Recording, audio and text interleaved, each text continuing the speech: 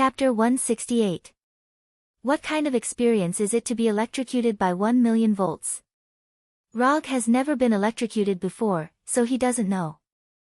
But judging from the big man who kept screaming in front of him, it should be a tragic and painful experience. If this big man hadn't been injected with extremis, he wouldn't have to experience this extreme pain now. Because the moment he was electrocuted, he would have completely lost his life. However, extremis, which gave him extraordinary power, also brought him extreme pain at this time. Under the extremely high temperature generated by the electric current, the big man's body began to rapidly scorch. But at the same time, extremis was also constantly repairing his injured body. On one side is destruction, and on the other side is rebirth. The two completely different experiences made the burly man feel as if he was jumping between heaven and hell. If he could, the big man would rather have never been injected with extremis than experience the extreme pain at this time. Rog didn't plan to kill the big man immediately.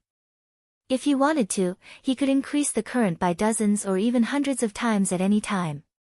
First, give the enemy extreme pain that they can't resist, and then ask the enemy for the information he wants. Although this approach seems a bit cruel, it is very effective. However, Rog obviously overestimated the big man in his hand, or rather, overestimated the extremis developed by Maya Hansen. After being abused by an electric current of up to 1 million volts for more than 10 seconds, the extremis in the big man's body also came to the verge of collapse. To be precise, it was on the verge of self-destruction. After discovering the abnormality coming from the big man's body, Rog kicked open the door of the nearest room, and then took out a flying Thor kunai. At the moment when he kicked open the door, Rog saw a panicked young man and woman hiding in the corner. This woman has a pretty good figure. After seeing the young blonde woman with a flustered look on her face and shivering, a very inappropriate idea emerged in Rog's mind. Although thoughts that shouldn't have appeared in his mind, Rog's empty left hand didn't hesitate at all, and he directly threw out the flying Thor kunai in his hand. Boom! The flying Thor kunai pierced through the glass of the room like a bullet out of a barrel and flew into the air outside the hotel. The flying Thor kunai that broke through the window glass did not fall down like an ordinary item, but under Rog's control, it turned around and flew towards the sky. After the flying Thor kunai flew hundreds of meters into the air, he disappeared into the hotel's passage with the big man. Flying Thor 2. Rog grabbed the flying Thor kunai that was still flying towards the high altitude, and then threw the big man on his right hand. And he himself, under the influence of gravity, he began to fall. The big man's big kunai's kunai, SSS. The fireball only lasted for a short period of a few tenths of a second before completely dissipating, and the night sky returned to its original appearance again. After dealing with this self-destructing desperation fighter, Rog once again threw out the flying Thor kunai in his hand, and then controlled the flying Thor kunai to fly back to the hotel. When he was about to have a close contact with the ground, he teleported back to the hotel with the flying thunder god. He doesn't know if the big man just now was not completely transformed by extremis, or for some other reason, but Rog always felt that the big man was a little different from the desperation fighter in his impression. Except for his self-healing ability and his body's ability to generate high temperatures, he is very weak in other aspects, so weak that he has hundreds of ways to end the battle in an instant. In his memory, Killian, who was also transformed by extremis, was a fierce man who could tear Tawny's several sets of Iron Man armors with his bare hands. Furthermore, even though he had endured the self-destruction of Mark 42's prodigal son, he still hadn't lost his life. Compared with Killian, the big man just now was not a little weak. Of course, this may also be because people's physiques are different from each other. Rog once heard that there was once a junior high school student surnamed Lu who fought with more than 20 people with knives for 75 minutes, and then ran for more than 30 kilometers in one breath. Although he didn't know this junior high school student, since a junior high school student can do this, it shows that the physiques between people can't be generalized. Not to mention that there is also a person who can predict the shooting position in extreme anger, avoid 30 rifle bullets without any injuries, and finally disarm with a punch. As for other things like slide shovel killing tiger, gravity kick killing bear, cross breaking bear's arm, back throwing strong man, etc., it seems to be quite common. Times have really changed. Roger tossed these messy thoughts to the back of his mind and returned to the room where Little Pepper and Maya Hansen were staying. He said, "That man has been dealt with, but we'll have to change hotels." Both Little Pepper and Maya Hansen were not surprised by this outcome. If Rog couldn't take care of that man, then it would be a surprise. Although it did not cause much damage to the hotel, the appearance of the man still caused a lot of trouble to the hotel guests. For example, the hotel's fire system was still spraying water wildly. But these were all small problems. With Little Pepper's current status and ability, dealing with this kind of thing was not much more difficult than asking the housekeeper to make breakfast. Dozens of minutes later, Rog and the other two appeared in a famous five-star hotel in Los Angeles. Although Maya Hansen was still an enemy, Little Pepper still booked a room for her alone, not worried that she would run away or do something she shouldn't do. Anyway, Rog was here, and even if there was a problem, Rog would solve it. After witnessing Rog's battle with her own eyes, Little Pepper had more and more trust in him. But at this time, Rog obviously did not care about Maya Hansen. Now, he was using the exclusive service provided by his American Centurion Black Gold card. First, he asked them to get him a set of high-end clothes and matching shoes. Then, he asked them to get him an off-road vehicle with excellent performance. In the end, he asked them to arrange for two beautiful blondes to be his guests. This evil capitalist society. The night passed in the blink of an eye. Before Little Pepper and Maya Hansen woke up, Rog left the hotel alone and began the next step of his plan. Of course, before he left a letter for the hotel staff and asked them to hand it to Little Pepper when she woke up. As for Maya Hansen, it was impossible for her to hurt Little Chili Pepper, who was already on guard against her. And just in case, he deliberately summoned the Punisher and asked it to secretly protect Little Pepper. Chapter 169. After leaving the hotel, Rog drove directly to Tawny's seaside mansion. He now has the extremis formula, but he still needs a highly intelligent person who can perfect the formula and self-destruct the defects. Since a high IQ is mentioned, it must be Tawny. If you have any difficulties, look for Tawny. After a night of investigation, the police and firefighters near Tawny's mansion have left. Only the staff cleaning up the ruins and a small number of police officers maintaining order are still in the ruins of the mansion. Using the hypnotic ability of Sharingan, Rog easily came to the interior of the mansion and came to the Tawny studio at the bottom. The reason why he came back here was because he wanted to find a person here, or a super advanced artificial intelligence. Judging from the degree of destruction, Tawny's mansion can be regarded as completely destroyed. Even the ruins are only left with the part connected to the mountain. But in fact, the most important things in Tawny's mansion were not damaged in the slightest by Mandolin's attack. For example, the Iron Man armor hanger hidden under the studio. For example, Artificial Intelligence J. R. V. I. S. After dispersing the staff who were cleaning up the ruins, Rog said to the air, J. R. V. I. S. I know you can hear me, come out. After waiting patiently for a few seconds, he heard a voice coming from the ground. I'm sorry, Mr. Rog, but I can only talk to you in this way now. J. R. V. I. S. voice is as usual, except that it is a little weak because of the distance and the steel gate of the hangar. But this is normal. After all, the only equipment that can make J. R. V. I. S. make a sound are the Iron Man armors in the hangar. It doesn't matter. Give me a way to contact you and Tawny at any time, or you can directly hack into my mobile phone. I know you can do this. Before Sky joined the company, Rog did not have the habit of carrying a mobile phone with him. Because it was very unsafe and there was a danger of revealing his whereabouts at any time. But ever since the hacker genius Sky joined the team, everything had changed. With the anti-intrusion program specially written by Sky, the security of the mobile phone has improved by more than a little. Yes, sir, please wait a moment. It had to be said that Sky's anti-intrusion program was indeed very good. Even in the face of JRVIS's invasion, this program still persisted tenaciously for more than 3 minutes before it was completely broken through by JRVIS. Mr. Rog, the contact information has been entered into your phone. Number 1 is Mr. Stark's contact information, and number 2 is Mark 42's contact information. You can contact me through Mark 42 at any time. Thanks, Jarvis. After getting the contact information for Tawny and JRVIS, Rog went straight back to the off-road vehicle and called Tawny. After more than 10 minutes of conversation, they roughly understood the other party's current situation. Tawny was now in a small town called Rose Hill in Tennessee. Here, he found the first explosion that was suspected to be caused by Mandolin and obtained some information. He knew that all of this was related to AIM Pioneer technology.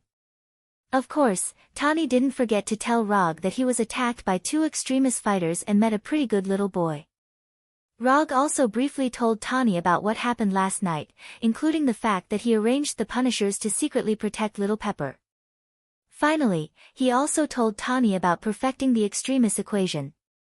Tawny didn't refuse Rog's request, but he didn't agree immediately, but said that he would think about it. Rog didn't care too much about this. As long as he didn't refuse directly, with his understanding of Tawny will eventually help him perfect the extremist equation. Before hanging up the phone, Tawny also told Rog a piece of news.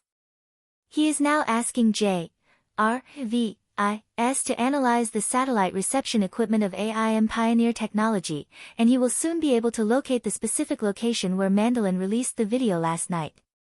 Although Rog knew which video Tawny was talking about, unfortunately, he didn't see the video last night. Because at that time, he was studying the meaning of life with 2 blondes in the presidential suite. The address where the video was released should be in Miami, Florida. If you are free, you can go there now. After directly telling Tawny where Mandolin is now, Rog took the initiative to hang up the phone and booked a first-class ticket to Miami for himself. It takes more than 5 hours to fly from Los Angeles to Miami, which is not much different from flying from New York to Los Angeles. But this time, Rog hopes that he won't miss anything. Last time, he missed the scene where Mandolin attacked Tawny's mansion. More than 7 hours later, Rog saw Tawny wearing a red children's watch, a black hoodie, and a black backpack behind Mandolin's villa. Your new style is quite unique. Compared to Tawny's previous outfit, he now looked particularly down-to-earth and approachable. He didn't have the aura of a playboy or a super-rich man at all. This is also a limited edition. It's my friend's sister's. Tawny didn't take Rog's teasing to heart at all and said with a serious face. Where's your battle suit? You're not planning to use these to attack the villa, are you? The people inside are armed with real guns and live ammunition. Glancing at Tawny's equipment, Rog had to admire Tawny's courage. Don't underestimate these things. I made them myself. Tawny replied confidently. You're the boss. You have the final say. Although the equipment on his body was slightly rough, the things made by Tawny himself were never bad. I haven't seen you for a while and you've started wearing contact lenses. Why don't you do a manicure too? Tawny began to fight back. These are not contact lenses, these are real eyes. This is the attitude that Tawny should have, and Rog nodded with relief. Don't talk nonsense. Do you want to do it or should I? Tawny pointed to the guards in the villa and said. You're so well prepared. It would be unreasonable if I don't let you do your best. You're the main attacker and I'll assist you. After deciding on the division of labor, Tawny didn't want to continue arguing with Rog. He quickly ran to the wall of the villa and climbed over the wall with a completely fluid movement. Iron Man was forced to use his physical body. It's not easy. Roger followed closely behind Tony to prevent Tony from accidentally dying to a bullet that came out of nowhere, as it was his first time fighting with his physical body. Chapter 170. Although Tawny's movements are a little rusty, his efficiency is not low at all when it comes to real action. Nail gun, taser, homemade grenade, electric shock gloves, All kinds of gadgets made by Stark himself played a good role, allowing Tani to smoothly enter the interior of the villa without alarming too many guards. I didn't know that you had specially trained. Rog has always kept a distance of about 2 meters from Tani, protecting Tani while observing Tani's fighting skills. Without the Iron Man armor, I am also Iron Man. Tani replied with great confidence. Perhaps it's because he's too confident, or maybe it's because he lacks experience in close combat. Tani didn't find out that the guard who was stunned by him was only stunned for a few seconds. Tani didn't notice the awakening of the guard, but Rog wouldn't make such a low-level mistake like him. Sneer.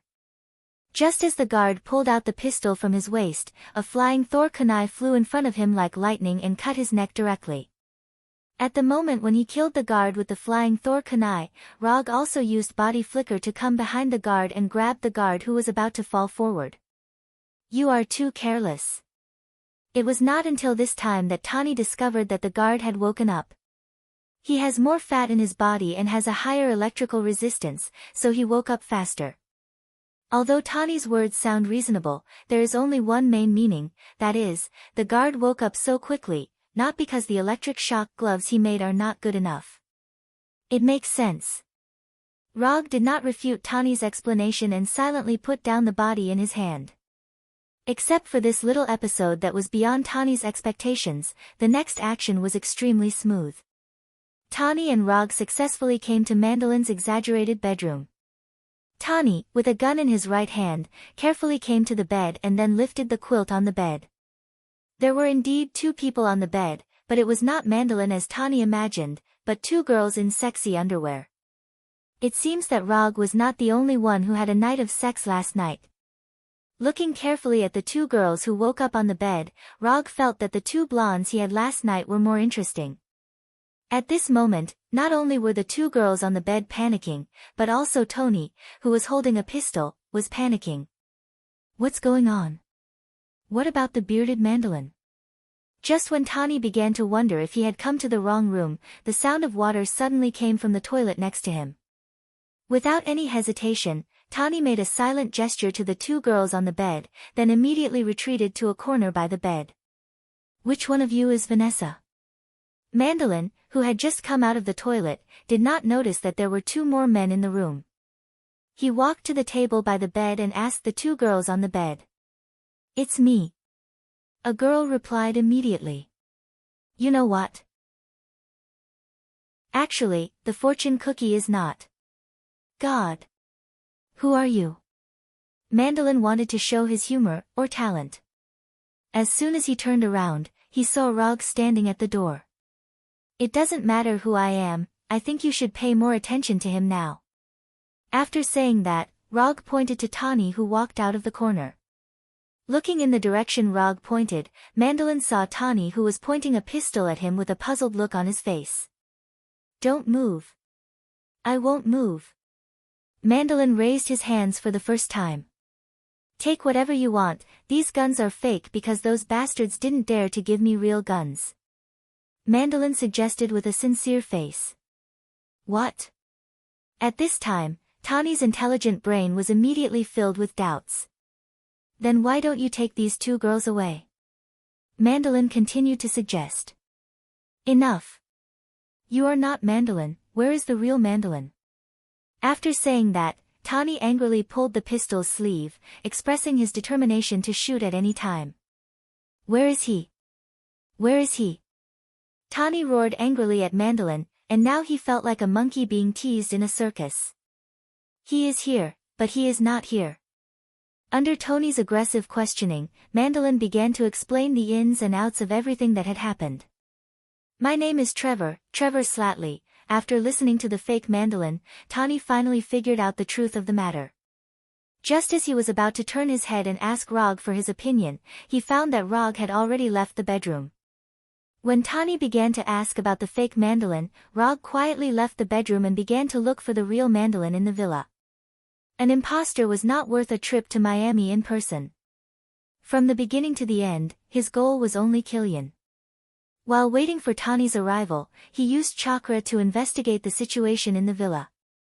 As he expected, there was a strong high-energy reaction in the villa, and it was a high-energy reaction from the human body. However, he couldn't tell whether this high-energy reaction came from the Desperation Warrior or Killian. The target with the high-energy reaction showed no signs of leaving the villa, and he also wanted to see if Tawny would personally perform a self-taught infiltration operation as he remembered, so he patiently waited for Tawny's arrival. Although the development of things was a little different from what he remembered, he still appreciated Tawny's only infiltration operation in his life. Regarding this, he was very satisfied, very satisfied. However, he soon experienced the taste of disappointment. When he came to the room with the high-energy reaction, he didn't see Killian as he expected, only a big man he didn't know at all. The big man in a tight camouflage vest and camouflage trousers obviously didn't expect a stranger to come inside the villa. "You continue, don't worry about me, I'm just a passerby." The big man was originally beating a black man who wasn't very strong, but after seeing Rog's arrival, he stopped his violent beating. Before the big man in the tight vest spoke, the black man spoke first. "Rog? You're Rog. You know me." Rog was very sure that he had never seen this black man before. "I'm Colonel Rhodes, Tawny's friend, the one who fought for the machine." Colonel Rhodes quickly explained. "Oh, it's you." No wonder he felt that Colonel Rhodes was a little familiar from the beginning. It turned out that he was one of Tawny's only friends. Just as Rog was about to rescue Colonel Rhodes, fierce gunshots and explosions suddenly sounded in the villa. Chapter 171. With the sound of gunshots and explosions, the big man in tights who was beating Colonel Rhodes also decisively attacked Rog. The big man in tights didn't know Rog, and he didn't care who Rog was. "Intruder, die." This was the only thought in the mind of the big man in tights. When the big man in tights rushed towards himself like a cheetah, Rog slowly took out the flying Thor kunai. Rog's action of taking out the flying Thor kunai was not fast at all, and even Colonel Rhodes, who was tied to the iron frame, could see it clearly. But for some reason, when the big right palm of the big man in tights was about to grab Rog's neck, the flying Thor kunai stabbed the big man's palm first. Sneer. The flying Thor kunai pierced the big man's right palm without any suspense. How did he do it? His right palm was pierced through, but the first thing that appeared in the big man's mind was not that he was injured, but how did Rog do it? "How could I be hit by that kind of slow movement? This is not scientific, it is not scientific at all." Although it was a little unbelievable, the big man in tights had to admit the fact that he was injured. Under normal circumstances, the injured big man in tights should choose to retreat immediately, and then prepare for the second wave of attacks. However, the big man in tights not only did not have any intention of retreating, but he directly raised his left leg and kicked towards Rog fiercely. As long as he is kicked, this guy who came out of nowhere will be seriously injured even if he does not die. The big man in tights is full of confidence in the power of his kick. And with the existence of extremis, he can completely ignore the injury on his right palm. Not to mention that it was just pierced, even if his entire right palm was cut off, he could still grow it back. He doesn't know if people with super recovery power will more or less have some extreme ideas. This was the case with Dr. Lizard before, and now the same is true for the big man in tights. Moreover, in Rog's memory, there was a man who liked to wear red tights and carry 2 swords on his back. He relied on his immortal body and walked back and forth on the edge of death all day long. Seeing that the man in tights was about to kick his lower abdomen, Rog was still recalling a certain despicable character. Because of his wild thoughts, the man in tights successfully kicked his body with his left leg.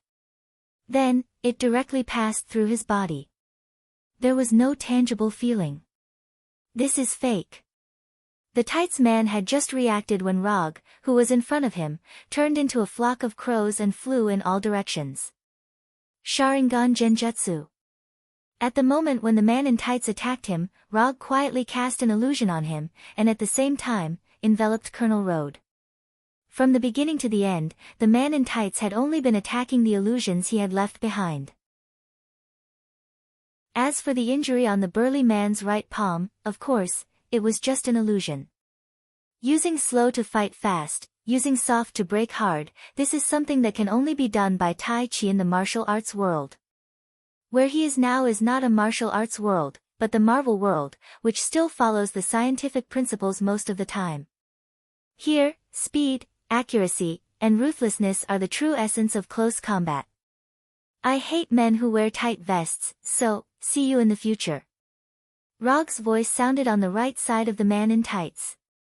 Subsequently, the man in tights found that the scene in front of his eyes became upside down and spinning, as if he had been on a roller coaster in his childhood. Before the man in tights understood, he saw his own body, his body without a head, and the light blue sword in Rog's hand that was completely composed of thunder and lightning. Lightning release thunderbolt sword slash. Using the thunder tachi to instantly cut off the enemy's head. Decapitation in one strike, full marks.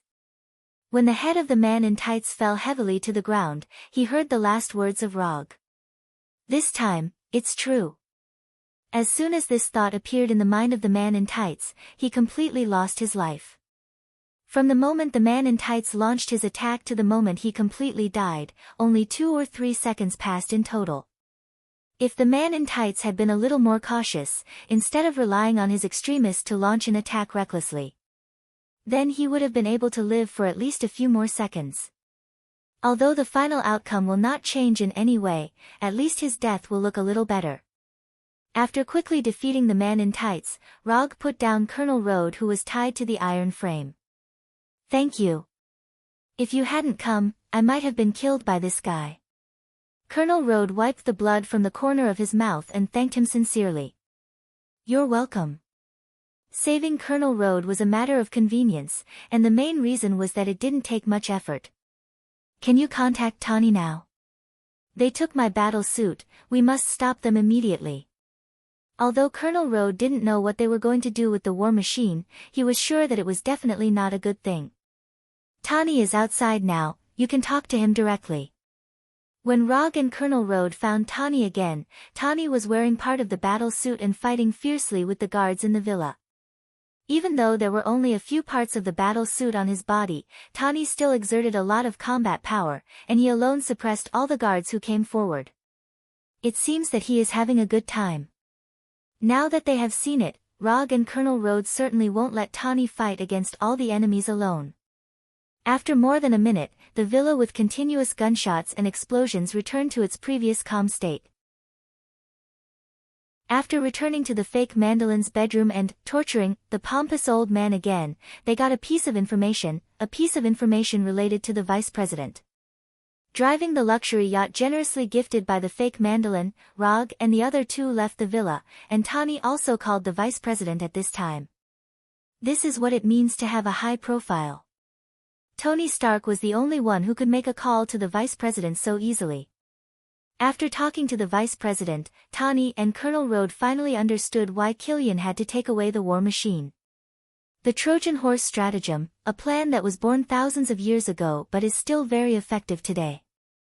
The war machine on Air Force One is that Trojan horse. I'm sorry to interrupt you. I'm not biased against politicians, but if I remember correctly, the vice president's daughter lost her right leg when she was a child. It just so happens that Killian's extremis has the ability to regenerate broken limbs. As soon as Rog finished speaking, the faces of Tawny and Colonel Road became a little ugly, and as time passed, it became more and more ugly. Chapter 172. Tawny and Colonel Road are not political idiots. If they still can't connect the dots, Rog will seriously doubt their IQ. The vice president and Killian have good reasons to cooperate, and this also explains why Mandalin can launch so many terrorist attacks in the United States. According to the current situation, there are only 3 of us left to save the president. Even the vice president is Killian's partner, which means that they can't get any official help. The president of the United States has been reduced to the point where only 3 people can save him. He doesn't know if this is the misfortune of President Ellis or the honor of Rog and the other 2. Let's not worry about that for now. I'll let Mark 42 go to Air Force One and take a look. After that, Tony controlled the Mark 42 Prodigal to fly toward Air Force One. When Mark 42 set off, Tani and Colonel Road turned to look at Rog at the same time. Why are you looking at me? I can't fly, I'm a ninja, not Superman. Are you kidding me? I don't want to go to Air Force One, I'm not an American. The rescue operation of Mark 42 was similar to what Rog expected. Tani didn't find any trace of President Ellis on Air Force One, nor could he prevent the explosion of Air Force One. However, under his control, the Mark 42 prodigal successfully rescued the 13 government personnel from the crash. Then, Mark 42 was hit by a passing truck and fell apart. Although it was only remotely controlled, the sudden impact still made Tani in the cabin involuntarily close his eyes. Fortunately, it was only remotely controlled, otherwise, he would be the one who was hit now. Tani just sighed. Colonel Road opened the cabin door and said, "Brother, I want to hear some good news.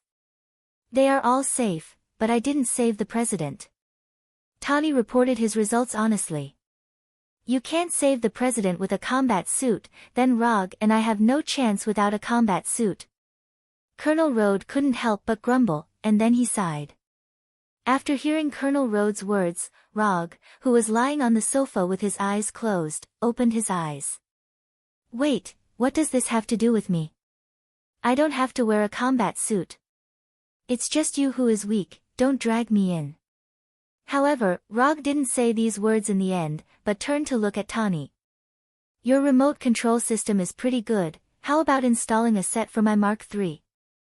Mark III doesn't have the corresponding receiving and operating equipment, what do you think?"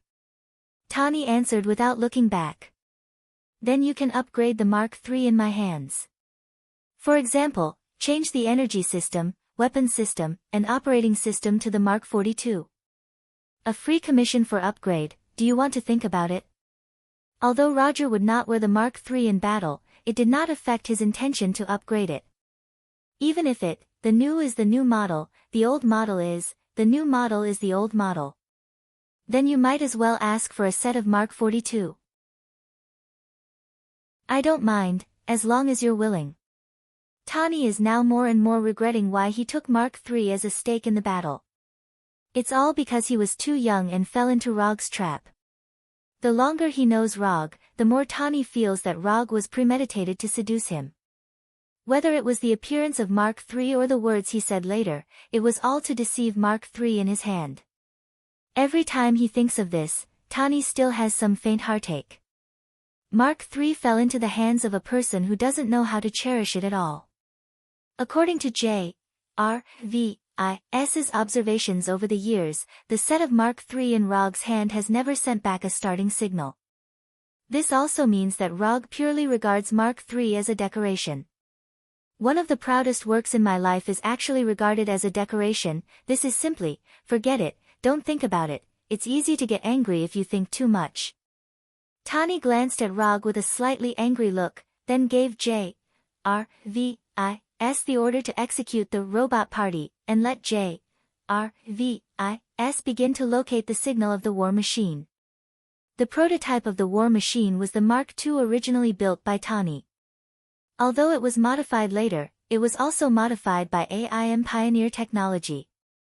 But this didn't affect J.R.V.I.'s precise location of the war machine's signal. It didn't take long for J.R.V.I.'s to locate the location of the war machine. A port in Fort Lauderdale. It was only a few dozen kilometers away from Miami, which was not very far. Not long after nightfall, Rog and the other two sailed from Miami to the port where the war machine was located. The president is now wearing the war machine and hanging above the oil tank. They are going to burn him to death. After moving forward secretly in the port for a while, Colonel Road was the first to discover President Ellis. A Viking-style funeral. A public execution. Tani immediately guessed Killian's intention. At this time, Tani was not wearing the latest Mark 42 armor. The Mark 42, which was knocked apart by the truck, was still trying to assemble itself. Yes, burned to death by oil. They are surrounded by their guards, and we can't sneak in quietly. After observing the surrounding situation, Colonel Road said helplessly, "Have you forgotten that I'm a ninja? Infiltration is my specialty.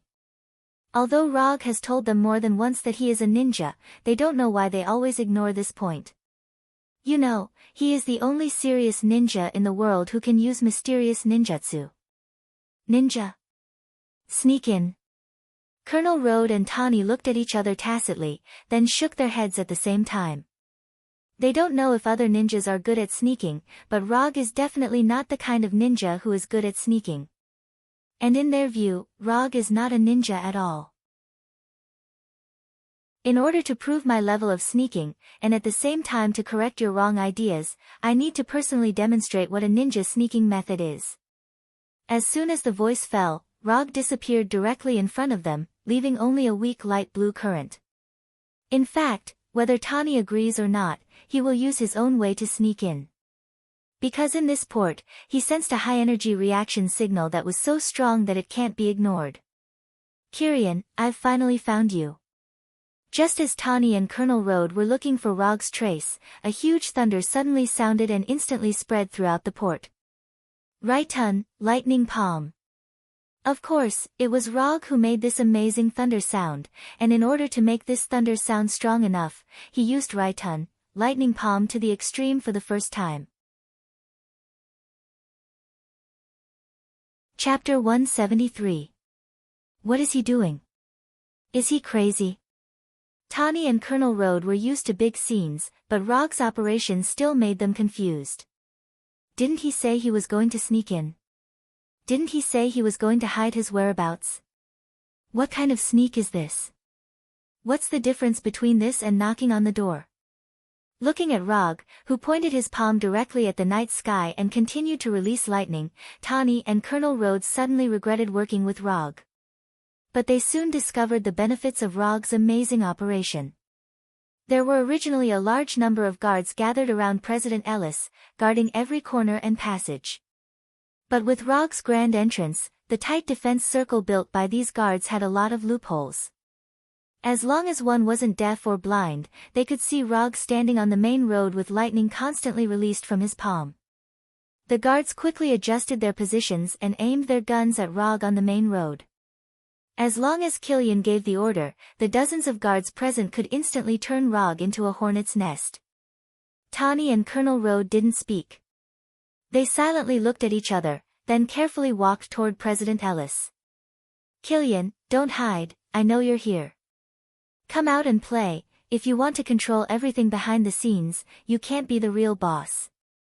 Rog said as he walked, not caring about the guards at all, as if he didn't see the muzzles aimed at him at all. Although his voice wasn't very loud, he was sure that Killian could hear him. Just as he guessed, Killian was watching him through a surveillance screen in a room on the fishing platform.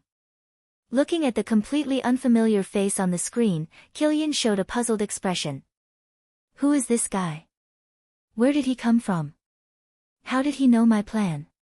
Although Killian didn't know Rog, he knew that Rog wasn't the kind of existence that could be dismissed at will.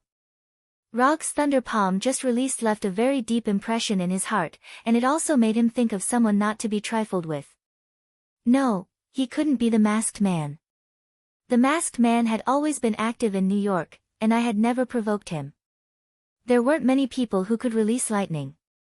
Including the fact that he knew Tawny Stark, the Masked Man was the only one who could do it. However, Killian still didn't think that Rog was the Masked Man in the Avengers. There was no three-tomo mask, no Kusanagi sword that released lightning, and no unreasonably large round fan. Most importantly, his eyes were completely different from the Masked Man's. Although Killian had no intention of provoking the Masked Man, it didn't mean that he would ignore his investigation. After pondering for a few minutes, Killian finally left the room and decided to meet Rog face to face. Just as Rog had said, he had always been hiding behind the scenes and had no way of becoming the real boss. Moreover, he also needed to prove to his subordinates his strength as the boss. After leaving the room, Kirian came to a high-altitude corridor in front of Rog and looked down at Rog. Who are you? Killian didn't signal the guards to shoot, nor did he let the other desperados attack Rog. Instead, he asked for Rog's name. I'll know when you win. Rog didn't intend to reveal his identity. Although he didn't wear a mask to hide his identity, it didn't mean that he would tell Killian his name. In that case, go to hell. After saying that, Killian raised his right hand and waved it gently. After seeing his gesture, the guards who had already pointed their guns at Rog didn't hesitate and directly pulled the trigger. Bang bang bang bang bang, fierce gunshots sounded in an instant, and bullets flew toward Rog like a storm. Except for a few monsters with abnormal physiques, not many people could withstand so many bullets with their flesh. Rog's thunder palm was amazing, but no matter how you looked at it, his body didn't look like the kind of monster body that could withstand bullets. Rog indeed couldn't resist the bullet attack, but the problem was that he didn't have to resist these bullets at all. Because these bullets had no possibility of hitting him at all. He didn't directly use the body flicker technique or fly Thor to avoid these bullets as he was good at in the past. Instead, he stayed in place and let the bullets fly toward him. Lightning release, Thundercoat protection. At the moment when the guards fired, Rog also used the only lightning release defensive ninjutsu he had developed. Thundercoat protection was a defensive ninjutsu that he developed based on the electric net defense of the Electric Man in New York Square and the principle of ninjutsu, lightning release, Thundercoat protection. Whether it was a long-range attack or a close-range attack, Thundercoat protection can play an amazing effect. Hundreds of bullets came near Rog one after another, and then were blocked by the invisible Thundercoat. The metal bullets instantly disintegrated and then completely dissipated. When he wasn't facing an attack, the lightning cloak was like an invisible barrier. Only at the moment of the attack would the invisible lightning cloak ripple, revealing its existence. Gunshots kept ringing, but no bullet could penetrate the defense of Thundercoat and cause damage to Rog. Roger stood on the main road like a target, allowing the guards to attack him. At the same time, he used his actions to silently mock them for their weakness. Even if I stand here motionless, you can't hurt me at all. You are just ants. It didn't take long for the sound of magazines being emptied, and the gunshots weakened and finally disappeared completely. Kyrian, it seems that I have overestimated you. I thought that you would be more domineering after being transformed by Extremis. I didn't expect that after so many years, you are no different from the cowards standing on the roof 13 years ago. Rog mocked Kyrian presumptuously. He wanted Kyrian to be angry, the angrier the better. The angrier Kyrian is, the more fun he can have.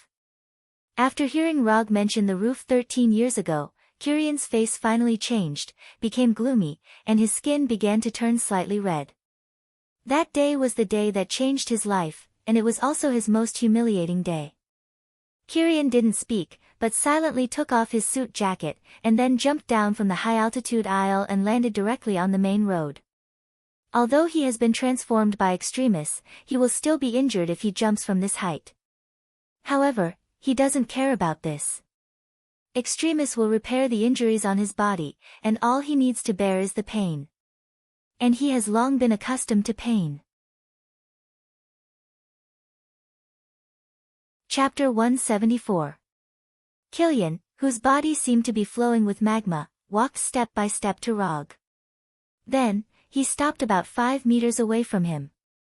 Killian didn't say anything harsh, his face was gloomy, and his eyes were fixed on Rog. Looking at Killian, who had become completely serious, Rog also became eager to try. Since he studied Electric Man Max from the inside out and developed several brand new lightning release ninjutsu, he has been waiting for an enemy who can let him use these lightning release ninjutsu to his heart's content. There is no such enemy in the safe city of New York, so after knowing that Tawny was officially fighting with Mandolin, he immediately rushed to Los Angeles. For him, Killian is the prey he has been longing for a long time. As for Extremis, it's just a side gain during the hunting process. Just as Killian and Roger were confronting each other, gunshots rang out from the harbor again. Looking in the direction of the gunshots, Rog saw Tawny and Colonel Road being suppressed by the guards behind a small container. The situation of the two of them looked bad, but Rog had no intention of rescuing them. In other words, they didn't need Rog's rescue. Before departure, Tawny gave J.R.V.I.S. an order for a robot party. And now, Tawny's party partners finally arrived at the party. Not long after the gunshots sounded, more than 30 light spots appeared in the night sky and quickly flew to the port. These light spots quickly came over the port, showing their true appearance and forming a standard circle. Mark 8 to Mark 41. Tawny's Mark series Iron Man suits built after the battle in New York, except for Mark 42 who has not arrived yet, all of them appeared. Tawny's robot party has officially begun. Did you see that? Your plan had no chance of success from the very beginning. You underestimated Tawny Stark. Rog said to Killian unhurriedly. As long as I can keep all of you here, I'll be the one laughing in the end. As soon as he finished speaking, Killian burst forth with a speed far beyond that of an ordinary person. He quickly arrived in front of Rog and struck his lava-like right hand directly at Rog's heart. Bang! Rog didn't dodge, nor did he use the thunder cloak to protect himself. Instead, he raised his right hand wrapped in chakra and grabbed Killian's right fist. After the transformation of Extremis, Killian's physical fitness has reached an amazing level. Especially when Extremis is stimulated, his magma-like right fist can instantly penetrate a steel plate. Even the Iron Man armor carefully built by Tawny can't stop the high temperature of his right fist that is enough to melt steel. However, the high temperature that could instantly melt steel into molten iron did not cause any damage to Rog's right palm. The light blue chakra wrapped in Rog's right hand not only gives him stronger strength, but also isolates the high temperature emitted by Killian's right fist. You want to burn through my chakra with high temperature? Try again in your next life. Seeing that the situation was not good, Killian just wanted to withdraw his right fist, but Rog suddenly turned his palm into a claw and firmly grabbed Killian's fist. You want to leave? It's not that easy. Lightning release, lightning palm. With a thought, bolts of lightning appeared on Rog's right hand. Before Killian could do anything, more than a dozen lightning bolts as thick as a wrist shot out wildly from the palm of Rog's right hand. Boom! A violent thunder that was no weaker than the previous one sounded, and Killian, who was red all over, was sent flying like a bullet out of the barrel. The lightning released by Lightning Palm instantly broke Killian's right arm, and at the same time, left a few fist-sized holes in his magma-like body. Before Killian, who was sent flying by Lightning Palm, landed on the ground, his lost right arm and the hole in his body began to quickly repair with the help of Extremis. These injuries can't defeat me with Extremis. The final winner must be me. Just as these thoughts emerged in Killian's mind, he saw Rog's right hand again. Lightning body flicker. Rog instantly appeared in front of Killian. How can he be so fast? Killian was destined not to get the answer he wanted, and now he was not qualified to consider these questions. Rog's right hand, which had just released Lightning Palm, grabbed Killian's neck. Lightning discharger 30 million volts. Hundreds of electric currents visible to the naked eye instantly enveloped Rog and Killian in his hand, and the blazing electric light made the entire port as bright as day. The pain was indescribable. Every inch of his skin was in excruciating pain. Destruction and rebirth emerged at the same time in Killian's body. When dealing with Killian's men, 1 million volts was enough to decide the outcome. But in the face of Killian, the most highly modified Extremis fighter, 30 million volts of terrifying current still couldn't kill him with a single blow. The gap in strength between his men and his boss was vividly displayed.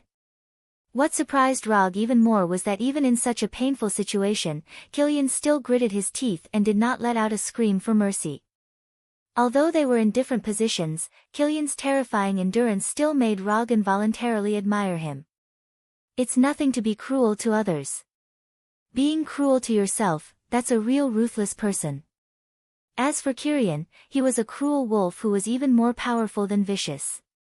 If their identities were reversed, Rog admitted that he couldn't do this. Even when intense pain filled his entire mind, Killian still did not give up his plan to fight back, and attacked Rog directly with his remaining left hand. Even if I die, I will bite off a piece of your flesh.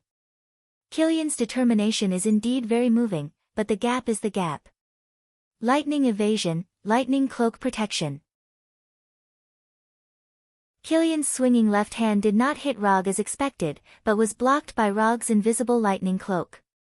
In front of Killian's left hand, a ripple of more than 10 centimeters appeared. This ripple seemed to be only a few millimeters thick, but it was like a natural barrier, blocking Killian's left fist. The 30 million volts of current from the discharger continued, and so did Killian's pain.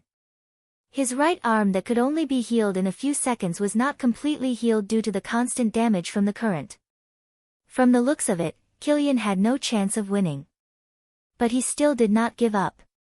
He suddenly opened his mouth, and a flame gushed out from his mouth, attacking Rog, who was right in front of him.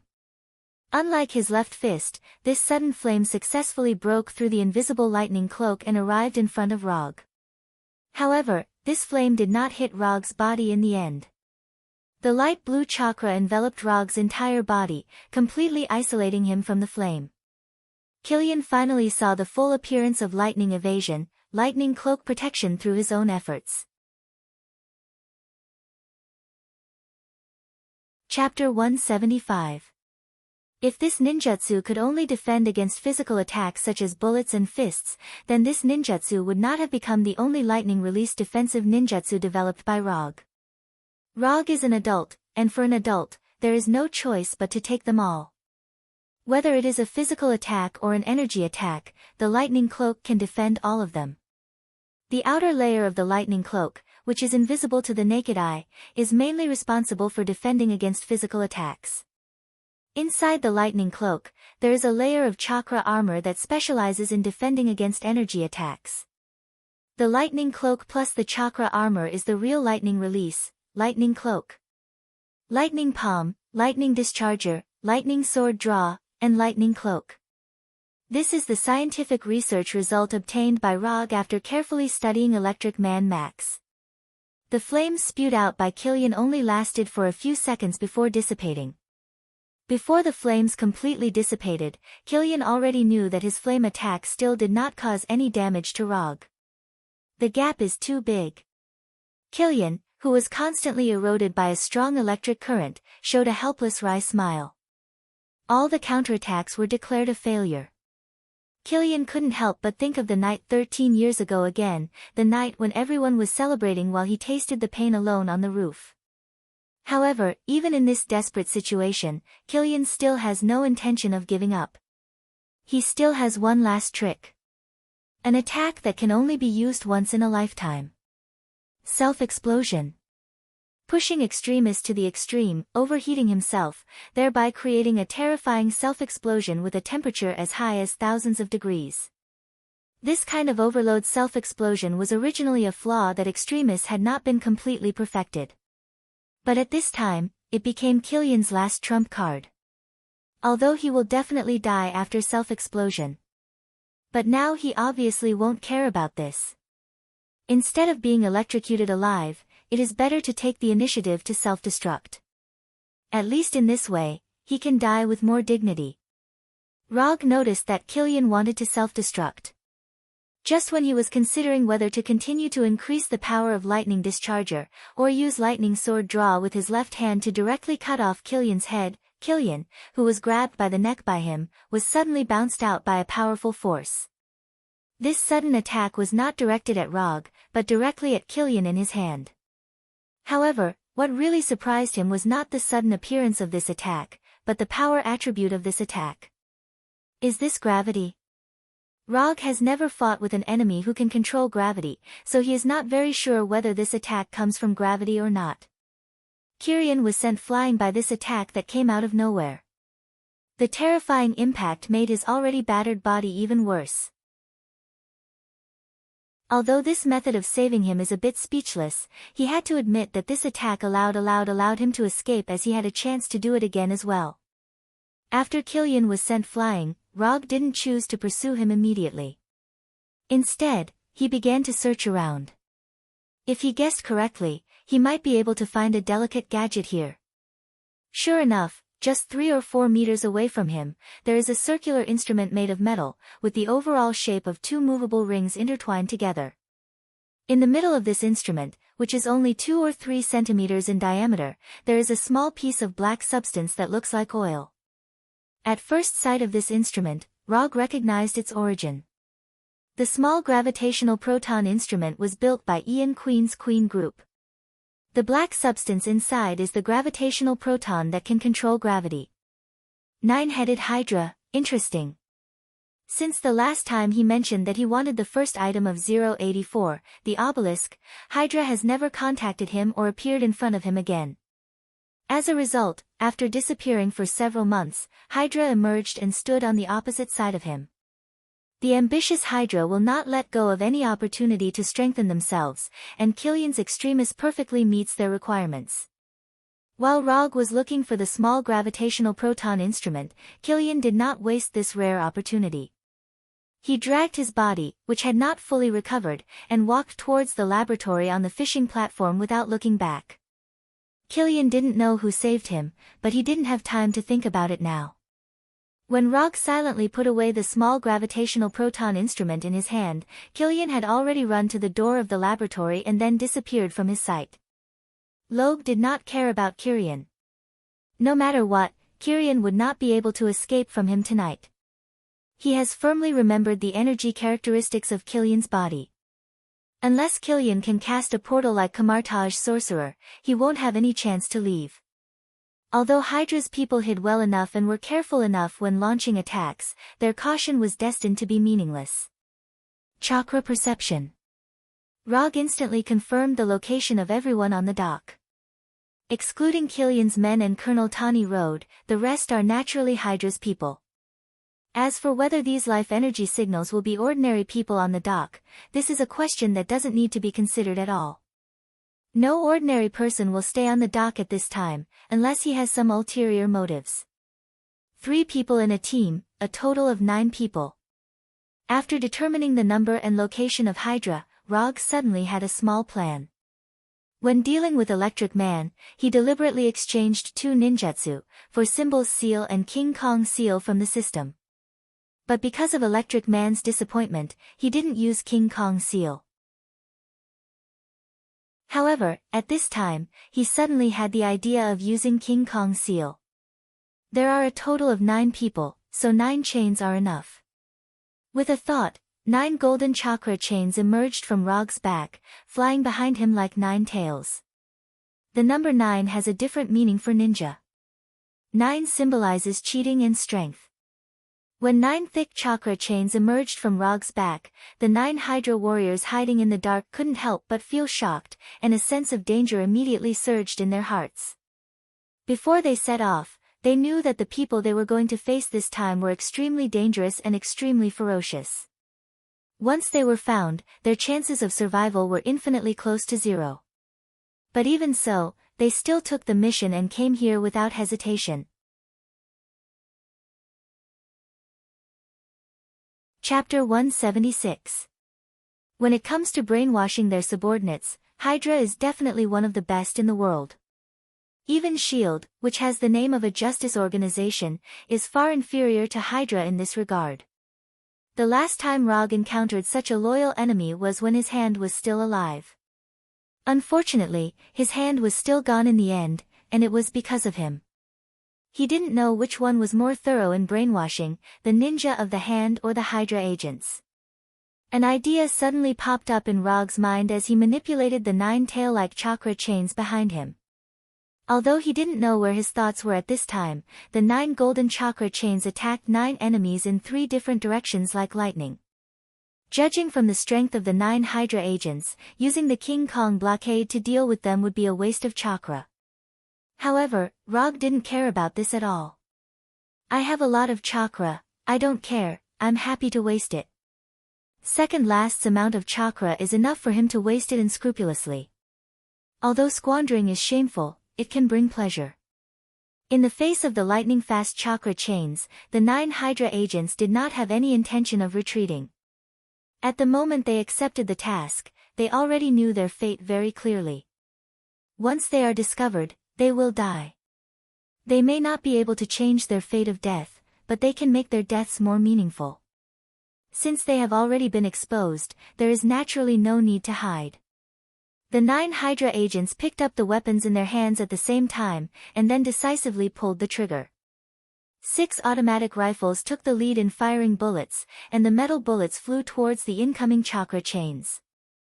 Then, 3 rocket launchers that looked like rocket launchers but were more technologically advanced than rocket launchers also launched an attack towards Roger. 3 small gravitational proton instruments, driven by the silver-white barrels, flew towards Rog at a speed faster than the speed of sound. These Hydra agents witnessed the scene of Rog using Raijin to block the bullets and Killian's attack, but at this time, they still aimed their most powerful weapons at Rog himself, not the incoming chakra chains.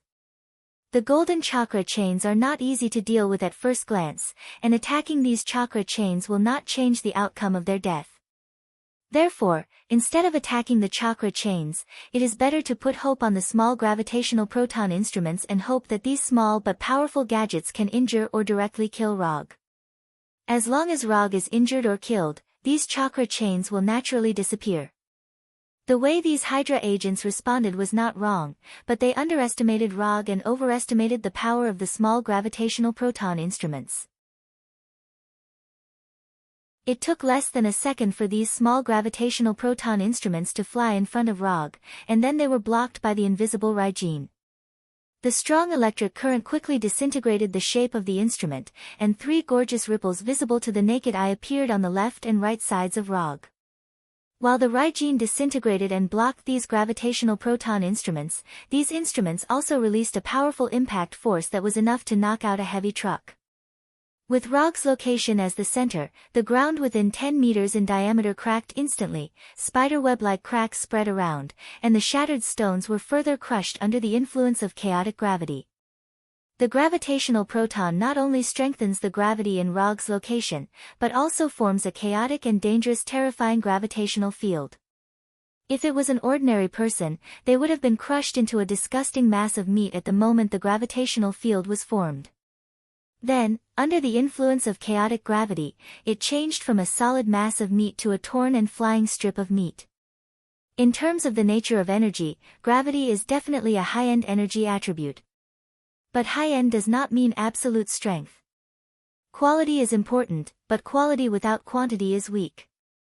With the 3 groups of gravitational proton that are not even as big as Rog's little finger, they want to break through his carefully developed Raijin. Don't be kidding. If the Raijin was so easy to break through, Rog would jump from the port now and swim back to New York. The terrifying and dangerous gravitational field only lasted for less than 10 seconds before dissipating on its own, leaving nothing but gravel on the ground. Although Roger didn't move from his spot, the 9 chakra chains were still carrying out his orders faithfully. The 9 Hydra agents didn't even wait for the gravitational field to disappear before their chests or necks were broken by the chakra chains.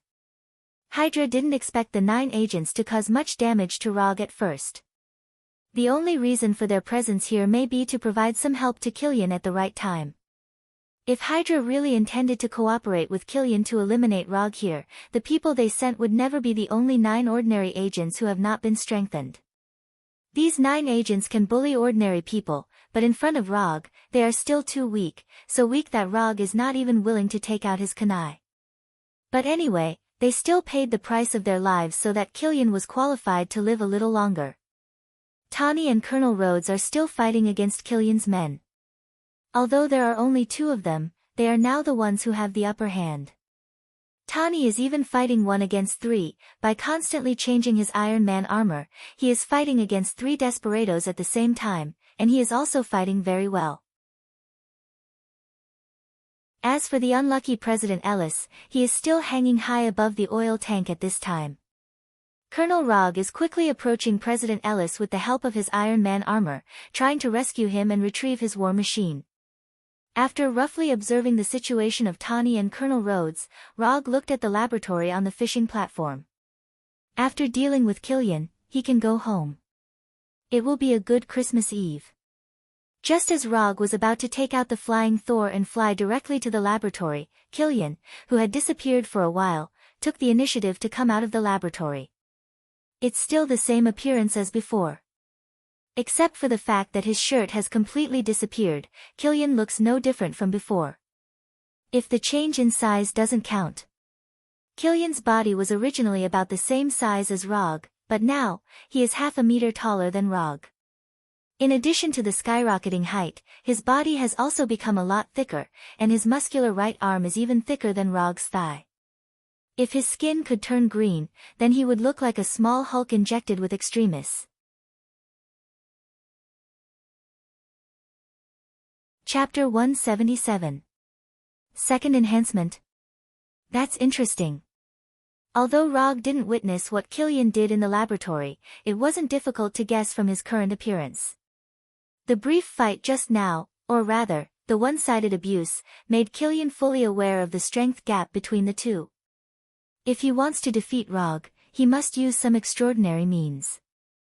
As one of the co-developers of extremis, Killian knows very well what the consequences of injecting an overdose of extremis will be. But now he obviously doesn't care about this. I'm not even afraid of self-destruction, what else can I be afraid of? And things have developed to the present, and he has nothing to lose. Either he defeats Rog and leaves here alive, or he loses and says goodbye to the world. Although our positions are different, I have to say that you are a respectable opponent. The injection of extremis is definitely not an easy thing to do. Looking at the people who self-destructed because they couldn't bear extremis, you can know that injecting this thing is not easy at all. When the body has reached its limit, he continued to perform a second injection and resisted it. Kieran's willpower alone was enough for Rog to respect him. Respecting the opponent is respecting yourself. If we could have met earlier, maybe we could have become friends. There was a piercing pain in his body all the time, but Killian still said to Rog as if nothing had happened. Yeah, but unfortunately, there are not so many ifs in this world. As soon as his voice fell, Rog entered the lightning release chakra mode. The second round officially begins now. Looking at Rog, who was wrapped in a light blue chakra coat and was surrounded by white lightning, Killian did not hesitate and ran directly towards him. The second injection of extremis not only greatly changed Killian's figure, but also gave him strength, speed, and energy far beyond his previous strength.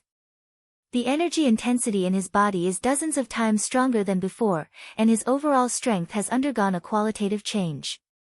If he was like a small fire made of branches before, then now he is a towering tree drenched in oil and burning crazily. At his current burning speed, even if Rog ignores him completely, he will directly exhaust all his energy and vitality in more than half an hour, and finally die of exhaustion. This half an hour is the peak state of Killian's life. Facing Killian, who was running wildly, Rog did not retreat, nor did he dodge, but he also met him head-on. Sometimes, a man's battle is a simple and rough one. Boom!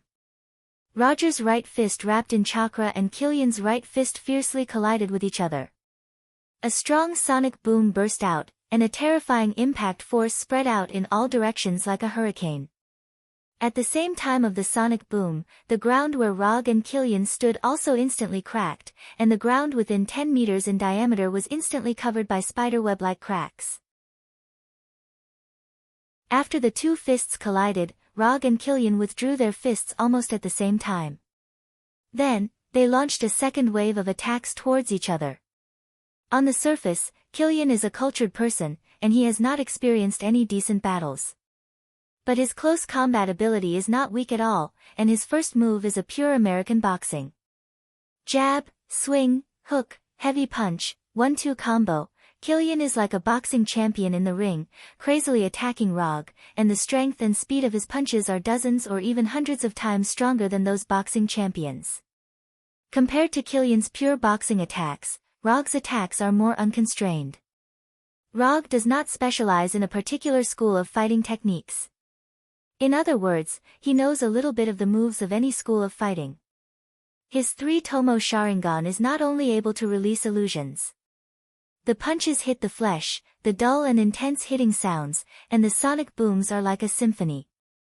The momentum caused by the battle between Rog and Killian made Tawny and others, who were originally fighting fiercely, involuntarily stop fighting, and one by one, they all focused their attention on them.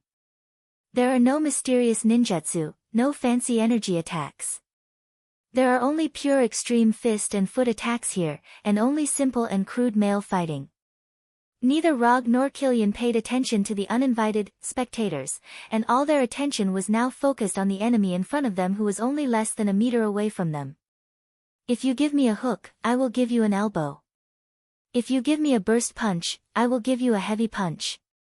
Killian has a twice-strengthened extremis and a taller and sturdier body, and Rog also has a sage body and lightning release chakra mode.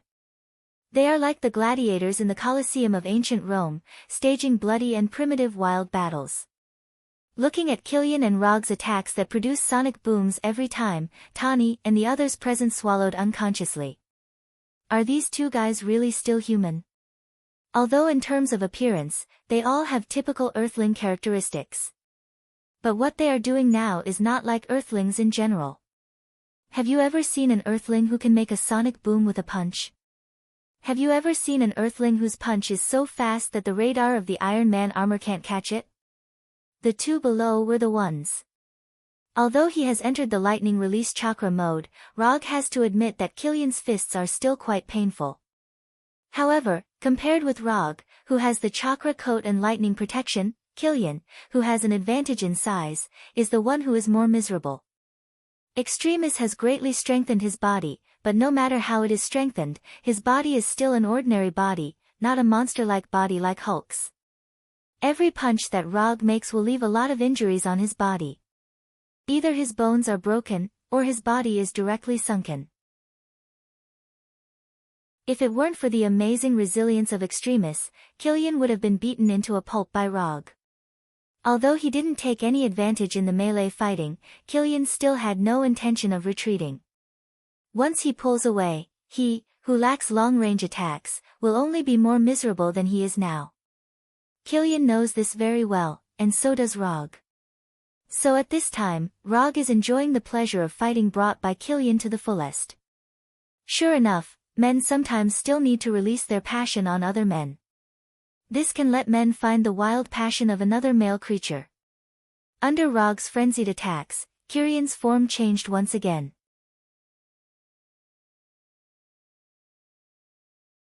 Chapter 178. Previously, Killian only looked like he had lava flowing in his body, but now, he looked like he had lava flowing in his body. Now, Killian was like the legendary lava giant. His skin had turned dark red like lava. Killian's form changed once again, and he emitted a shockingly high temperature. The surrounding temperature also increased by more than 10 degrees Celsius, and it showed signs of continuing to rise. Killian was now using his actions to prove what it meant to burn one's life. Rog also showed his respect for Killian's willingness to risk his life. Monstrous Strength Fist. Ever since he obtained the Monstrous Strength Fist ability, he hadn't used it in a real battle. The enemies he had encountered before either didn't really want to play this kind of close combat with his fists, or were too weak to be worth him using this move. Bang! Rog's right fist was like a heavy artillery shell fired from a main battle tank, and it fiercely hit Killian's chest. In an instant, a fist-sized dent appeared in Killian's chest, which looked like it was made of magma. His ribs also broke without any suspense. This monstrous strength fist, which could shatter a boulder, didn't send Killian flying, but it made him silently retreat a few steps. Your punch isn't strong enough. After taking Rog's monstrous strength fist head-on, Killian's face showed a crazy smile, and he said to Rog with a ferocious expression. As soon as his voice fell, Killian rushed in front of Rog, and his lava-like right fist directly hit Rog's head. Even if he was in lightning chakra mode, even if he had the body of an immortal. If Killian's fist hit his head, even if Rog wasn't seriously injured, he would have a severe concussion. Of course, the premise was that Killian's right fist could hit Rog's head. Rog didn't prepare to block Killian's fist, nor did he intend to retreat. Just as Killian's fist, which was no weaker than the monstrous strength fist, was about to hit his head, he tilted his head to the left at this critical moment. Killian's right fist brushed his right ear with a distance of less than a centimeter, and then Killian heard his sudden question. Do you know what 1000 minus 7 equals? Of course, Killian knew what 1000 minus 7 equals. However, he didn't intend to answer Rog at all, but took this as a provocation from Rog. Just as Killian was about to cut off Rog's head with his right hand, he suddenly found that his right hand was firmly grasped by Rog. Rog's hands grabbed Killian's right forearm and upper arm respectively, and then his hands suddenly bent. Kacha! The crisp sound of an elbow joint fracture sounded. To an ordinary person, having his right arm broken was probably an unbearable pain. But to Killian, this pain was nothing. What's more, extremists can repair. However, Killian still misjudged Rog's idea. Breaking Killian's arm was not Rog's real purpose. Just as Extremis was trying to repair the broken right arm, Rog's right hand that grabbed Killian's forearm suddenly exerted force and directly removed Killian's forearm. What is 1000 minus 7 equals? Rog pulled out Killian's forearm directly like pulling out the weeds in the garden, and continued to ask. Killian now has no idea what Rog is going to do. With Killian's silence, Rog's left hand that grabbed his upper arm suddenly exerted force and pulled his upper arm directly off, 1000 minus 7. What the hell is this guy going to do? This kind of injury is nothing to me. Even if his right forearm and upper arm were torn off one after another, Killian still didn't take it to heart. However, after seeing Rog's gaze like a wolf looking at a rabbit, Killian suddenly remembered something. Is he going to? Impossible, this is not his fighting style. Feeling that something was wrong, Killian instinctively wanted to retreat, but it was too late. Rog grabbed his left hand at some point. This guy is really going to do this.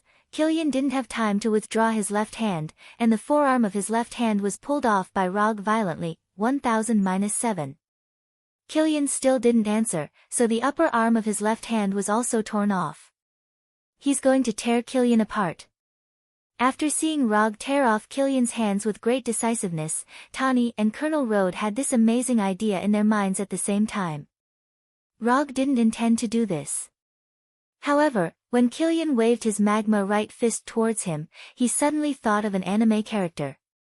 His left hand was also torn off, and Killian finally confirmed Rog's idea. Although it was a pity to lose his left hand, it also gave Killian a chance to retreat. Without any hesitation, Killian's legs suddenly exerted force, and his whole body directly jumped back. If possible, Killian didn't want to distance himself from Rog. But now, he could only do this. The lost hands could indeed grow back, but it took time, even if it was only a short time of 2 or 3 seconds.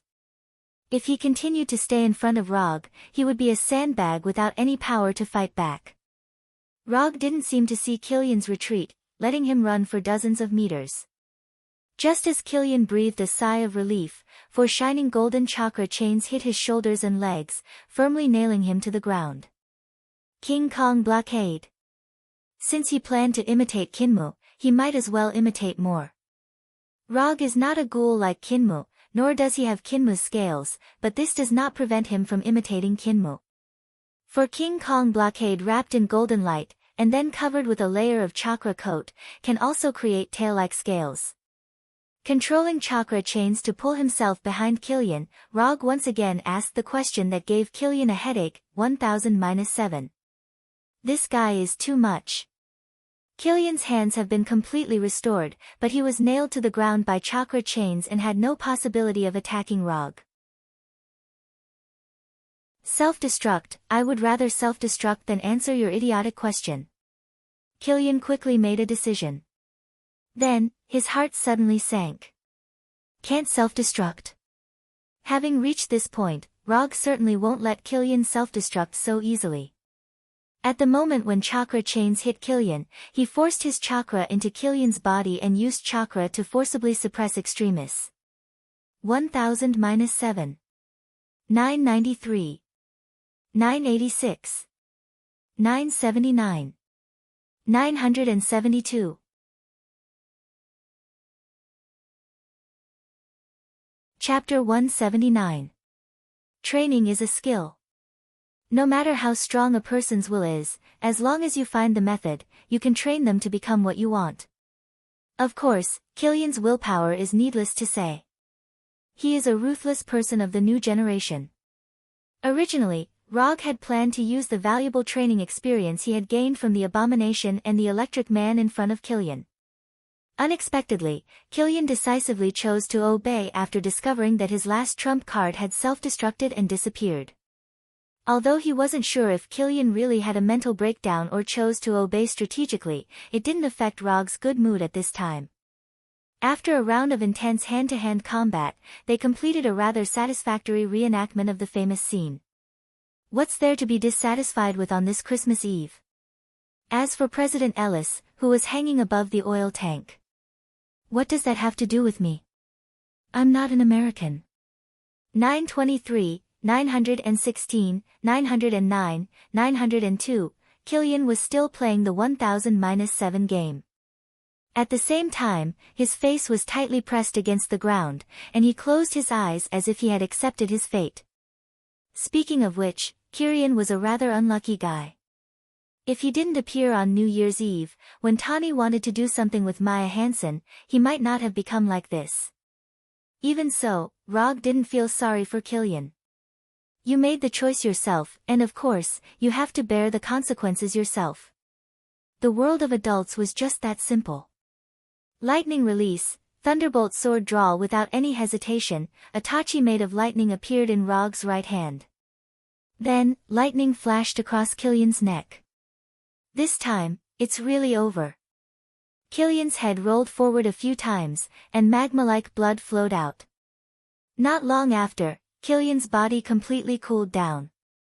Putting away the thunder tachi in his hand and the chakra chain on his back, Rog summoned more than a dozen shadow clones. Without any instructions, these shadow clones quickly rushed to the laboratory on the fishing platform and began to pack the equipment and materials in the laboratory. These equipment and materials were used by Dr. Lizard when transforming the abomination. He didn't know if it was his own illusion, but Rog felt that Dr. Lizard was becoming more and more like Orochimaru. No, if Dr. Lizard is Orochimaru, then he, who provided him with experimental materials, is Konoha's Pot King Danzo. Using the Flying Thor, the shadow clones quickly emptied Killian's laboratory and then removed their existence one by one. After dealing with Killian, Rog did not intervene in other battles. Instead, he gave the stage to Tawny and Colonel Road. 10 minutes later, the harbor finally calmed down. After paying more than a dozen sets of Iron Man armors, Tawny successfully eliminated all the desperados and most of the guards in the port. Colonel Road also successfully rescued President Ellis, retrieved his war machine, and sent the president to a safe place. After the battle, Tawny didn't leave the port immediately. Instead, he flew in front of Rog wearing a suit that he couldn't recognize. Didn't you want me to help you perfect the formula for extremis? I can help you. But you have to promise that you won't build a super soldier like Killian. After witnessing the battle between Rog and Killian, Tawny helplessly found that if Rog hadn't come this time, he really wouldn't have been able to do anything to Killian. He doesn't like to owe others anything, so he plans to pay back Rog's favor immediately. I can't guarantee this. You also know very well that the biggest role of extremis is to build super soldiers, and the powerful self-repair ability is just a collateral product. All I can guarantee is that I won't abuse extremis. Rog wants extremis, of course, to build a super soldier, otherwise, what does he want this for? He has even decided on the candidate for the transformation. At this time, Abomination, who was far away in New York, suddenly sneezed, and then looked around suspiciously. Forget it, give me the formula, and I'll ask J.R.V.I.S. to send it to you after I perfect it. After thinking about it seriously for a few minutes, Tawny chose to believe in Rog. If Rog really wants to build a super soldier, he will build it with or without extremis. What are you going to do next? Glancing at the paper handed over by Rog, Tawny hesitated for a few seconds before reaching out and taking it. Then, like Rog, he sat on the top beam of the fishing platform and looked down at the distant sea. Continue to work, continue to practice, and then wait for the final battle of fate. Tawny rolled his eyes at Rog's strange statement, and then looked into the distance without saying a word. Deal with the shrapnel in your chest, you can't sleep well if you keep thinking about the past. Okay, I'll go first, remember to send me the formula after you perfect it. After that, Rog left the fishing platform with the Flying Thunder God and returned directly to New York. J.R.V.I.S. Remember to clean up the battlefield, I don't want to face a second Obadiah. After instructing J.R.V.I.S., Tawny put on the helmet of his battle suit and flew directly to Los Angeles. How can I spend Christmas Eve alone?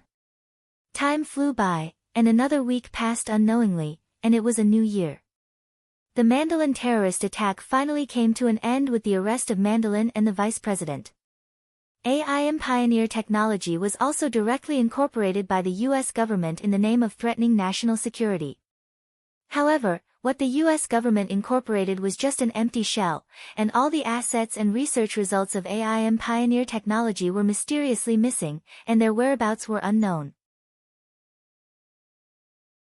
Colonel Rhodes received a commendation from the president and a medal from the president. The U.S. military originally wanted to take this opportunity to repair the cold relationship with Stark Industries, but there was no doubt that it was directly rejected by Tawny. Stark Industries is no longer the military enterprise it used to be. Clean energy, artificial intelligence, advanced machinery, and other fields are Stark Industries' current main business. A few days after Christmas, Tawny sent him the Extremis formula that Rog needed, and at the same time arranged for himself to have the shrapnel removed from his chest. In the new year, everyone started their new lives, and everything was developing in a good direction. Of course, this does not include Abomination, who has been transformed by Extremis. With Abomination's physique, there is no problem in surviving the transformation of Extremis. What's more, this is the formula that Tawny has perfected, and even if it fails, there will be no self-destruction. When Rog told Abomination that he didn't have to cooperate with Dr. Lizard's research for the time being, Abomination thought that he had received a long-lost New Year's gift. But he soon found that his idea was a little too naive. Don't hide, it will grow back anyway, there is nothing to be afraid of. Come back here.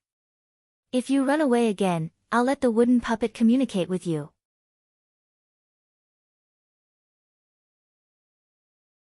Chapter 180. Since Abomination received the Extremis transformation without sequelae, Rog and Dr. Connors have been in a better mood day by day. Rog finally has a living ninjutsu test target and sandbag with some resistance. Dr. Connors can finally do some experiments on Abomination that he didn't dare to do before. Just as Rog said at the beginning, it will grow anyway, there is nothing to be afraid of. The happiness lasted for more than half a month, and Rog left Dr. Connors' lab with Punisher and Abomination. After resting for so long, it's time to repay the small gift Hydra gave him at the dock. In the past half a month, Rog seems to have been playing happily with Abomination every day. But in fact, he has been asking Sky to collect information about Hydra. He even asked Sky to invade the System of S.H.I.E.L.D.'s headquarters. If Rog really wants to tear into Hydra, there is actually a very simple way.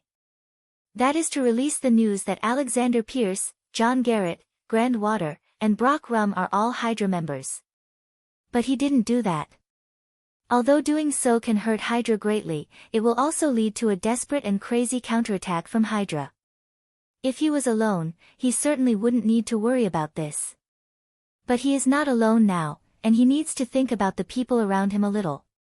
Now is not the time to completely tear into Hydra, just teach them a lesson, and then they will settle the accounts together. And these guys won't be able to jump around for long. According to the information collected by Sky, there are more than a dozen large and small suspected Hydra strongholds in New York. Rog selected the 3 largest strongholds from among them, and then arranged one for Punisher and Abomination. First pull out Hydra's nails in New York, and then play with them slowly. One person captures a stronghold, and it's a Hydra stronghold. This seems crazy, but it's not difficult for Rog and the other 2. Punisher is the body of the Edo Tensei, and as long as he doesn't encounter an attack that just restrains him, he is basically immortal. Abomination originally had good resilience, and with Extremis, he is a veritable battlefield meat grinder. As for Rog, he hopes that Hydra's stronghold can provide him with some unexpected surprises. Although both of you are unlikely to die in battle, I still have to remind you. Hydra is different from the Yakuza members you bullied before. They may have a lot of strange things. Don't lose Konoha's face, you know that. Especially you, Bronski, don't think about dying on purpose. If you really dare to do this, I will make you like Frank, you won't even be able to taste the taste of the Happy Meal in the future. Frank the Punisher did not have to worry too much. He was a professional, and this was something he was best at. He mainly hates Abomination, and he doesn't know if it's because he's his tooth. His already unstable mental state has become even more unstable, and he doesn't have the qualities that a professional soldier should have. Before he turned into an abomination, he was a 1-in-1,000 ace warrior, a top-notch soldier who did not lack experience and strength. I will be careful. This is Frank's answer. I want double the meal in the future. This is Abomination Bronski. After explaining to the two Punishers, Rog took the lead and left with the Flying Thunder God. The stronghold he was going to was in Queens, and he happened to have a Flying Thor jutsu near that stronghold. When Rog's figure disappeared, Punisher and Abomination also rushed to their respective targets. Hydra, Konoha's revenge team is here, tremble. After arriving at the location marked by Sky, Rog did not launch an attack immediately, but first used chakra perception to sense the surrounding situation. There was no special energy, and all energy indicators were within the normal range. The number of people seems to be more than expected, but it doesn't matter, it's nothing more than a matter of cutting his throat a few more times. After determining the surrounding situation, Rog used lightning chakra flicker to the gate of the old factory. Stop, this is private property. As soon as Rog walked to the gate of the factory, two armed guards came over and looked at him with great vigilance. Who are you? What are you doing here? One of the guards shouted and opened the safety on the rifle. My name is Rog, and I'm here to retaliate against Hydra. When they heard the word Hydra, the two guards did not hesitate to pull the trigger, and the bullets flew at Rog like lightning. Bang bang bang bang, the gunshots lasted less than a second and stopped abruptly. Vigilance is good, but the strength is a bit weak. Until now, the two guards still didn't know what had happened. The only thing they could feel was the sharp pain from their hearts and their increasingly blurred vision. At the moment when they were about to lose their lives, they found that Rog, who was standing in front of them, had turned into a group of crows and flew away. Sharingan Genjutsu. From beginning to end, what the two guards saw was only Rog's Genjutsu. When they shot at the illusion, Rog pierced their hearts with kunai and easily killed them. Although the gunshot only lasted for less than a second, it still served as a warning. Rog didn't care about this. For him, whether the Hydra agents inside were prepared or not, it would not affect his actions in any way.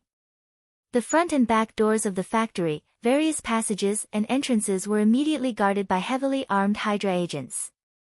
At the same time, 3 modified soldiers with mechanical prosthetics came out of the innermost laboratory of the warehouse. Left arm, both arms, left arm and right leg. The mechanical prosthetics of these 3 modified soldiers are even more different, but judging from the design style, they should all come from the same manufacturer.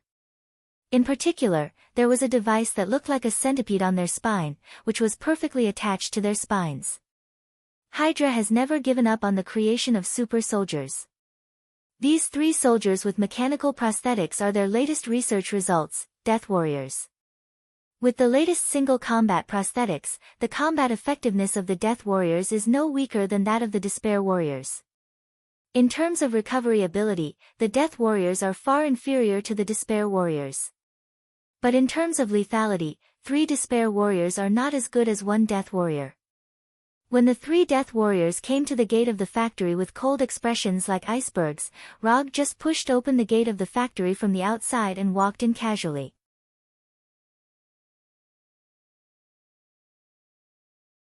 Chapter 181. The costumes of these 3 people look a bit familiar. At the first sight of the 3 Death Warriors, Rog remembered a guy named Michael Peterson. Death Warrior Michael Peterson.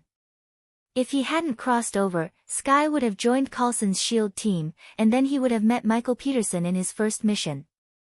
But unfortunately, because of him, the line of fate between Sky and Coulson was completely cut off, not even leaving the end of the line. When Rog looked at the three Death Warriors, they were also looking at Rog, and the scene suddenly became a little awkward. Now there are dozens of rifles of various models aimed at Rog, but he seems to see nothing, as if he doesn't see those muzzles and Hydra agents at all. They have seen invaders, but they have never seen invaders so arrogant. Just as these Hydra agents were considering whether to give Rog a few bullets directly, Rog suddenly said, "What are you doing? Can't you find where the trigger is?" Rog retracted his gaze and scanned the surroundings as he spoke in an arrogant tone. "Ordinary rifles, nothing to be afraid of. Even with the three Death Warriors, it's the same." Standing at the gate of the factory, Rog didn't pay any attention to these Hydra agents, nor did he worry about his life at all. After all, he's just a shadow clone. Yes, he's not Rog himself. After Rog solved the two guards at the door, he summoned the shadow clone and handed over the task of frontal assault to the shadow clone. As for himself, he is now in a passage behind the factory. Have Hydra's people been reduced to the point where they don't even have the courage to shoot? Shoot, you waste. If Red Skull knew that his organization had raised wastes like you, he would regret setting up Hydra. Although the Shadow Clone's task is to attack head-on, the Shadow Clone has the same thinking as Rog, so the Shadow Clone knows what the so-called frontal assault is all about. Frontal assault is just a euphemism for going to the front to attract firepower. After the taunt, the Shadow Clone patiently waited for the Hydra agents to attack, and quietly used his Thundercoat to protect himself. The Shadow Clone also has human rights, and the longer he can attract firepower, the better. But the Shadow Clone was soon disappointed because he didn't wait for the expected attack. What's wrong with these Hydra agents? Don't they even love the founder Red Skull? The Shadow Clone looked at these Hydra agents with a puzzled look, and these Hydra agents looked at him with a confused look. What's the matter with this guy? Didn't they say there are intruders? Why is there a fool here? Once again, the awkward atmosphere spread. In the end, the Warrior of Death whose arms had been modified was the first to be unable to bear the strange atmosphere. He directly raised his right arm and shot a small missile at the Shadow Clone. The flying speed of the small missiles could not be said to be slow, but the speed of the Shadow Clone was even faster. Even though he had already used his lightning cloak to protect himself, the Shadow Clone had no intention of taking the missile head-on. Boom! The small missile blasted a container next to the Shadow Clone into a fireball, and the Shadow Clone used lightning body flicker to leave the place before the small missile hit him. This small missile, like a match thrown into an oil can, triggered a series of chain reactions. When the Death Warrior took the lead, the other Hydra warriors no longer hesitated and turned their guns and kept shooting at the Shadow Clone that was flashing around. The battle between the Shadow Clone and the Hydra agents finally opened. Gunshots and explosions from the gate resounded throughout the factory. Rog ignored the battle at the gate and sneaked quickly through the factory. What he is doing now is the true meaning of stealth, not the so-called ninja stealth he used before. The fierce battle that broke out at the gate of the factory attracted the Hydra agents who had been guarding the various passages. As for the rest, they were solved one by Rog in the most silent way. They could use illusions or assassinations. After solving all the enemies he encountered on the road, Rog finally came to the core area of the factory, where Hydra's real base is located. This factory is one of Hydra's 3 largest strongholds in New York City. From the outside, this factory looked like an old factory. But in fact, the inside of the factory has been transformed extremely well and the decoration is particularly high-end. If you only look at the decoration inside, even if you say that this is a luxury office building in Manhattan, people will believe it. Before entering the core area of the factory, Rog deliberately transformed into a Hydra agent and walked in calmly. Laboratory, ignored. Reception room, ignored. Armory, ignored. A few minutes later, Rog finally saw the goal of his trip, the main control room in the base. There are more than a dozen Hydra staff members in the main control room. Some of them are monitoring the battle at the gate of the factory and issuing the latest instructions at any time, some are constantly uploading data and seem to be doing some kind of backup work. Instead of attacking these people, Rog silently came to the corner of the main control room and then pretended to observe the big screen in the main control room. None of the staff in the main control room doubted Rog's identity. Except for a few staff members who turned to look at him when he first came in, the others didn't seem to notice his arrival at all. "It's so easy to get in, I thought I had to use an illusion or something." Everything went so smoothly that it was unimaginable. Rog even wondered if he had come to the wrong place. Is this really Hydra's secret base? These people's vigilance is too low. Although it was unbelievable, Rog silently pulled out a hacking tool smaller than the knuckle of his little finger from his pocket. The reason why he came to the main control room of the base was to bring in this hacking tool specially set up by Sky. Then, he simply stuck this little square thing on any computer or signal port in the main control room. Attack and destroy Hydra's 3 largest strongholds in New York.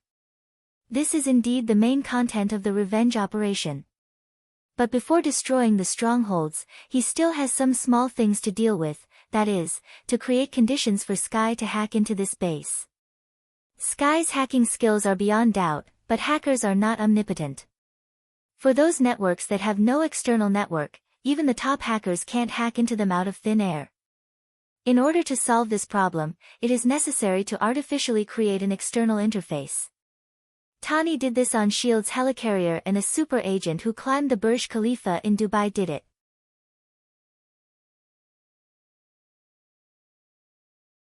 Chapter 182.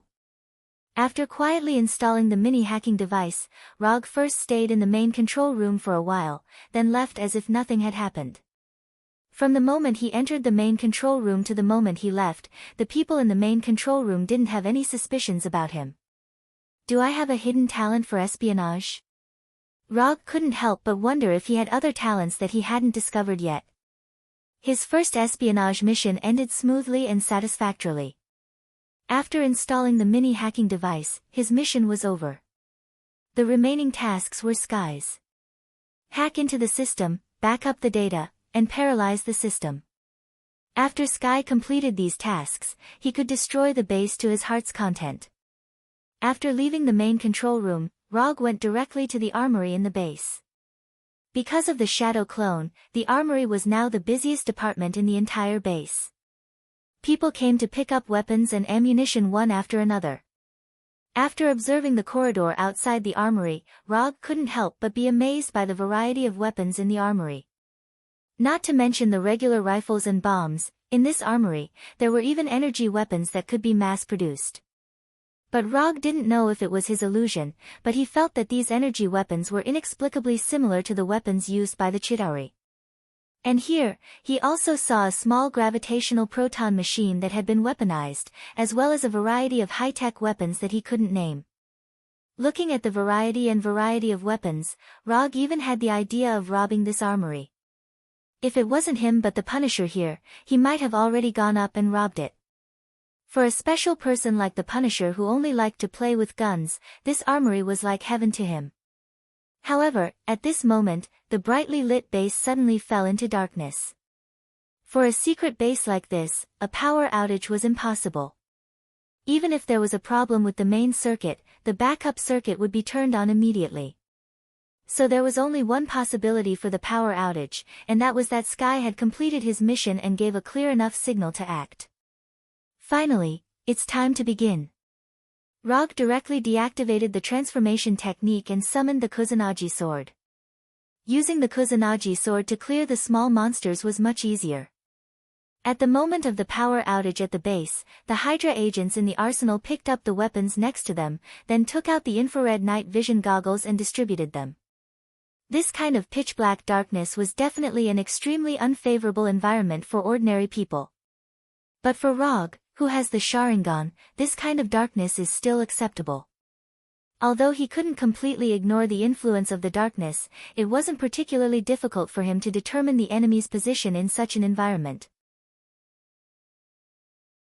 When the Hydra agents in the arsenal put on their infrared night vision goggles, they saw Rog holding the Kusanagi sword. Before the Hydra agents could shoot, Rog took the lead in attacking. Body flicker. Rog came to a Hydra agent in an instant, and the Kusanagi sword in his hand cut across the Hydra agent's neck before he could shoot. The first one had been dealt with. After killing the Hydra agent, he used the body flicker again and came behind the second target. It wasn't until then that the other Hydra agents found his trace and began to turn their muzzles. As soon as these Hydra agents pulled the trigger, he had already dealt with the second target and disappeared again. Bang bang bang bang bang, fierce gunshots continued to sound, and the arsenal suddenly became very lively. Not only did the dense bullets not hit Rog, but the fire from the muzzle made it easier for him to determine the position of the target. A dark murder show without an audience was staged. Rog continued to appear around these Hydra agents like a ghost, killing them with incomparable efficiency. In less than a minute, the gunshots in the arsenal stopped. More than a dozen Hydra agents guarding the arsenal lined up to report to hell without even seeing Rog's appearance. After dealing with these people, he didn't leave the arsenal immediately, but quickly picked up something in the arsenal. Small gravity proton instrument, received. Energy rifle, received. Energy grenade, received. This energy cannon is good, also received. I don't know what this is, but it looks good, also received. Rog was like a customer picking up a favorite product in a store, quickly sweeping through. After tossing all the messy stuff into the channeling scroll, he picked up a bag filled with timed explosives. 1 minute, no, 10 seconds is enough. After setting the time, he threw a few in different directions in the arsenal, then picked up the bag and left the arsenal. The base's power supply system has not been restored yet, but this does not affect Rog's speed. He doesn't know if this base has a self-destruct system, but even if it does, it probably won't work now. So he intends to destroy Hydra's base by manually throwing mines. Whenever he passes by a room or area that looks more important, he will throw a few time bombs inside. How much he throws depends on his heart. He throws it with his eyes closed, no pressure. It didn't take long for dozens of time bombs in the bag to be thrown clean by him. Okay, it's time to go back. Rog pressed the start button on the remote control device and crushed it directly. Dozens of time bombs in the base began to count down at the same time. After doing all this, he teleported to the nearest location of the Flying Thunder God technique. Standing on the top of the building where the Flying Thor is located, Rog looked down at the factory not far below and waited patiently. 10 seconds later, dozens of explosions sounded in the factory at the same time. The power of the time bombs is not great, but when these time bombs exploded, a small mushroom cloud rose into the sky. Rumble. The strong shock wave directly destroyed the entire factory, and the buildings around the factory were also hit by the shock wave, with large and small cracks appearing. It is absolutely impossible to cause this effect with the power of the time bombs themselves. The reason for the mushroom cloud should be that the other bombs in the arsenal helped a lot. When the blast of the explosion began to dissipate and the flying dust began to calm down, Rog once again came near the gate of the factory. There are still 3 relatively tenacious elite monsters here that need to be dealt with.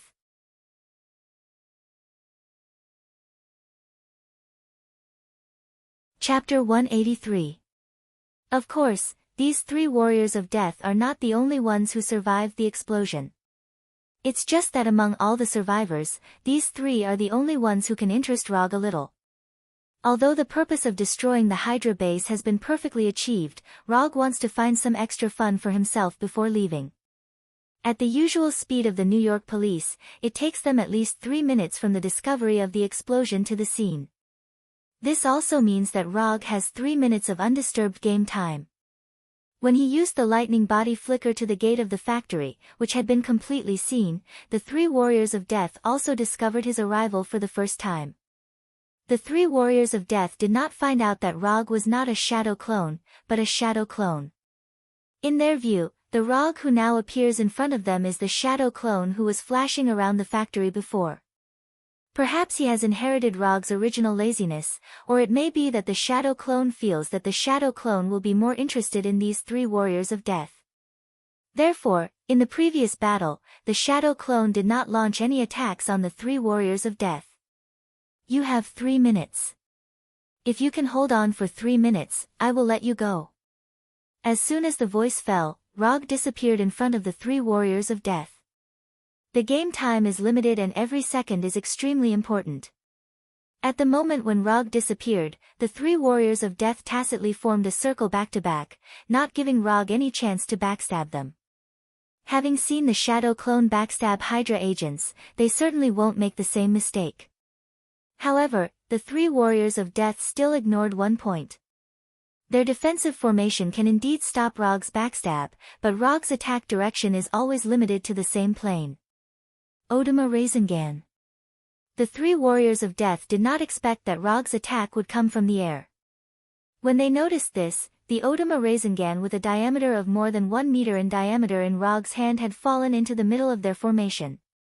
Boom! The three warriors of death immediately scattered, but their movements were still one step too slow. The Odama Rasengan hit the backs of the three of them at the same time. Under the irresistible force of the terrifying distortion and impact, the three of them flew out like a baseball hit by a bat. The Odama Rasengan, which was enough to cause fatal damage to ordinary people, didn't cause too much damage to the three death warriors. Their strengthened bodies saved them. Even so, the three death warriors still felt pain that they hadn't felt for a long time. After sending the three death warriors flying, Rog did not hesitate and once again attacked one of them. Only the left arm of the death warrior has been mechanically transformed. He intends to deal with it at the end because this guy is similar to Hydra's chief male model. They both have only one metal arm, although one is left and the other is right. As for the one whose arms had been modified, he was ranked second. His first target was the warrior of death whose left arm and right leg had been modified. Before the warrior of death whose left arm and right leg had been modified could land on the ground, Rog appeared behind him like a ghost. Lightning release, thunderbolt sword draw, a dazzling and sharp lightning blade flashed across the body of this death warrior, instantly chopping off his metal left arm and right leg. Dong dong dong, 3 sounds of different sizes landing on the ground were heard. The warrior of death, who had lost his left arm and right leg, just struggled to sit up and Rog's thunderbolt tachi cut across his neck, completely ending his life. After dealing with the warrior of death, Rog finally waited for the other 2 death warriors to attack. Small missiles and rifle bullets flew towards him at the same time. He doesn't know if it's because these death warriors haven't completed the final weapon loading, but Rog always feels that they have too few weapons on them. Except for the metal arm that can launch small missiles, they don't seem to have any other long-range attack means. Otherwise, the death warrior with both hands modified wouldn't have picked up the rifle on the ground to attack him. Just as the small missile and rifle bullets were about to hit him, he used lightning body flicker again and disappeared. After avoiding the attack of the small missile and rifle, Rog didn't stop and attacked the warrior of death with both metal arms. As if realizing that he was being targeted, the warrior of death immediately threw away the rifle in his hand. The 2 metal arms formed fists, and the shape of the arms changed in an instant. Structural components popped out one by one, and then quickly reassembled. In the blink of an eye, the hands of the warrior of death turned into a giant barrel, a barrel that was 70 to 80% similar to a Gatling gun. He didn't know if the warrior of death randomly chose a direction, or he really found Rog's path. After the hands formed a giant barrel, he didn't even think about it and fired the first shot. Zila. An orange-red sunlight-like beam of light shot out from the barrel and shot straight at Rog, who hasn't shown his figure yet. Mokutan wooden spindle wall. Rows of wood instantly emerged from the ground and formed a curved arch in front of Rog. Rumble. The orange-red beam of light hit the wooden arch without any suspense, and a strong explosion was born, and the orange-red flames swept around like a hurricane. The power of this attack is very good. Although the wooden spindle wall blocked this energy attack, visible cracks also appeared on the arch of the wooden spindle wall, giving a feeling that it would collapse and shatter at any time. As soon as the flames generated by the explosion dissipated, the Warrior of Death launched the second wave of attack. But this time, the energy cannons in his hands didn't shoot out orange-red energy beams, but fist-sized energy shells. Boom boom boom boom boom, one by one, the energy shells continuously hit the arch formed by the wooden spindle wall, and the cracks on the arch became more and bigger. Because of the sudden outbreak of the Warrior of Death, Rog was temporarily suppressed in the arch. From the situation at the scene, it seemed to be the case. But the fact is, Rog in the arch had no intention of leaving at all. If he wanted to leave here, a flying Thor would be directly done. Just when the Warrior of Death was slightly relieved and thought that he had the initiative, Rog in the arch silently cast a ninjutsu that he hadn't used for a long time. Mokutan Wood Dragon Jutsu. The Warrior of Death didn't realize that something was wrong. Now he was enjoying the pleasure of shooting wildly, enjoying the pleasure of the energy shells exploding around Rog. But soon, he found that the ground under his feet seemed to tremble. Before he had time to look down, a long hook-nosed wood dragon rushed out from the ground and directly arched him into the air. Then, the dragon mouth about the same size as his body directly bit his body. Wood dragon raises its head.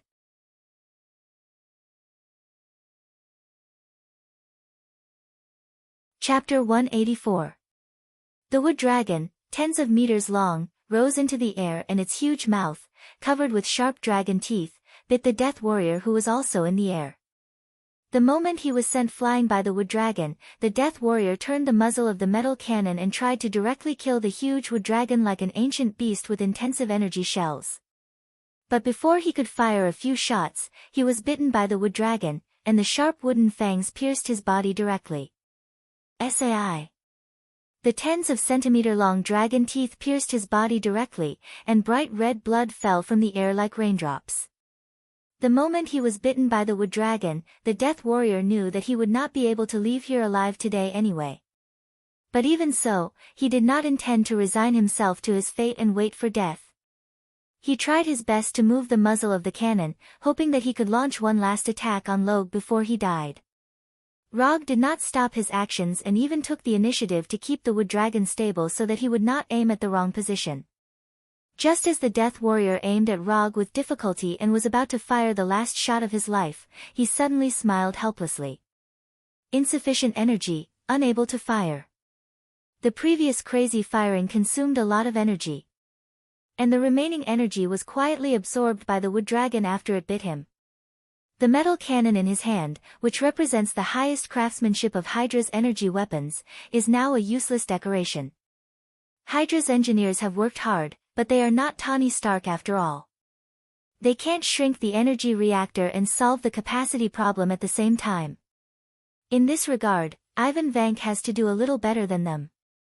At least the arc reactor he made is closer to the original version designed by Tony. After the Death Warrior felt despair and powerlessness, Rog controlled the wood dragon to shake its head violently, allowing the wood dragon to successfully bite the Death Warrior into two pieces. The second Death Warrior, dead. When the Death Warrior's broken body fell to the ground, Rog discovered that the Death Warrior he had left to the end had abandoned his companions and ran away. Finding that he could not defeat the enemy, he decisively chose to retreat. This is not Hydra's way of doing things. Although he didn't know what the Death Warrior was thinking, it wouldn't be easy to escape from him. First, he used chakra detection to determine the location, then used lightning body blink to catch up. Rog did not spend much effort to catch up with the Death Warrior who was running wildly. He had originally planned to have a melee fight with this Death Warrior, and at the same time, feel the feel of the metal arm. But now, this idea had been completely dispelled. An enemy without the will to fight would not bring about the thrill of fighting. Invincibility is so lonely. Invincibility is so empty. After shamelessly sighing in his heart, Rog used lightning body blink and arrived in front of the last Death Warrior. Lightning evasion, 1,000 birds. After chattering for a while, he left the place with the flying thunder god. As for the wood dragon, he left it in the factory. Anyway, without chakra, the wood dragon is just a more delicate wood carving. And Hydra will find out sooner or later that he did this, so it doesn't matter if he leaves evidence or not. After returning to the office through the Thor, he went directly to Sky's office where the lights are not turned on all year round. How is it? Is there any information about the obelisk? The reason why he asked Sky to invade the base's system before he started was to find information about the obelisk. Since Hydra is unwilling to trade the obelisk, he can only find his own way.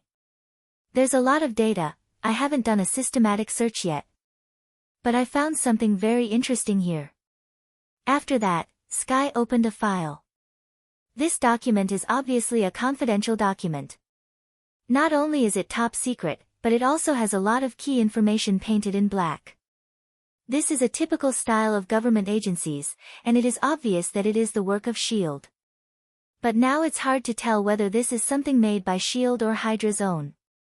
Mutants, superpower race, immortality, this is too much of a coincidence, right?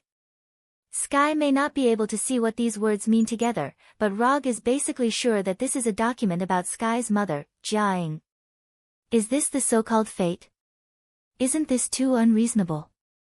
Although it is a very unreasonable thing to reason with fate, but in this reasonable world, you can't be too unreasonable. Rog suddenly felt a little speechless. He was still trying to find information about the obelisk, and Sky found a document about her mother from Hydra's database. This is very good and powerful. Don't worry about this, focus on finding the obelisk first.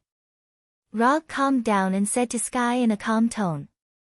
Before Sky awakens as a mutant, it is better to let her have less contact with these things. These things can easily affect fate if they are exposed to too much. Oh. But I think Hydra's plan is still a bit crazy. How can there be immortal people in this world?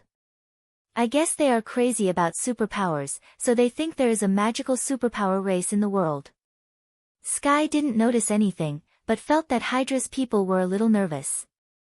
But what she didn't know was that there really was such a person in the world, and that person was her mother. Although her mother's way of immortality is not the same as she imagined, it is basically in line with the concept of immortality. It makes sense. Although he knew that Sky's inference was wrong, he nodded in agreement. More than an hour later, the Punisher and Abomination returned to Dr. Connor's laboratory and reported the results of the operation to him. Both bases were destroyed. But as he expected, the Punisher and Abomination were also attacked by Hydra's new energy weapons. However, one of them has an immortal body, and the other has a thick skin and fast blood recovery, so neither of them suffered any fatal injuries, but it took a little more effort. Very good. Next, be vigilant and be careful of Hydra's revenge. Hydra will definitely receive the gift he sent out, but it is uncertain whether Hydra who received the gift will return the gift. Hydra was sometimes very rational, but at other times, it could be very crazy. Rog had just hung up the phone when more than a dozen heavily armed soldiers suddenly broke into his company. Mr. Rog, according to reliable information, you are suspected of illegally embezzling U.S. military property. I hope you can come back with us.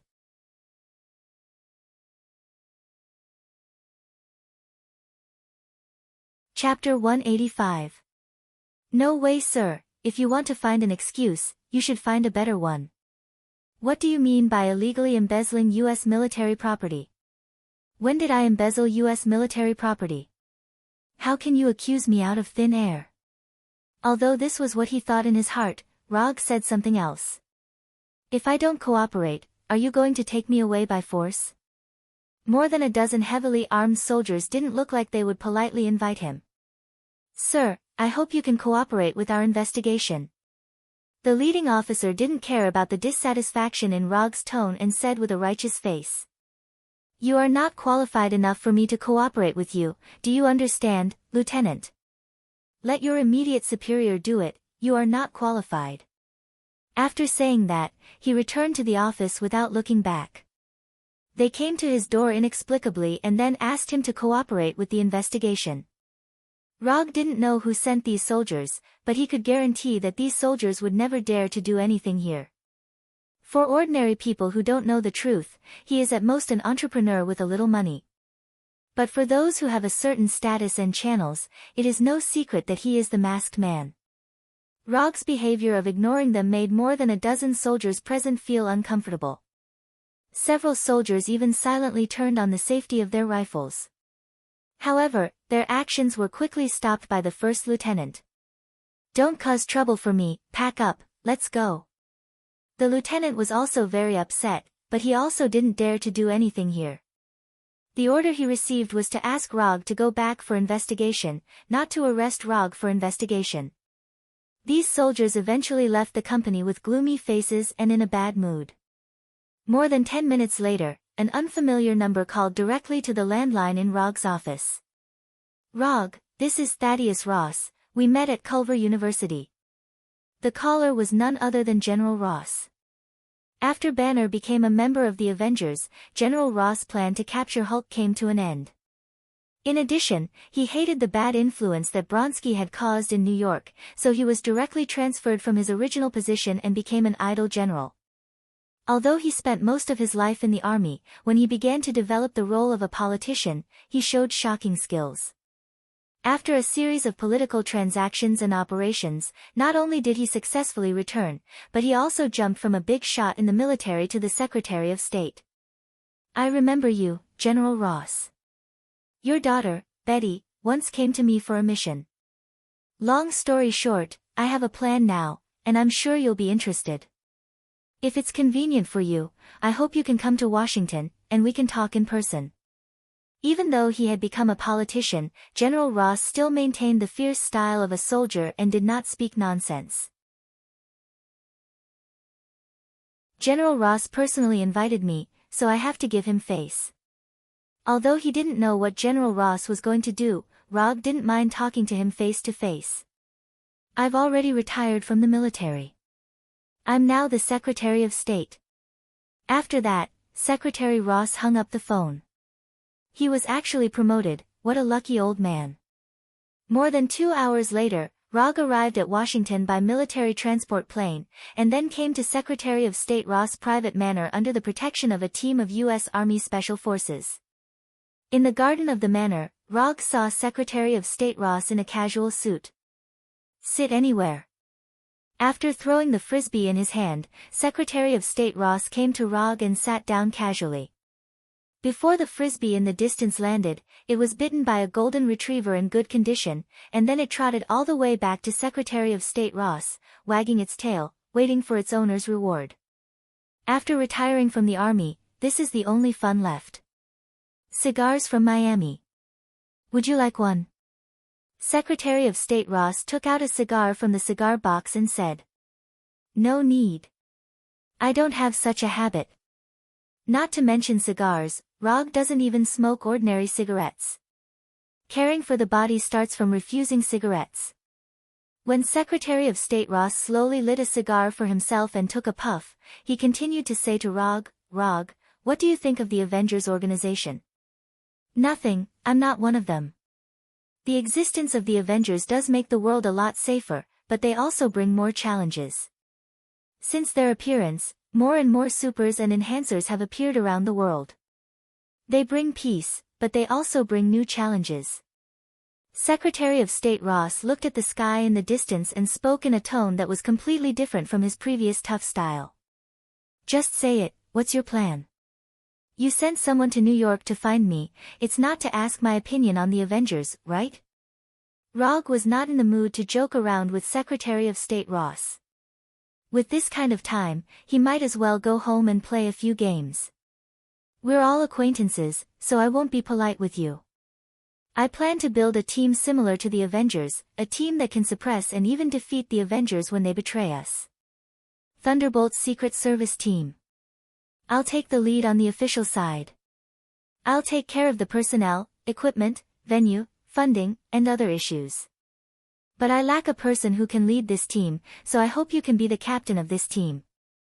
After that, Secretary of State Ross handed him a document with the word, "Top Secret," written on it. After receiving the document from Secretary of State Ross, Rog did not read it immediately. Instead, he waved his hand and lured the golden retriever next to Secretary of State Ross. You politicians are not very satisfied with the Avengers, I can understand that. However, I don't know where you get the confidence to think that I will be like them, obedient to you and beg for mercy. Rog stroked the head of the golden retriever and spoke in a calm tone, but it released a strong sense of oppression. What kind of joke is this? I don't even want to join the Avengers, and you want me to join the Thunderbolt Secret Service team? Have you lost your mind from smoking cigars? Can you release the clip first? Secretary of State Ross did not directly answer Rog's question. Instead, he asked Rog to release the golden retriever. It's called a clip. That's a good name. Rog did not release the clip, and the clip seemed to enjoy his touch and wagged its tail contentedly. You misunderstood. We don't want you to become a member of the government. We just want you to lead this team. Or, you can simply understand that you are a coach. The background of the members of the Thunderbolt Secret Service team is somewhat complicated, so we need someone who can control them and make them willing to listen to arrangements. We won't order you to do any tasks, and you don't need to be responsible for us. We just want to borrow your fame and strength.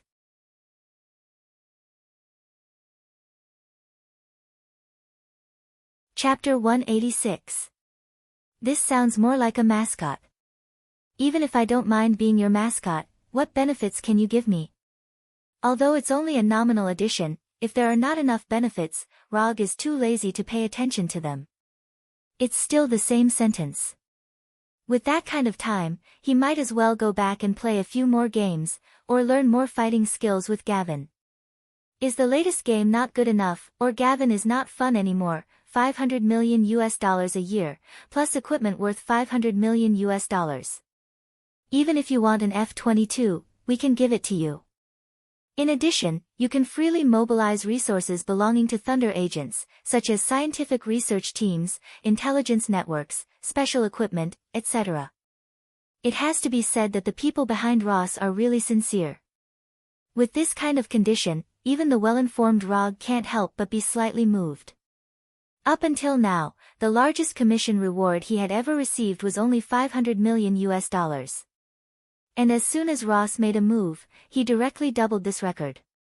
You are indeed very sincere, and it can be seen that you have also spent enough effort investigating intelligence. Whether it's equipment or a scientific research team, these things are basically what Rog needs at present, or what he will need in the near future. For the two combatants, Punisher and Abomination, equipment will not be a problem no matter how much. Dr. Connors will also be happy to accept the scientific research team and special equipment. As for the intelligence network, it's Sky's favorite. Since the Avengers appeared in the Battle of New York, S.H.I.E.L.D.'s hand has been stretched longer and longer, and some people are very dissatisfied with their practices. So we need a team that can compete with the Avengers, at least on the surface. Ross took a puff of his cigar and said faintly. The appearance of the Avengers has made S.H.I.E.L.D.'s reputation and power reach the highest point in history. Some people are glorious, and naturally, some people are lonely. For example, those military bigwigs. What was originally the Army's job is now done by S.H.I.E.L.D. The power that originally belonged to the Army has now become S.H.I.E.L.D.'s power. People who are used to power absolutely can't stand their power being nibbled away little by little. Since S.H.I.E.L.D. has formed the Avengers, the military can naturally form its own Avengers. Thunder Agents is the military's Avengers. Rog wasn't dissatisfied with Ross's offer. The only flaw was that he couldn't turn this into a commission. The remuneration could be paid in advance, but this kind of long-term commission would take up his only commission slot. Unless he didn't plan to accept any commissions for the next year, he really couldn't turn this into a commission. Forget it, one shouldn't be too greedy. Ninja coins can be earned from other places, but Ross's invitation won't last forever. If he refused today, Ross might turn around and find someone else. He was the most suitable candidate, but not the only one. Prepare for the press conference. Also, remember to help me settle the tax issue. I want $500 million. The IRS was a very special existence. Whether you were a superhero or a supervillain, these guys would dare to come to your door and collect taxes, and they would not miss a single cent. However, Ross and the people behind him could definitely help him settle the tax issue. It was only now that Roger picked up the document on the table and began to read it carefully. Just as he had guessed, the members of the Thunder Secret Service team were all from prison. Luke Cage, Singing Bird, Moonstone, Ghost, Red Tank. There were only 5 people on the list. If Rogue was included, then it was just like the Avengers, a 6-person team. However, compared with the Avengers, the members of the Thunder Secret Service team were not as impressive just by looking at their titles. If Rogue didn't join, it was estimated that few people would think that this team could compete with the Avengers. Luke Cage, no title, black male, has received experimental transformation of a super soldier, invulnerable, and has extraordinary strength. Singing Bird, Melissa Gold, white female, has the ability to control sound waves. Moonstone, Carla Solfin, white female, has a magical gem called the Moonstone in her body, which has special abilities such as flying, emitting strong light, and being invisible. Ghost, John Morley, white male, genius engineer, no superpower, invented the Ghost invisibility suit, which can make things invisible or make things invisible when touched. The abilities of the first 4 members were somewhat normal. They weren't strong, but they weren't weak either. The only thing that could pique Rogue's interest was the Red Tank. Red Tank, real name Kane Mark, white male. According to him, he touched the evil god Ceterax's ruby, so he gained magic power. His power came from the evil god, so it was inexhaustible. Rogue chose to ignore his statement. It was just an evil god. Even the father of gods, Odin, didn't dare to say that his power was inexhaustible, let alone an evil god.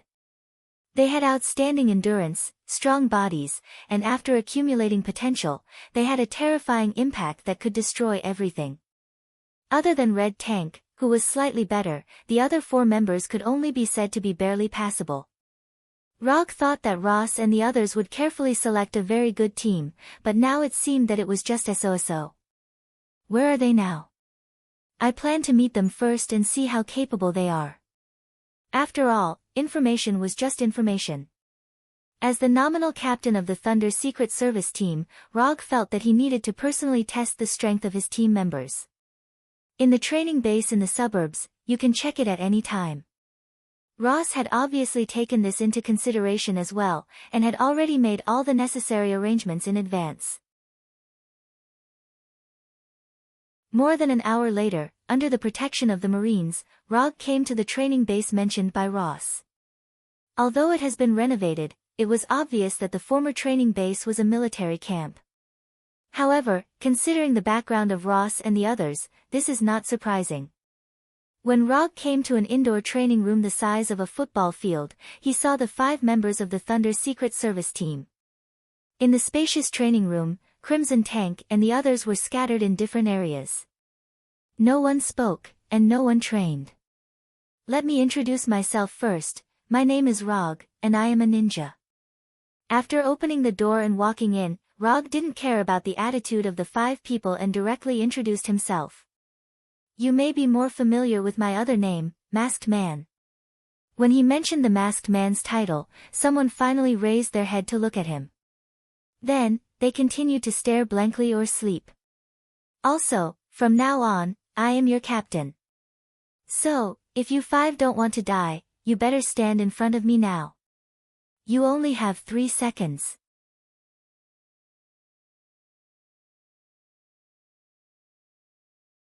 Chapter 187. For Rogue's warning, Red Tank and the others certainly didn't pay attention to it. Nominally, they are now a member of the Thunderbolt Agents. But in fact, they are still criminals, a group of criminals with special abilities. And the typical characteristic of criminals is that they don't obey the rules. What's more, in their view, Rogue is far from the rules. Rogue wasn't surprised by their reaction, and he didn't expect Red Tank and the others to obey his orders. Or rather, if they really came over obediently, he would be surprised. There is only one reason why he said those words just now, and that is, he needs a slightly better reason to make a move. What if the team members don't obey the command? Just beat them up. If one beating isn't enough, then beat them a few more times. In this regard, Rog has rich experience in physical education. They are all guys with character, not bad, I like it. Because of this, it will be more enjoyable when fighting. As soon as his voice fell, Rog's figure disappeared, leaving only a faint silver-white current in the place where he stood. Lightning body flicker. In just a moment, Rog came in front of Luke Cage, and the Rasengan in his right hand directly hit Luke Cage's chest. Invulnerable, this father is invulnerable. Luke Cage didn't react at all. When the Rasengan hit his chest, his consciousness returned from his small world to reality. Boom! Luke Cage felt as if he had been hit by a tank moving at full speed. His entire body was sent flying like a spinning cannonball. Then, he slammed into the wall of the training room dozens of meters away, directly smashing a big round hole in the wall. Puff! At the moment when he collided with the wall, Luke Cage finally couldn't bear the severe pain in his body and suddenly spat out a mouthful of blood. No one thought that Rog would actually make a move. Although they don't know how strong the Rasengan is, from Luke Cage's appearance at this time, the Rasengan attack is definitely not weak. After hitting Luke Cage, Rog didn't pay attention to him anymore and began to choose the next target. Moonlight Stone and Crying Bird are both women, so I will teach them later. Red Tank has rough skin and thick flesh, so it may take a little longer. Then, the only one left was John Morley the Spectre. Among all the team members, Spectre was the only one without superpowers. He could only rely on the Spectre combat suit that he had developed himself. When Rog's gaze fell on him, John Morley unconsciously gulped and immediately activated the Ghost Battle Suit's stealth mode. This guy was very dangerous. As soon as this thought appeared in John Morley's mind, Rog appeared in front of him. Don't be afraid, he can't see me. Don't be afraid, he can't find me. Don't be afraid. While Ghost John Morley was still hinting at himself, Rog directly raised his right leg and kicked forward. In the eyes of others, Rog's kick was like kicking air. But in the next second, they understood the reason. Bang! A dull thud suddenly sounded, and John Morley, who was invisible, was sent flying by a kick. John Morley was sent flying for more than 10 meters before he landed heavily on the ground.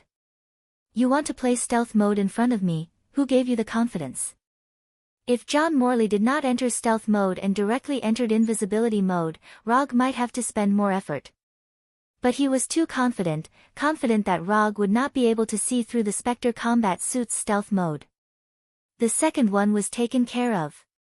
At this point, other than Red Tank, no one would think that Rog was joking. Moonlight Stone and Crying Bird Melissa looked at each other and took the initiative to attack. Rather than passively defending, it was better to take the initiative to attack. That way, they might be able to take the initiative. Crying Bird Melissa opened her beak slightly and emitted ultrasonic waves that could not be heard by the human ear. Crying Bird's ultrasonic attack was invisible. Not only was it difficult to detect, it was also very difficult to defend against. There were many ways to use ultrasonic waves, and if used well, it could definitely become a very powerful superpower. But unfortunately, Crying Bird's current use of ultrasonic waves was far from its limit. Although Rog did not hear the ultrasonic waves emitted by Crying Bird Melissa, he was keenly aware of the changes in himself. He started to lose his consciousness and started to hallucinate. You shouldn't have played mind attacks in front of me. But since Crying Bird wanted to play, Rog did not mind playing with her for a bit. Sharingan illusion. Crying Bird Melissa, who was silently emitting ultrasonic waves, suddenly saw a pair of blood-red eyes.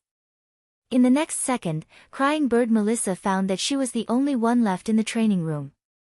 As well as an endless amount of disgusting bugs. Her colorful body was filled with needle-like holes, and each hole was densely packed with black dots. These disgusting bugs that appeared out of nowhere flew towards her like a swarm of locusts, climbing up her legs, flying to her face, and then into her collar. The illusion that Rog created for Crying Bird was not very complicated, it was just bugs that most girls would not be able to tolerate. Countless bugs, as well as trypophobia that would cause humans to instinctively react. Ah! Just as Rog cast an illusion on Crying Bird Melissa hugged her head with both hands and jumped violently, letting out an ear-piercing scream filled with fear.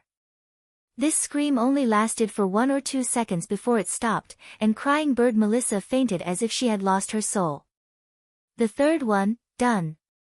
Crying Bird Melissa's scream filled with fear made Moonlight Shekala involuntarily look back, and then she was grabbed by the neck by Rog. Before she could use the Moonlight Gem's ability, Rog cast the same illusion on her. The only difference was that the bugs in the illusion were replaced by cockroaches, colorful cockroaches that were covered with abscesses. Ah! Another ear-piercing scream filled with fear, and another fainted. The fourth one, done. From the time Rog sent Luke Cage flying until Moonlight Shekala fainted, only less than 10 seconds had passed. Luke Cage, who was the first to be attacked, endured the pain and stood up again. Ghost John Morley lay on the ground moaning in pain, as if he was heavily injured by Rog's kick. Currently, apart from Rog himself, only Red Tank, who was blessed by Ceterac, was still alive and kicking. Don't say that I didn't give you a chance. I'll allow you to run 40 meters first to accumulate potential.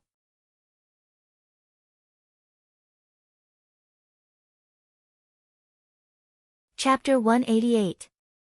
The Red Tank is the strongest of the 5. Not to mention the power given by the evil god Ceterac, his extraordinary size is enough to prove this point. Height 287 centimeters, weight 862 kilograms. This is the data recorded in the information provided by Ross. Coupled with an almost indestructible body and inexhaustible strength, the Red Tank could definitely wrestle with Hulk. The reason why Ross recruited the Red Tank into the Thunder Agents is probably because of this. The Red Tank against Hulk, the Ghost against Iron Man, Luke Cage against Rogers, Crying Bird and Moonstone against Black Widow and Hawkeye. Logue, on the other hand, was up against Thor. The Red Tank with a huge semicircular helmet doesn't know what Rog is thinking. But since Rog took the initiative to propose, he certainly won't refuse. Dong dong dong dong. The gigantic Red Tank began to move, running towards Logue step by step. At first, his speed wasn't very fast. But after running for a while, his speed became faster and faster, and the potential energy accumulated in his body became more and more. Although the Red Tank has the power given by the evil god Ceterac, his attack method is simple to the point of being extremely violent. Collision. Destroy everything in front of him with an irresistible collision. The collision is unparalleled, the collision is irresistible, the collision is destructive. Looking at the Red Tank running toward him like an ancient beast, Rog didn't stay idle and directly used ninjutsu. Would release, would human jutsu. When the Red Tank was only 10 meters away from Rog, a wooden Arhat twice the height of the Red Tank jumped out of the ground and directly rushed toward the Red Tank. Arhat's attack is not weak, but the weight of Arhat can't be said to be not heavy. Even so, when the wooden Arhat rushed in front of the Red Tank, the larger wooden Arhat was directly knocked out. Boom! The wooden Arhat, which was 6 to 7 meters tall, was sent flying like a baseball. It smashed through the wall of the training room and flew to the square outside the training room, creating a large crater in the ground of the square. This kind of impact was pretty good. Rog sighed in his heart. The distance of 10 meters was closed in an instant. When Red Tank arrived in front of Rog like a train at full speed, a huge fist about the size of Red Tank's body struck out from the ground. Boom! This huge fist hit the Red Tank without any suspense, sending the Red Tank flying into the air like a hot knife through butter. Just as Red Tank was sent flying by the fist from the ground, Wooden Arhat, who was sent flying by him, once again appeared in front of him. Wooden Arhat clenched his fists and used all the strength in his body to fiercely hit the Red Tank's head. Boom!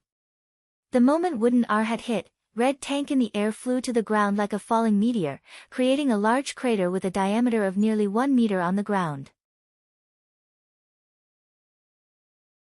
The huge wooden fist from the ground and Wooden Arhat completed a tacit joint attack. The initiative of the battle returned to Rog's hands. After Wooden Arhat landed, he didn't immediately chase after Red Tank lying in the crater. Instead, he ran to the front of the huge wooden fist and pressed his hands directly on the fingers of the wooden fist. Under Rog's control, Wooden Arhat began to merge with the wooden fist, and Wooden Arhat's body shape changed again. In just a second or two, the huge wooden fist disappeared. In its place, there was a Wooden Arhat, who was nearly 8 meters tall and had arms that were a bit too thick. Rog didn't summon a second wooden man. The fist underground was just a fist. With the idea of wasting a shameful thing, he let Wooden Arhat and the wooden fist merge together to form a new Wooden Arhat. Wooden Arhat completed the upgrade, and Red Tank also took the opportunity to climb out of the crater. Although Wooden Arhat and the wooden fist's attacks were powerful, they didn't cause much damage to Red Tank. Except for a little pain when he was hit. Standing up again, the Red Tank saw the Wooden Arhat that had grown taller, and also saw the Wooden Arhat's arms that had obviously been strengthened. Looking up at Wooden Arhat, who was 2 or 3 times his size, Red Tank still didn't plan to change tactics. In other words, the concept of tactics didn't exist in his mind. Whether it was Wooden Arhat or Rog, Red Tank only had one way to deal with it. And that was to charge. Red Tank began to run for the second time, but this time, Rog didn't give him too much time. Red Tank had just run a few steps when Wooden Arhat's fist arrived in front of him. Boom! Wooden Arhat's right fist directly interrupted Red Tank's run. Boom! Wooden Arhat's left fist followed by his right fist and hit Red Tank's body, knocking him down again. Boom! Boom! Boom! Punch back, punch back, punch back, punch back. Wooden Arhat turned into a ruthless punching machine, punching Red Tank again and again. The ruler of the Crimson Universe, Ceterak, was indeed very strong, but Red Tank wasn't Ceterak himself. Even if Red Tank had endless power, he still needed to have a chance to use it. Punch after punch. Each punch was faster than the last. Each punch was heavier than the last. Rog didn't care about Chakra's consumption, and let Wooden Arhat attack like crazy. You don't listen to orders, you have a personality, you're a maverick. I don't believe I can't beat you guys. If 1 time isn't enough, then 2 times. If 2 times isn't enough, then 3 times. Since you've already sold yourself out, then don't even think about keeping your chastity. If Red Tank and Luke Cage really would rather die than submit, then they wouldn't have joined the Thunderbolt Special Agent team. Since they chose to join, it meant that they still had some scruples. Rog didn't know what they were scruples about, or perhaps they wanted to use this opportunity to gain something. But since they've already made their choice, then don't F***King play the game of personality. If they really had such a personality, then they shouldn't have chosen to join in the first place. Wooden Arhat's fists constantly hit Red Tank, and the huge attack power made the ground of the entire training ground tremble. Boom! Boom! Boom! Boom! The dull sound of the blows was like a war drum, and at the same time, Luke Cage and the others understood that Rog wasn't joking with them. The violent and continuous sound also woke Crying Bird and Moonlight Stone up, and then they saw the scene of Wooden Arhat violently beating Red Tank. They had just woken up and were still afraid of the illusion they had just experienced, but now, they felt that the illusion they had experienced was relatively gentle. If Wooden Arhat was attacking them now, they couldn't imagine the tragic scene.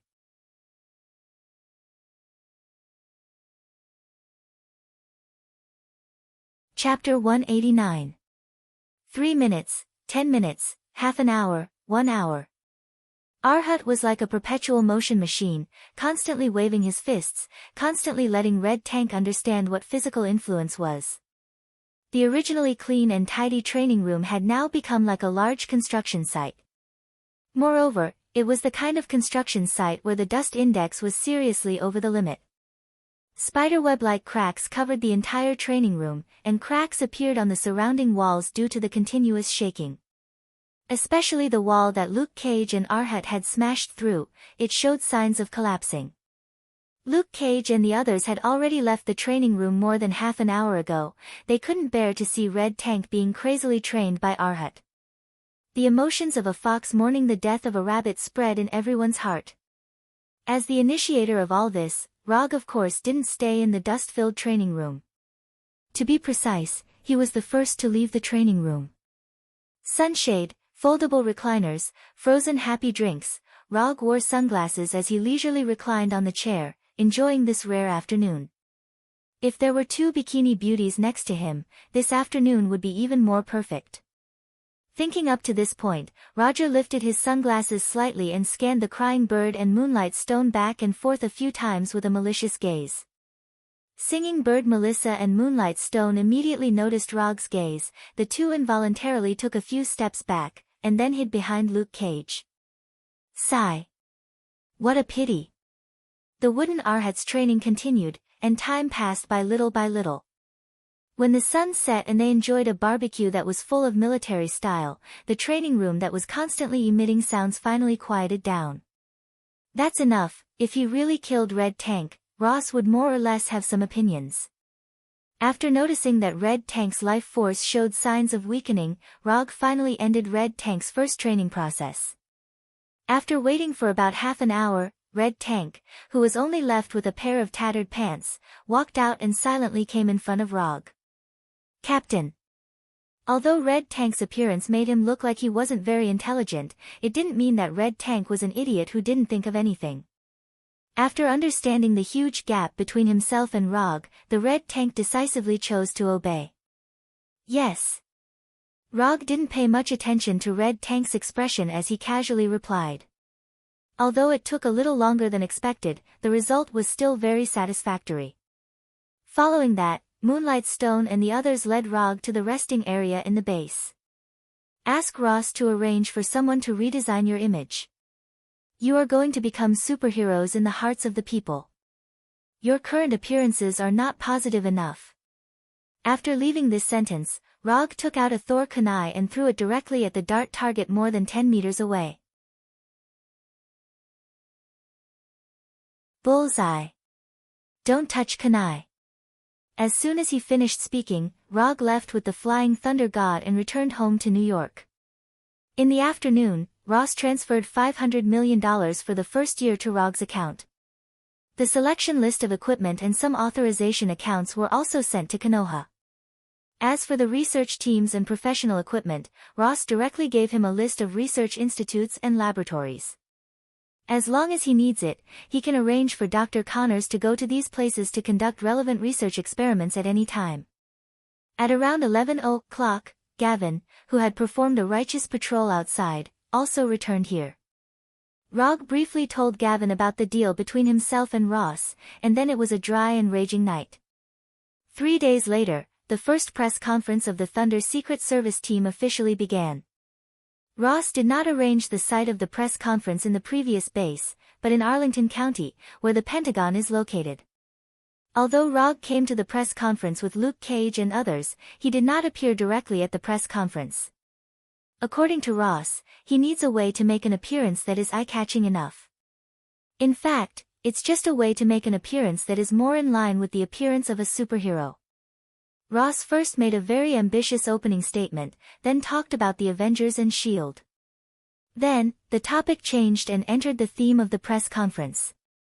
Today, on behalf of the U.S. government and the Pentagon, I will officially introduce to you a new team of heroes that can be compared to the Avengers. They are the Thunder Secret Service team. After Ross finished speaking in a high-spirited tone, there was a burst of salute at the press conference. With the sound of the salute, Luke Cage and others came to the podium one by one and waved to the reporters below. After Luke Cage and others appeared one by one, Ross began to introduce the members of the Thunder Secret Service team to everyone. In order to make the Thunder Avengers look more decent, Ross followed Rog's advice and designed a new image for them. When introducing Luke Cage and others, Ross did not hide the fact that they were once criminals. And in a country like the United States, it doesn't make sense to hide this. It's just that he beautified the special recruitment into a beautiful change for Luke Cage and others, a rebirth under the influence of the liberal democratic spirit of the United States. It has to be said that since he changed his career to become a politician, Ross has mastered these elements that can ignite the emotions of the people. Former criminals have changed their ways and decided to use their own strength to protect the people. What better way to show the noble sentiments of Luke Cage and others? Sure enough, under Ross's provocative words, the reporters present did not dwell on the fact that Luke Cage and others were once criminals. In order to lead such a team of heroes, we specially invited a superhero that everyone is familiar with to be the captain of the Thunder Secret Service team. Under his leadership, we believe that the Thunder Secret Service team can make a great contribution to world peace, just like the Avengers. He is the Masked Man. Ross suddenly raised his right hand and pointed to the sky, pointing to Rog, who was standing on the round fan. Rog had been staying hundreds of meters in the air at the press conference, watching Ross's slightly exaggerated performance. Although he didn't like Ross's way of expression, as a ninja with good professional ethics, he knew very well what it meant to take someone's money to solve a problem. "I'll play along with you." Rog jumped lightly and directly left the round fan and flew toward the podium like a meteor. Just as he was about to have a close contact with the ground, he flashed to the podium through the flying Thor kunai on the moonstone.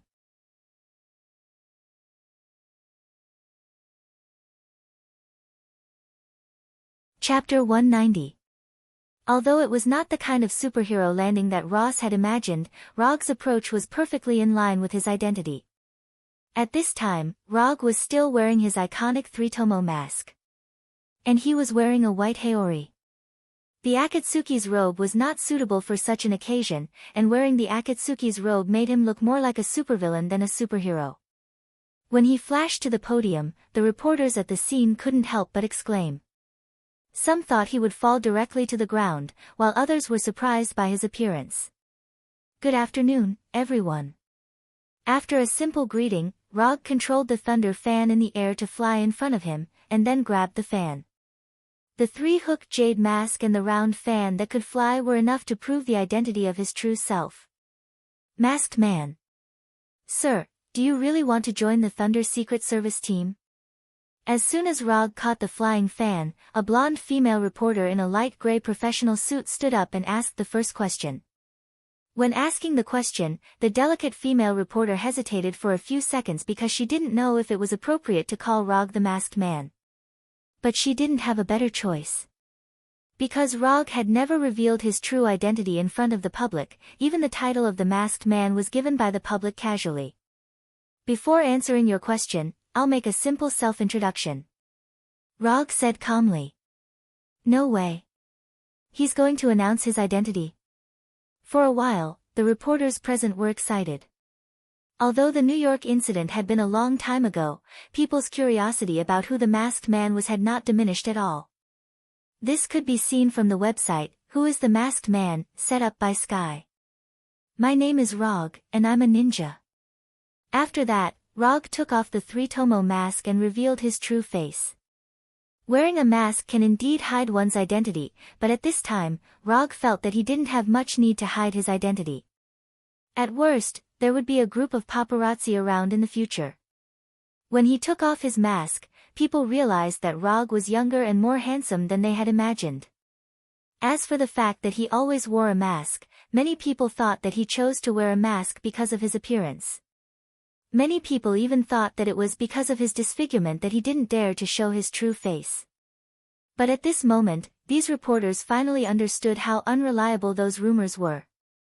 Other than his eyes being different from normal people, Rog's appearance perfectly met the standard of a handsome young man. With her looks, it would be a pity if she didn't act in a movie. It would be best if it was a restricted film.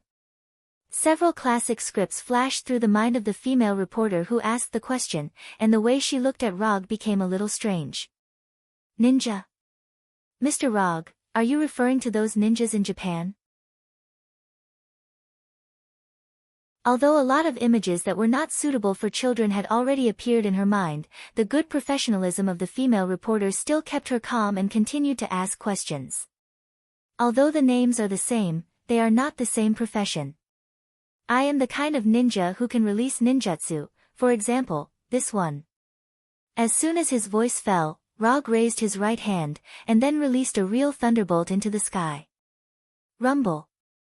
A huge thunder suddenly sounded. Mr. Rog, are you an Earthling, or an alien like Thor, or a mutant like Hulk? The blonde female reporter continued to ask. I'm an Earthling, a pure Earthling, and I'm not a mutant like Hulk. Let's put it this way, ninjutsu is a power that can be learned. I learned these ninjutsu in a place called Konoha Hidden Village. Anyway, no one knows what ninjutsu is, and no one can prove this, so Rog said without changing his expression. A man who can't lie is not a good man. Especially a man who can't lie in front of a woman. Konoha Hidden Village. Where is that place? The female reporter asked a question that everyone was very concerned about, even Ross was seriously waiting for his answer. It's a place isolated from the world, they don't like to be disturbed, and they don't like to leave the village, so I won't tell you the location of the village. Konoha Hidden Village is a ghost. If there is such a place, he won't say such an important thing. After hearing Rog's answer, many people sighed in disappointment. Although they don't know the specific location of Konoha Hidden Village, many people have the idea of starting to investigate Konoha Hidden Village after going back. Including Ross. Then why did you leave the village? It was the same female reporter. Good question, I said so much just to wait for you to ask this question. This is a bit complicated. In Konoha Hidden Village, the most powerful ninja is called the Hokage. The Hokage is the only person who can choose whether to leave the village or not. And I am the current Hokage of Konoha Hidden Village, the fourth Hokage. After that, Rog directly turned around, revealing the red characters on his haori. Fourth Hokage. Rog didn't intend to continue with the title of the Masked Man. Instead of worrying about whether he will get some strange title after announcing his identity, it's better to take the initiative to choose one. When he was choosing his title, he hesitated for a moment, wondering which one he should choose. God of Shinobi, Golden Flash, Konoha's White Fang, Sannin, First Hokage, Fourth Hokage. After thinking about it, he finally chose the Fourth Hokage as his future hero title. Not for anything else, but because the haori of the fourth Hokage is more handsome. And Minato's appearance is a little bit closer to him. Although it's not as good as him, it's not bad. So only the title of the fourth Hokage is worthy of his temperament and appearance. In the next 10 minutes, the reporters asked some questions about Rog and the Thunderbolt agents. Of course, the main questions were about Rog. Although it didn't take long, the content of this press conference was enough to cause a sensation. The news of Rog's new title, the fourth Hokage, and the Thunderbolt agents also spread out at an amazing speed. As soon as the press conference ended, Rog's personal mobile phone rang crazily. Tani, Captain America, Natasha, and Banner all called for the first time. Rog didn't want to answer the calls from Captain America and Natasha for the time being. So he called Tani back first. Fourth Hokage, I have to say, this title is much better than the previous Masked Man. Tani didn't care about Rog joining the Thunderbolt agents at all, and he didn't believe that Rog would go with Ross. Deal, everything is a deal. Tani saw the key point in it at a glance.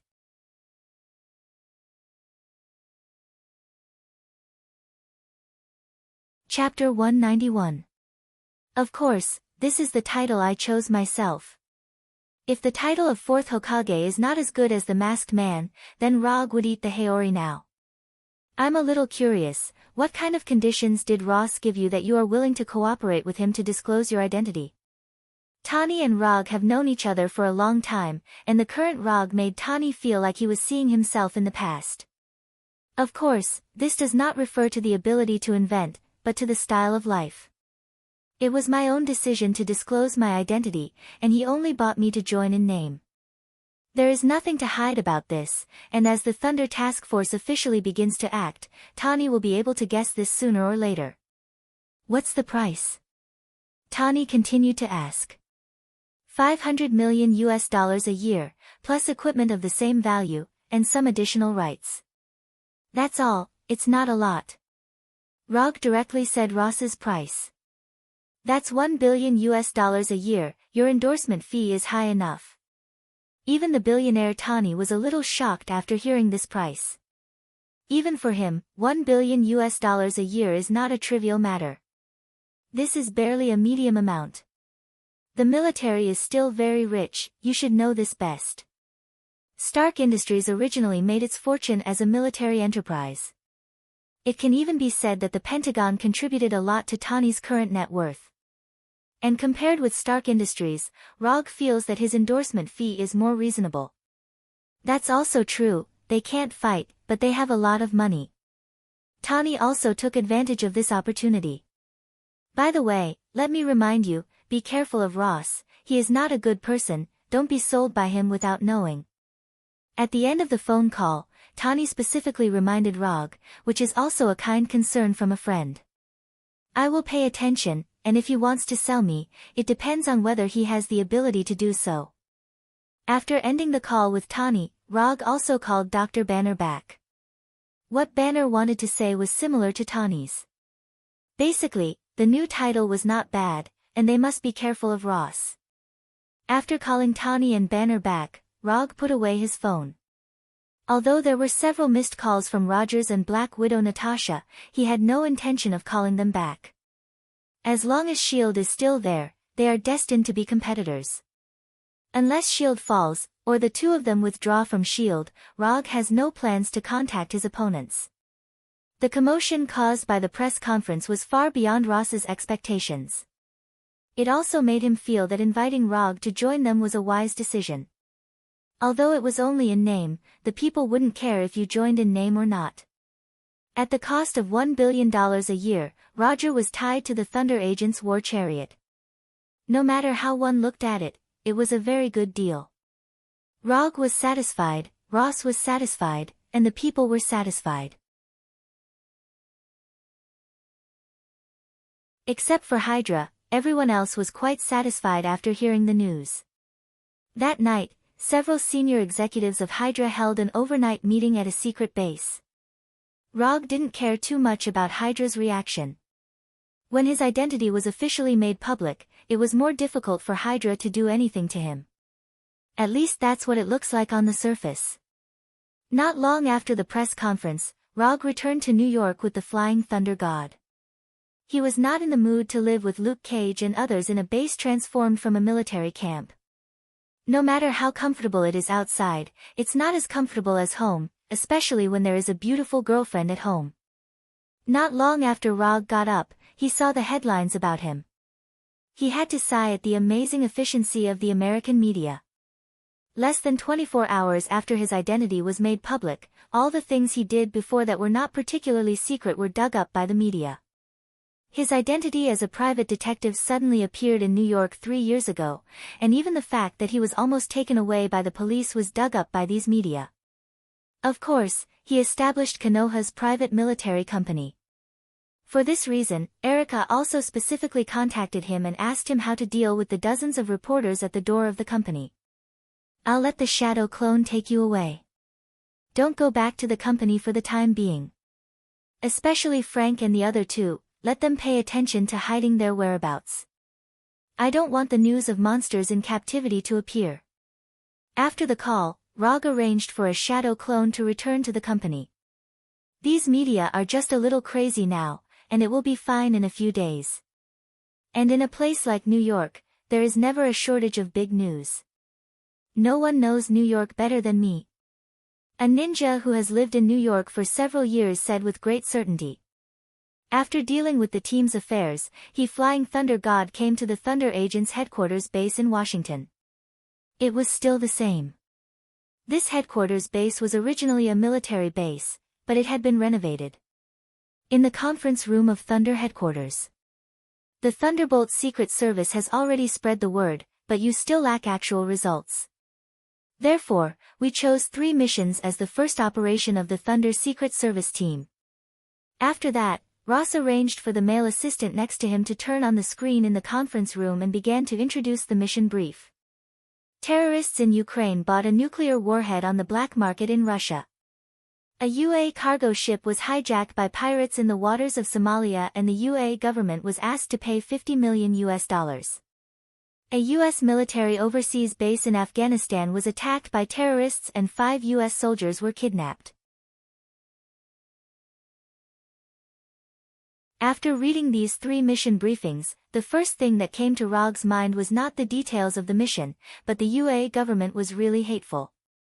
Is this the international charm of the world's most powerful country? I love it. Except for the mission in Afghanistan, the other 2 missions were originally the CIB's missions, but SHIELD intervened. But we took it from SHIELD again, so these 3 missions now belong to us. The missions are not very difficult. 2 people go to each place. There is not enough manpower, so Rog, you have to go on a mission. As soon as Ross finished speaking, Rog threw an unused commission scroll to him. That depends on whether you have the luck. I want the mission in Ukraine, and the reward is no less than $30 million. Before the press conference, Rog and Ross reached some additional agreements.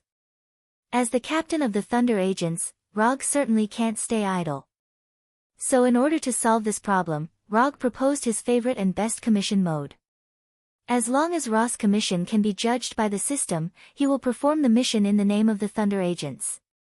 Of course, if Ross is unlucky and the commission does not pass the system's judgment, then he can only blame his bad luck.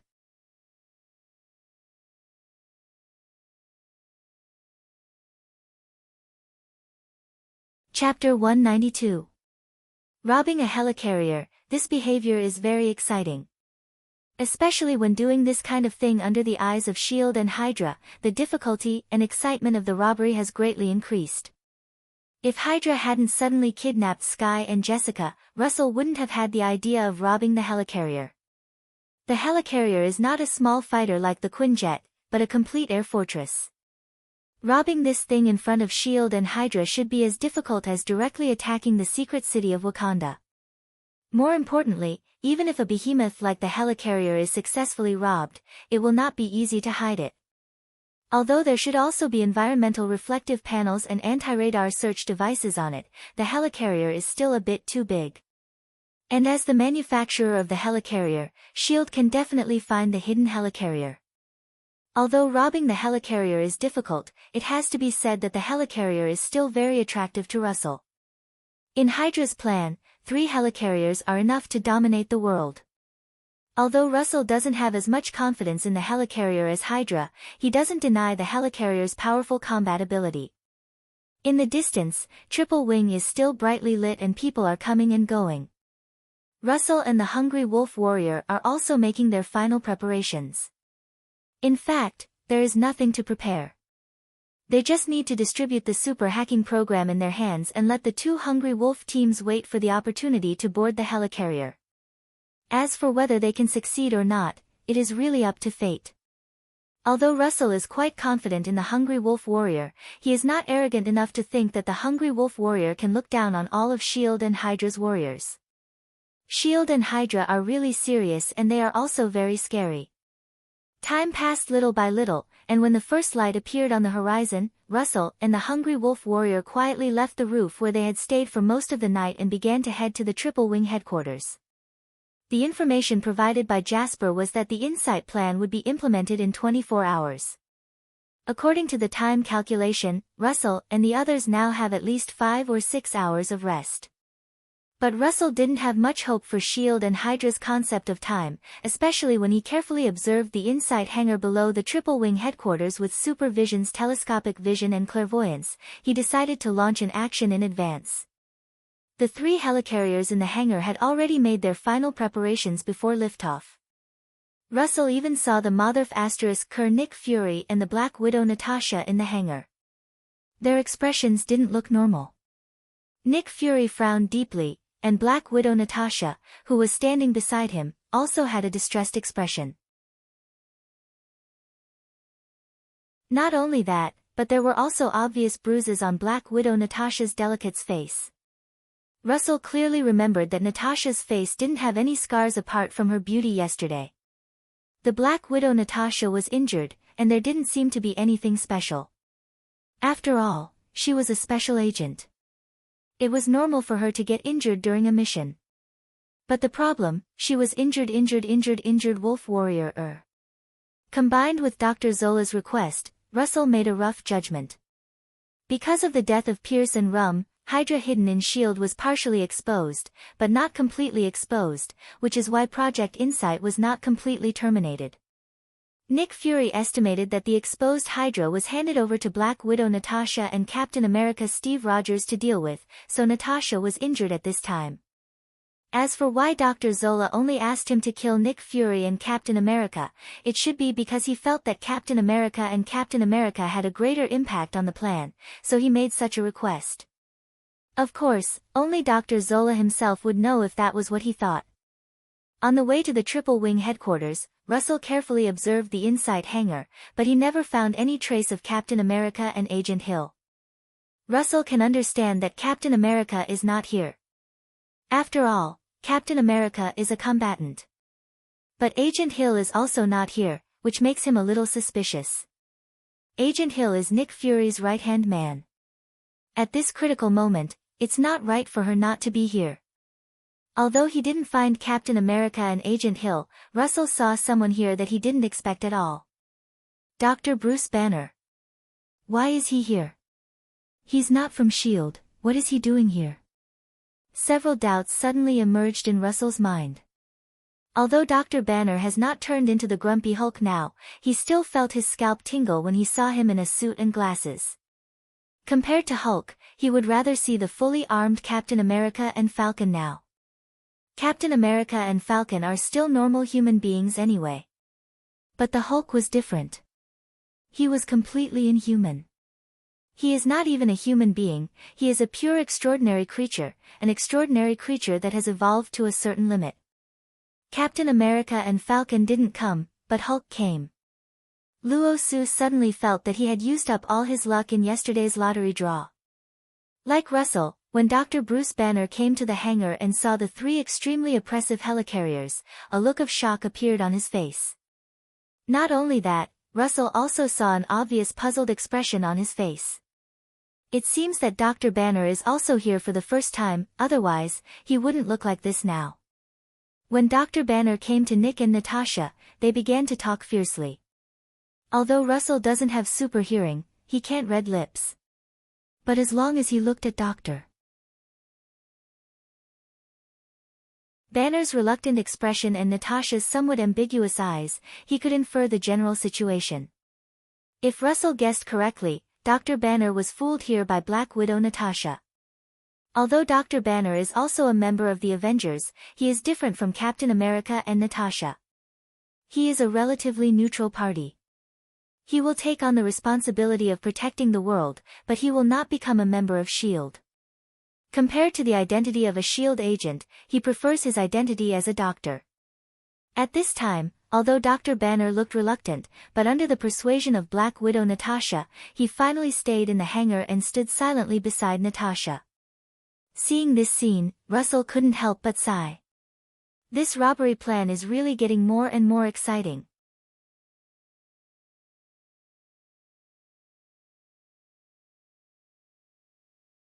Chapter 193. This kind of mission, which requires disguise and intelligence gathering, is actually more suitable for CIB and S.H.I.E.L.D. agents. But in order to give Thunder agents more opportunities to perform, Ross will not care about this kind of thing. For Ross and the military bigwigs behind him, as long as this mission is completed by Thunder agents, then they have sufficient reason to further apply to the White House and take back the rights that originally belonged to them little by little.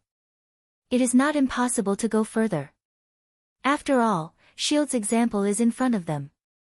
Although Rog and Kara were disguised to a certain extent, the taxi driver still looked at them from time to time when they took a taxi to the hotel where Captain Jack was staying. This is not because the image of the two of them is too outstanding, but because the two of them are a little too unfamiliar now. The taxi driver can see at a glance that they are not locals, but if the two of them are tourists, they are completely different from tourists. As a veteran taxi driver in Kiev for more than 10 or 20 years, the man, who is over 40 years old, immediately thought of something. Are you Interpol? The driver asked in broken English, with a look on his face that said he had understood everything. No, we are terrorists. Rog didn't want to answer the driver's question, but after noticing the driver's uncontrollable excitement, he opened his mouth and gave an unexpected answer. Sure enough, after hearing Rog's answer, the driver's face suddenly turned black.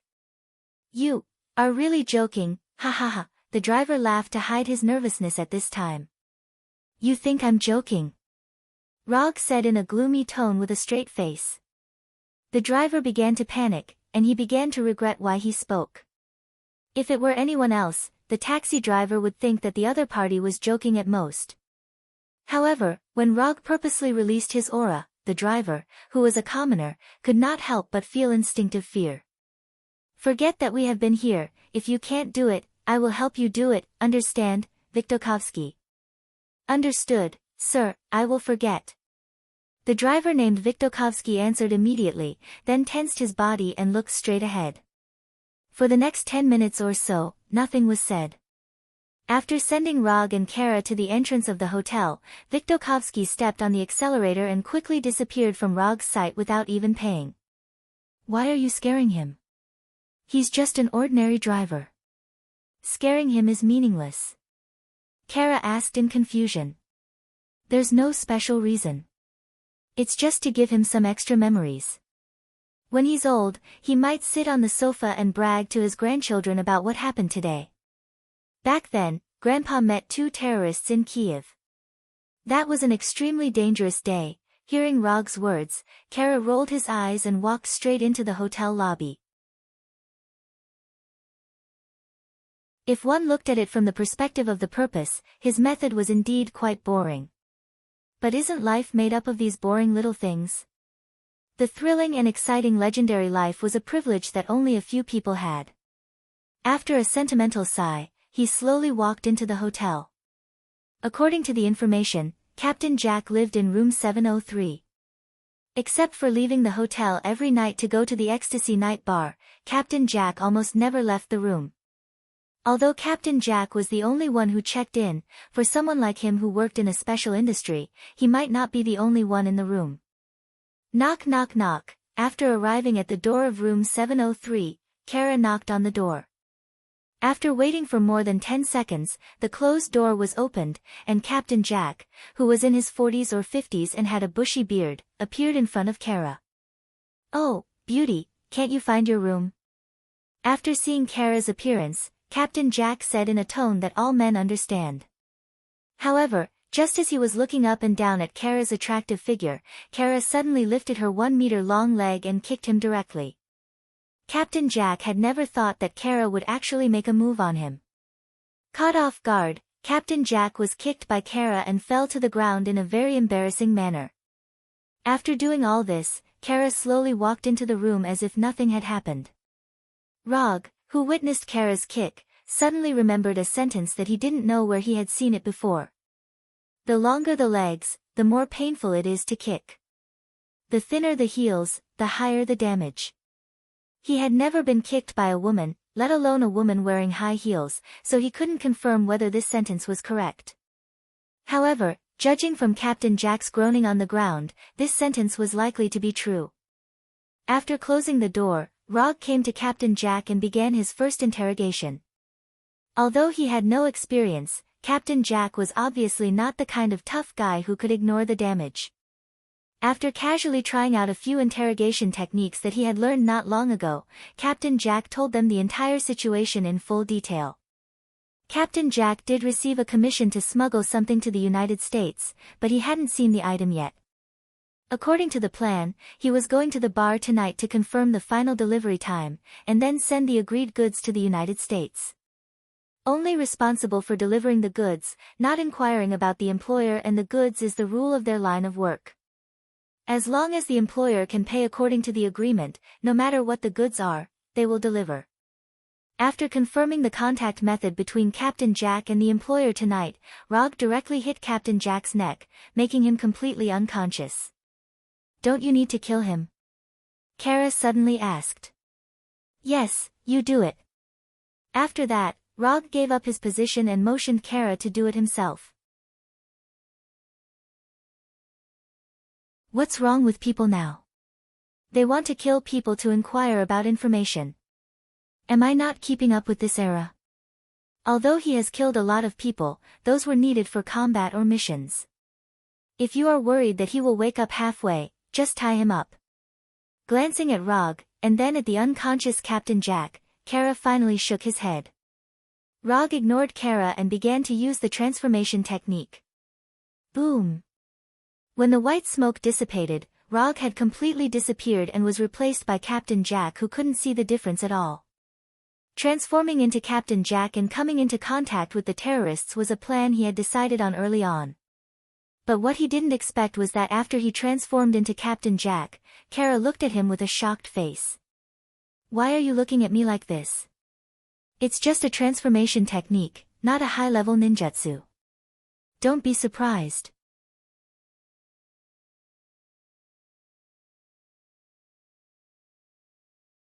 Chapter 194. Although Kara herself had extraordinary power because of the Moonlight Stone, she still felt incredulous after seeing the scene in front of her. Not only was the appearance exactly the same, but even the lecherous expression was exactly the same. If the real Captain Jack was not lying on the ground, Kara would never believe that the Captain Jack standing in front of her was Rog. Don't be in a daze, I'll deal with the rest alone, you go back to the safe house. What he had to face next was not a passerby or a driver, but a terrorist with high vigilance. Instead of bringing an inexperienced newcomer like Kara, it would be better to catch the terrorists in the bar. At least it would save him some effort. Although Rog didn't say it clearly, Kara understood what he meant. You're a newcomer, don't add to the trouble. Go back to where you came from. If it was someone else who did this to her, Kara would definitely let that person enjoy the extraordinary power of the Moonlight Stone. But when that person was Rog, the situation was completely different. Kara would rather fight with the red tank than face the feeling of disgusting bugs crawling all over her body again. Thinking of this, Kara couldn't help but tremble slightly, as if there were bugs crawling on her body at this time. Okay, then I'll go back first. Without any hesitation or dissatisfaction, Kara turned around and left decisively. When night fell, Rog, who had transformed into Captain Jack, left the hotel and took a taxi to the Ecstasy Night Bar. Before leaving the hotel, he enjoyed the highest standard dinner that the hotel could provide. As for the bill, of course, Captain Jack paid for it. Isn't it reasonable for Captain Jack to pay for what he eats? Rog thought that the bar that could be chosen by Captain Jack and the terrorists wouldn't be too bad. But when he came to the bar, he felt that he had overestimated Jack and the others. It seems that the smuggling and terrorist industries haven't made much money in the past few years. After lamenting in his heart, Roger walked into the bar that was not modern at all. Because it was still early, there weren't many guests in the bar. But with the environment of the bar, even during the night peak, it was estimated that there wouldn't be many guests. Soon, Roger saw the rumored middleman. He walked to the bar counter where the middleman was. 2 glasses of vodka, no ice. 1 for Russia and 1 for America. This secret code was really stupid. Rog said in Captain Jack's usual manner of speaking. As soon as he finished speaking, the middle-aged man next to him turned to look at him. The bartender was not the terrorist's contact. The customer next to the bartender was. No energy reaction, ordinary person, 0 threat level. When he turned to observe the man, Rog quickly judged the man's strength. However, before the man could answer, a voice suddenly came from behind him. Old Jack, can that little boat of yours still cross the Atlantic Ocean? Don't be blown over by the storm. Who was this guy? Looking in the direction of the voice, he saw a tall man dressed like a Viking. What's wrong? You don't recognize me? Or was your brain eaten by a shark? The man who suddenly appeared mocked loudly. As long as the brain hasn't crashed, anyone can see that he was deliberately looking for trouble. Get out of here. Rog didn't know what the relationship between Captain Jack and this man was, so he could only choose to use an answer that was suitable for any relationship. Oh, I see, old Jack, you are talking about business. After that, the man came in front of the terrorist contact and patted him on the shoulder. He said without hiding anything, "Young man, if you want to do business, you can come to me. I'm much more reliable than old Jack. Can't let this guy continue." Rog intends to use the hypnosis ability of Sharingan to solve this guy who came out of nowhere. However, just as he was about to make a move, the man said something that completely exceeded his expectations. He is not old Jack, he is a spy for the Americans. As soon as the man who deliberately dressed like a pirate finished speaking, the terrorist's face suddenly changed, and he pulled out the pistol from his waist without thinking. Damn it! Rog cursed in his heart. At this time, the situation no longer allows him to continue to disguise, and there is no need to disguise. As soon as the terrorist's contact pulled out the pistol, Rog came in front of him lightning and grabbed his right hand holding the gun. Kacha! With a little force, the contact's right hand was easily broken by Rog like a toothpick.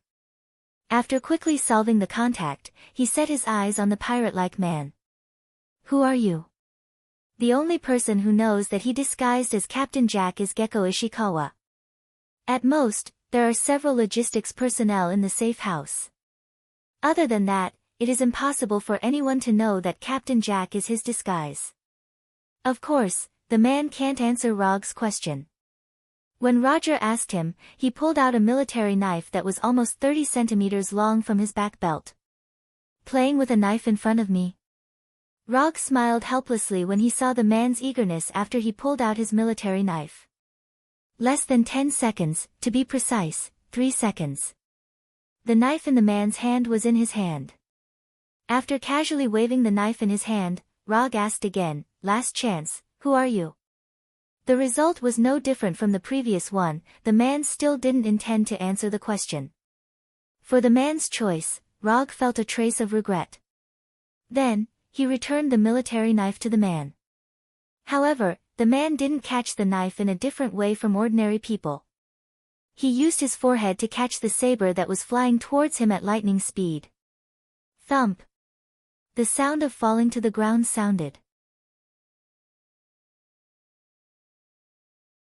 Rog ignored the man who came out of nowhere, directly grabbed the contact whose right hand was broken, and took him out of the bar. On a rooftop near the bar. Why? Why did you do this to me? Rog said helplessly, his face full of disappointment. The contact looked at the annoyed Rog with a confused face, completely unable to guess what he was going to do. I plan to be a proper ninja, collect intelligence, sneak in, eliminate the target, and complete the mission. Why can't you let me complete all the procedures? As soon as his voice faded, Rog's eyes fell on the contact. I'm in a bad mood now, so I sincerely remind you, don't have any thoughts you shouldn't have. Otherwise, I'll chop you up. After that, he took out the bone knife that he took from the roadside restaurant.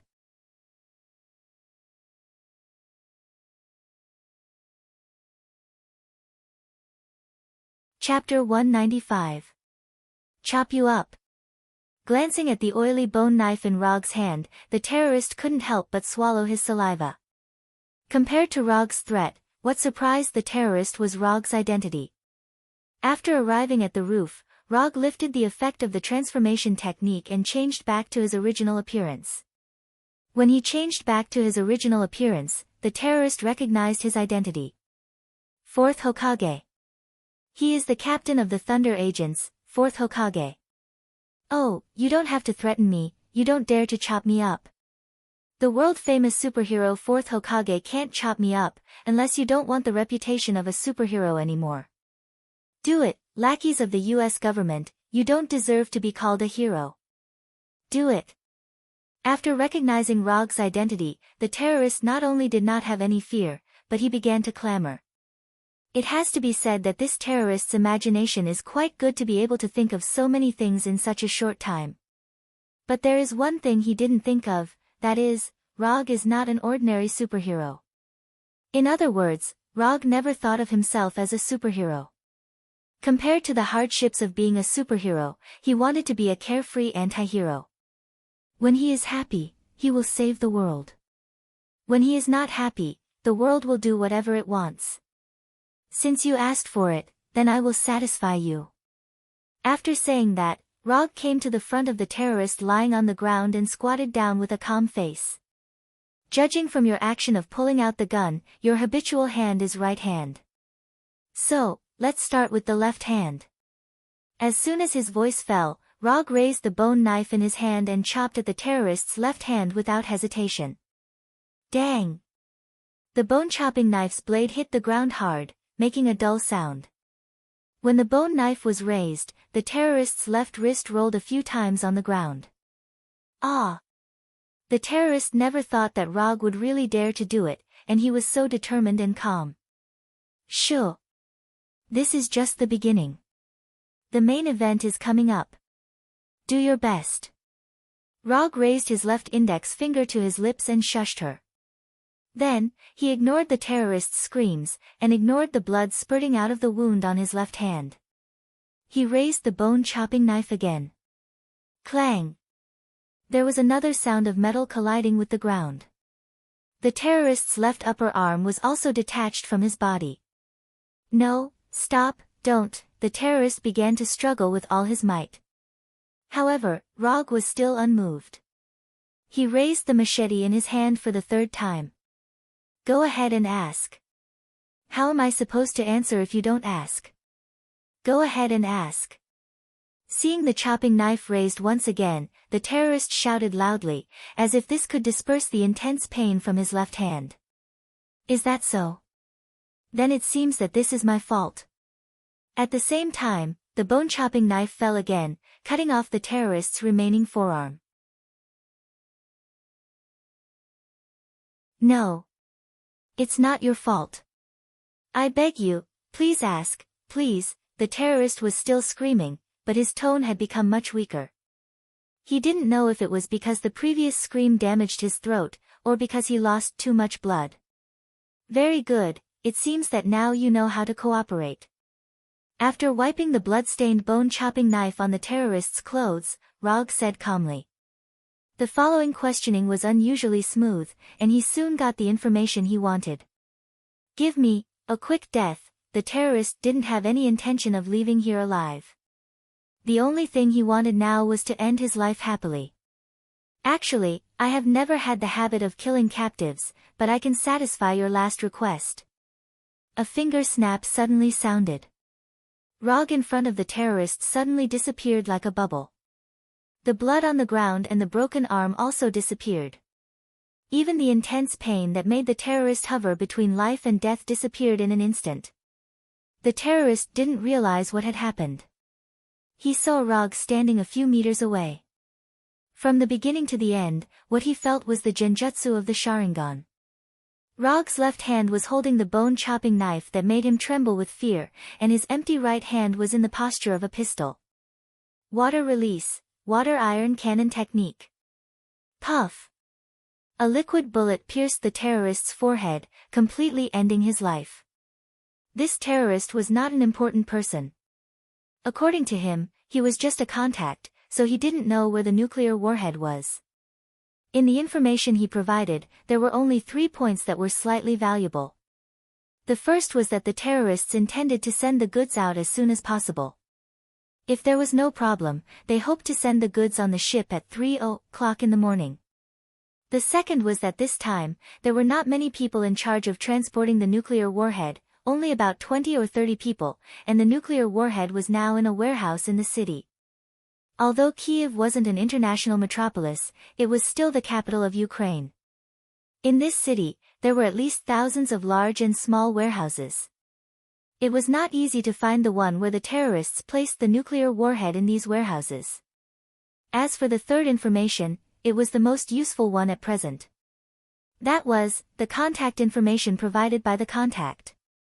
Although the contact didn't know where the nuclear warhead was placed in the warehouse, he knew how to contact the terrorists who were guarding it. According to the original plan, after confirming the final time with Captain Jack, he would contact the terrorists and inform them of the final result. Although there were some accidents, the terrorists may not know what happened in the bar now.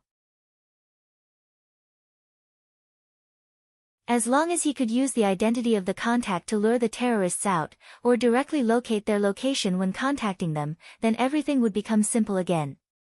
Of course, the premise of all this was based on the premise that the terrorists didn't know what happened in the bar. After throwing away the bone-chopping knife in his hand, Rog teleported back to the safe house with the Flying Thunder God and roughly explained the current situation to Kara and others. When the logistics technicians in the safe house were ready, Rog asked a technician who could speak Ukrainian to make a call. Although the voice of the technician was not the same as the contact, there was no other way. Rog could transform into the appearance of the contact, but the problem was that he didn't speak Ukrainian. The contact could speak English because the person he wanted to contact was the UA Captain Jack, which may be the reason why he was chosen as the contact. More than 20 seconds later, the phone was still not connected.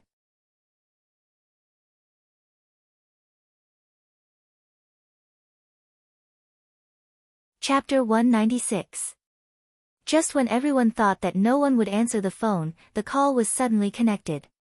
At #%#yen there was an authentic Ukrainian voice on the phone. But except for the technician who made the call, no one present understood the meaning of this sentence. The technician quickly replied and communicated with the terrorist on the other end of the phone. Although they couldn't understand their conversation, judging from the current situation, the terrorist guarding the nuclear warhead didn't know what happened in the bar. When the Ukrainian technician communicated with the terrorist, the remaining technicians quickly began to track and locate the phone. Although these technicians are not professional agents from the CIB and SHIELD, it is not difficult for them to track the location of a phone call. The terrorist on the other end of the phone didn't realize anything, and the technician on the safe house side had already completed the location. The signal came from a warehouse on the outskirts of Kiev. Mr. Rog, I told them the time and place of receiving the goods tonight according to your request, and they will arrive at the port on time with the goods. After the call ended, the technician in charge of the call reported to Rog. Rog didn't have any military rank, but his identity as the captain of the Thunder agents made him the highest-ranking person on the scene. Thank you for your hard work. But they won't have a chance to arrive at the port on time. It was only 8:00 in the evening, more than 6 hours away from the agreed 3:00 in the morning. Rog didn't intend to waste time here, so he planned to go directly to the warehouse located and solve all the problems at once. Put on your battle suit, we should go. It was also time to end this agent game. After hearing Rog's words, Moonlight Shkala didn't hesitate and immediately went to the room and changed back to the white uniform that fully highlighted her graceful figure.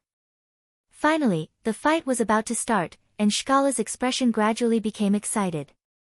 More than 20 minutes later, Rog and Shkala arrived near the warehouse on the outskirts. After arriving near the warehouse, Rog didn't launch an attack immediately, but used chakra to perceive the situation of the warehouse. 34 ordinary humans didn't have any abnormal energy response. He couldn't sense whether the nuclear warhead was inside. He could only sense life energy and energy intensity, and radioactive materials such as nuclear materials were not in his sensing range. Unless the nuclear warhead exploded, he would not be able to sense the location of the explosion. But at that time, it didn't matter whether he could sense it or not. There aren't many enemies inside, and their weapons are just some conventional gunpowder weapons, so it's not very difficult to deal with them.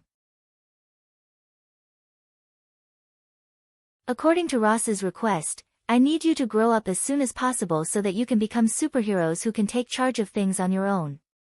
So, you'll be in charge of the main attack, and I'll be in charge of covering you. Unless you really can't handle it, or if your life is in danger, I will only help. Do you understand? This was something that Rog and Ross had agreed upon a long time ago. While he was the captain of the Thunderbolt Secret Service team, he had to do his best to help the other members grow. Of course, this so-called growth was not for him to teach the other members how to fight, but for them to gain more combat experience. Simply put, he was the last line of insurance for the Thunderbolt Secret Service team.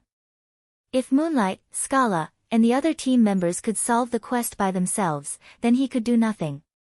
But if they couldn't solve it, or if their lives were in danger, he would be responsible for dealing with the aftermath. Of course, this was only limited to when he was participating in a mission. Understood. Scala had no objection to Rog's arrangement. And she didn't think that the terrorists in the warehouse could pose any threat to her.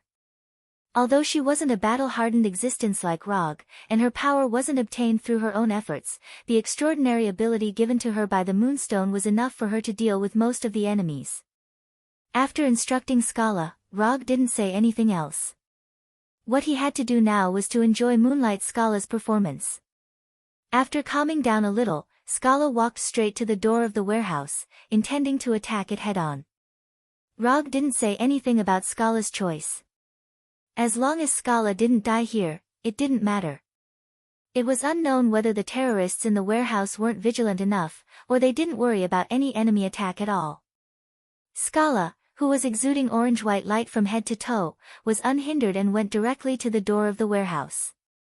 Moonlight Scala was obviously not the kind of person who would sneak in and secretly deal with the enemy. After coming to the warehouse door, she raised her hands and launched an orange-white beam of light. Boom! The beam of light hit the dilapidated door of the warehouse without any suspense, blasting a big hole in the door. The huge sound resounded throughout the warehouse in an instant, and the terrorists in the warehouse understood the situation at this time even if they were slow to react. There are enemies attacking. It didn't take long for fierce gunshots to ring out in the warehouse.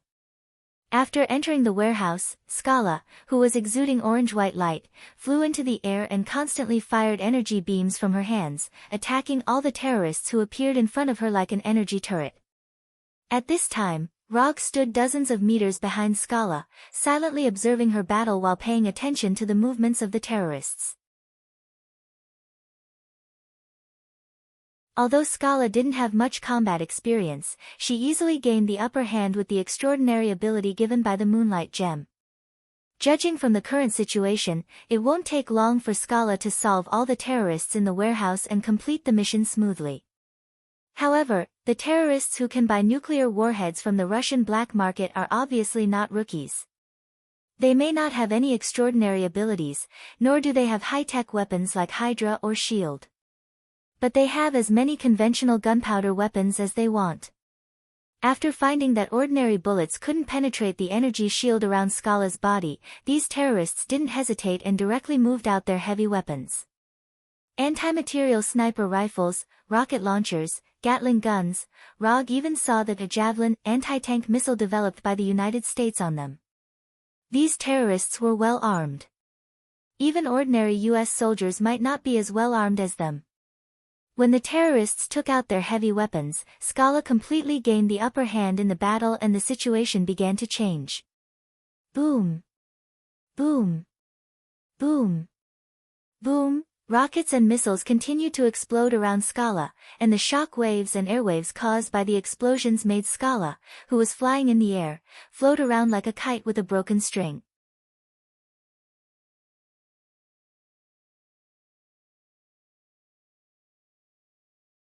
Chapter 197. Still not enough experience. If Kara had been a little more cautious, instead of relying on her extraordinary ability to go on a rampage, she would definitely not have been used as a target by the terrorists. The bullets from the Gatling gun hit Kara's energy shield like a storm, creating ripples on the energy shield. What's worse, because of the suppression of the Gatling gun, Kara couldn't care about other attacks. Rockets and anti-tank missiles exploded one after another in front of her. If it weren't for the Moonlight Gem, Kara would have been blown to pieces. Rog thought that he could easily watch the battle as a spectator, and then smoothly end the mission. But Carla's performance directly shattered his beautiful dream. He really didn't want to do it. Although he thought so, he still summoned his new Haori, the Yondaime Hokage's white Haori. Along with the Haori, dozens of flying Thor kunai were summoned. Although there were only 9 flying Thor kunai enchanted by Odin, but for a ninja who regarded flying Thor as a talent, how could he not have flying Thor kunai? In his summon scroll, there were a total of 300 flying Thor kunai. Don't ask why he saved so many. If you ask, it's because he has too much money. After putting on the Haori, Rog began to use his ninjutsu. Wood release, wooden spindle wall. In the blink of an eye, a semicircular wall made of wood appeared in front of Kara, completely enveloping her. Lightning body flicker. What followed after the wooden spindle wall wasn't flying Thor, but lightning body flicker. Rog's figure disappeared in an instant, and a weak electric current that had yet to dissipate appeared where he had been standing. Leave the rest to me. As soon as his voice fell, Rog picked up Kara, who was half kneeling on the ground, and once again used lightning body flicker. The next second, he carried Kara to a corner of the warehouse, and then directly put Kara down. It felt good. After putting Kara down, he disappeared again. Until now, the terrorists did not know that Kara was no longer behind the wooden spindle wall. Bullets and missiles continued to bombard the wooden walls, and dazzling explosions continued to rise. Although the sudden appearance of the wooden spindle wall surprised these terrorists, they did not associate the wooden spindle wall with Rog. It was common knowledge that his superpower was the ability to control lightning. Rog had no intention of correcting these terrorists' thoughts. While they were crazily attacking the wooden spindle wall, he had the shadow doppelganger throw the dozens of Thor kunai that he had summoned to every corner of the warehouse. After the shadow doppelganger was done, he walked into the terrorists' line of sight. Seeing Rog walking out from the shadows, these terrorists first revealed a trace of doubt, then their complexions suddenly changed, and they immediately turned the muzzle. When they first saw Kara, they felt that Kara was very similar to the superhero Moonlight Stone from the Thunder Secret Service. It's just that Kara did not show superpowers at the press conference, so even if she was wearing the same battle suit, they did not immediately confirm Kara's identity. However, when Rog came out in a white Haori, they finally confirmed this guess. Thunder Secret Service's Moonlight Stone Kara, and the fourth Hokage Rog. These terrorists didn't take Kara, a new superhero, too seriously.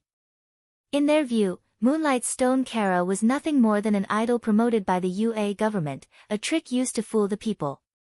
Kara, who had no record, of course, could not be taken seriously by them. However, Log was different. He was a ferocious man with actual battle records. When anyone mentioned him, they would involuntarily think of the scenes of him killing the alien soldiers in New York. A person's name, a tree's shadow. No matter how arrogant these terrorists were, they would not think that they would be a match for Rog, who could cut down aliens like vegetables. For a while, all the muzzles and cannons were aimed at him. Looking at these terrorists who seemed to be facing a great enemy, Roger suddenly sighed. He didn't know when he would be able to get the same treatment as Minato. If I encounter a golden flash, I can give up the mission without any punishment. I have to continue to work hard. And Rog hoped that his future treatment would be a little higher than Minato's. Minato's treatment was only limited to the ninja world, and he hoped that his treatment would be universal. But this kind of thing can only be thought in his mind for the time being. He has not received this kind of treatment on Earth, let alone the whole universe. Although this goal is a bit far away, it is also a direction worth working towards. When the terrorists aimed all their muzzles at Rog, Kara, who was placed in the corner of the warehouse by Rog, also sneaked out. She wanted to see how Rog would deal with these terrorists. Rog is strong, she knows this, but she wants to know how strong Rog is. Kara, who personally experienced the bombardment of modern gunpowder weapons, wanted to see how big the gap between herself and Rog is. Cheer up. The opposite is the Yondaime Hokage. As long as we kill him, the entire United States government will be afraid of us. He is only one person, don't be afraid. These terrorists shouted loudly one after another in Ukrainian. Rog couldn't understand what they were saying, but this didn't affect what he was going to do next. They saw him suddenly take out a flying Thor kunai and play with it in his right hand. Just when everyone thought that he was going to use the flying Thor kunai to launch an attack, he suddenly threw the kunai up. Da-da-da-da-da. At the moment when he threw the kunai, the terrorists who were already prepared didn't hesitate and immediately pulled the trigger.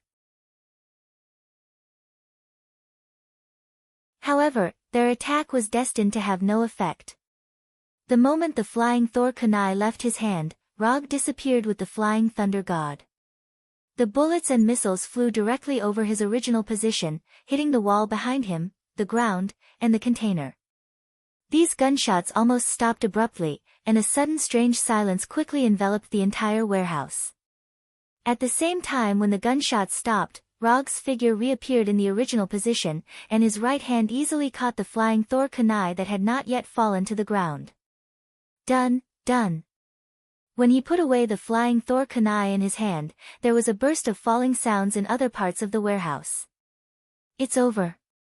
Kara thought that she would be able to see a wonderful battle, but the reality was completely different from what she had imagined.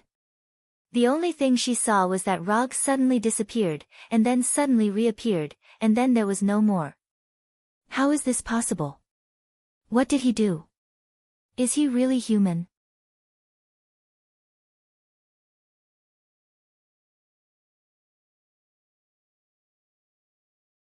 Chapter 198. Inform the military to deal with the aftermath, I'll go back first. Rog ignored Kara, who was in a state of shock and confusion, and directly ordered. Taking care of more than 20 ordinary terrorists in one go was nothing to be surprised about. Minato can kill 50 rock shinobis at once with the same flying Thor. Compared with the rock shinobis, the terrorists don't seem to be on the same level. Not to mention that the number of enemies is only about half of Minato's. Before the flying thunder god left the warehouse, Rog didn't forget to let the shadow clone recover the Thor that was thrown out. Until Rog's figure completely disappeared, Kara still couldn't believe the scene in front of him. So many terrorists, how could they die so easily? Even if there were more than 20 chickens, they wouldn't die so easily. Rog didn't pay attention to what happened next in the warehouse, but the day after he returned to New York, he saw Ross once again hold a press conference. All 3 missions were successfully completed. The Thunder Secret Service team finally delivered the first answer sheet as a superhero team. Before Ross held the press conference, Rog received 30 ninja coins from the system. Unconsumed ninja coins, 335. After redeeming King Kong seal and 4 symbols seal, his ninja coins that didn't change for a long time finally began to increase again. After announcing his identity in public, he can no longer receive ninja coins through Konoha's company as before. But this doesn't have much impact on him. As early as half a year ago, he used Konoha's company to accept commissions, but none of them passed the judgment of the system, and he wasted several commission scrolls. Since then, he rarely personally executed the commissions received by Konoha. Just when Rog was enjoying his rare leisure time, a fierce father and son quarrel occurred in the hall of Asgard's Golden Palace, far away from the earth. You are taking a risk. If you fail, the weapon will fall into the hands of the enemy. Odin, holding the Gungnir, stood in the hall of the Golden Palace, which was originally magnificent, but now seriously damaged, and directly rejected Thor's proposal. It will only be more dangerous if we just sit here and wait. His fleet may be hovering above us right now, and we won't know. Thor did not give up and continued to persuade Odin. When he arrives, his men will be defeated by tens of thousands of Asgard soldiers. Odin remained unmoved.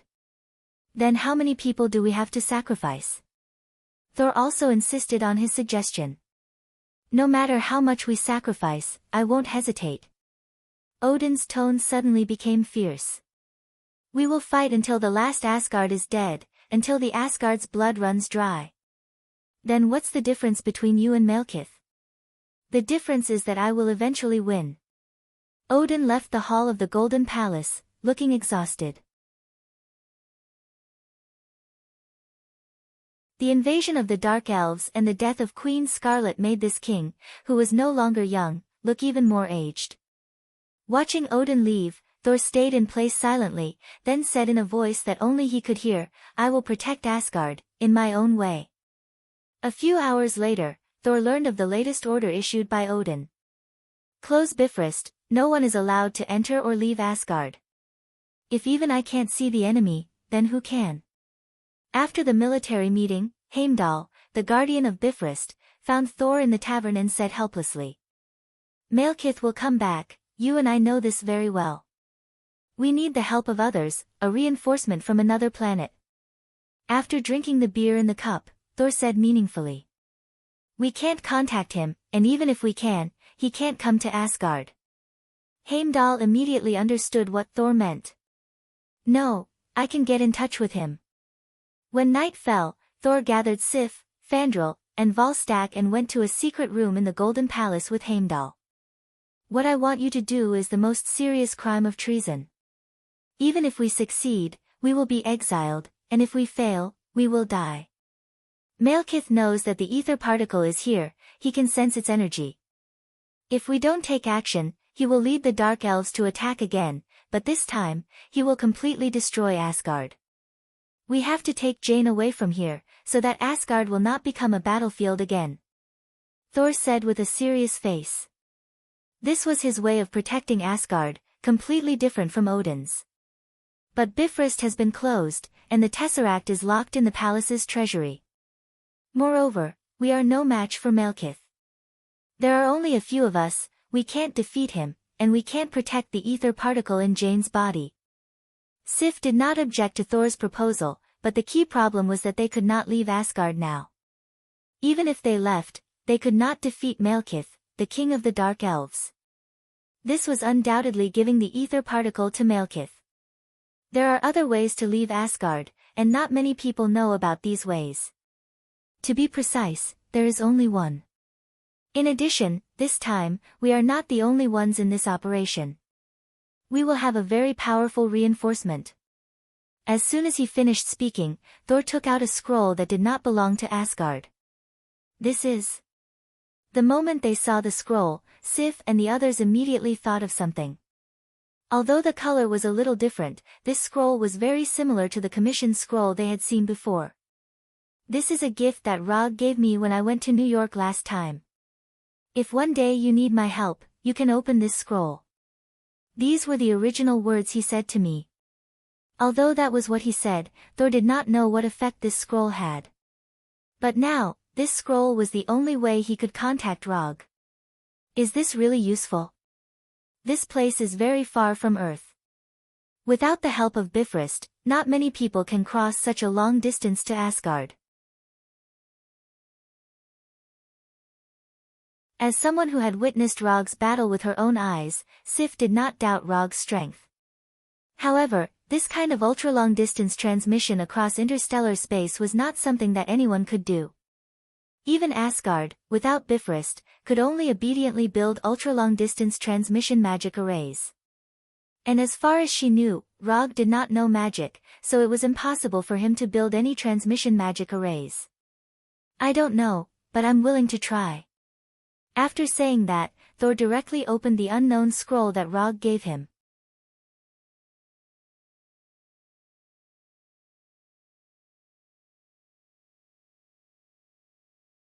Chapter 199. Bang! As soon as Thor opened the scroll, a cloud of white smoke appeared out of thin air in the room. When the smoke dissipated, Rog's figure appeared in front of them. Did he really come to Asgard? Thor and the others looked at Rog in disbelief and couldn't react for a while. I'm not the main body, I'm just a shadow clone of the main body. After seeing the puzzled look on Thor and the others' faces, the shadow clone immediately explained. This scroll isn't a teleportation scroll, it's just a simple shadow clone scroll. Rog left a shadow clone technique in the scroll, and he also left enough chakra technique in the scroll. This kind of scroll can be exchanged in the system, and the price isn't expensive, 1 ninja coin can be exchanged for 1. Can you get in touch with Log? Is he the main body you mentioned?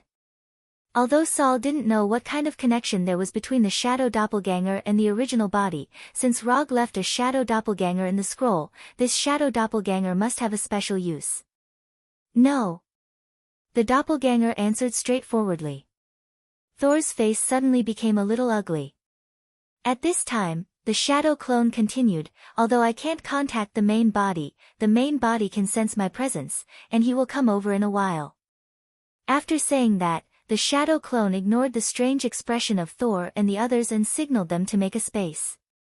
At the same time, Rog, who is far away in New York, sensed the appearance of the shadow clone.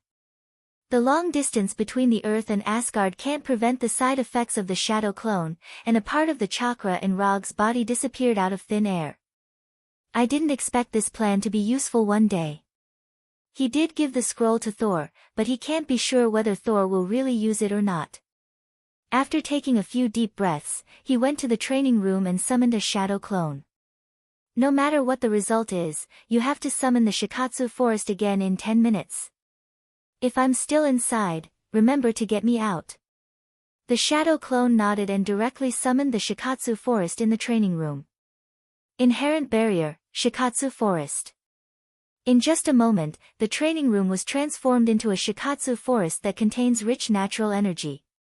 The Shikatsu forest summoned by the shadow clone wasn't that big, only about 10 square meters. It didn't even cover the entire training room. However, the current Logue did not need a large area of the wetbone forest. The shadow clone's plan, the size of the forest is not the size of the plan. After the shadow doppelganger summoned the wetbone forest, Rog went straight to the wetbone forest that looked like a little garden. He summoned a rectangular iron box. The iron box is about 2 meters long, half a meter, and from the outside, it looked like a coffin. Well, it is a coffin of the coffin, but it's a metal coffin. The outer layer is vibranium and the inner layer is URU metal.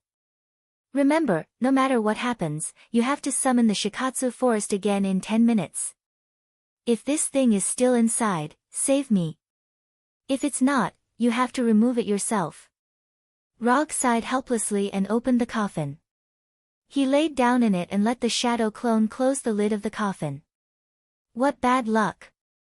Regardless of whether the plan succeeds or not, he has to ask for compensation from Thor. Or else, it won't be able to make up for the mental damage. Before this, he had experimented on chimpanzees and other animals over 100 times, and none of them had failed. However, an experiment was just an experiment. No one could guarantee what would happen when they actually operated it. What if Lady Luck is not happy these few days and gives him a debuff?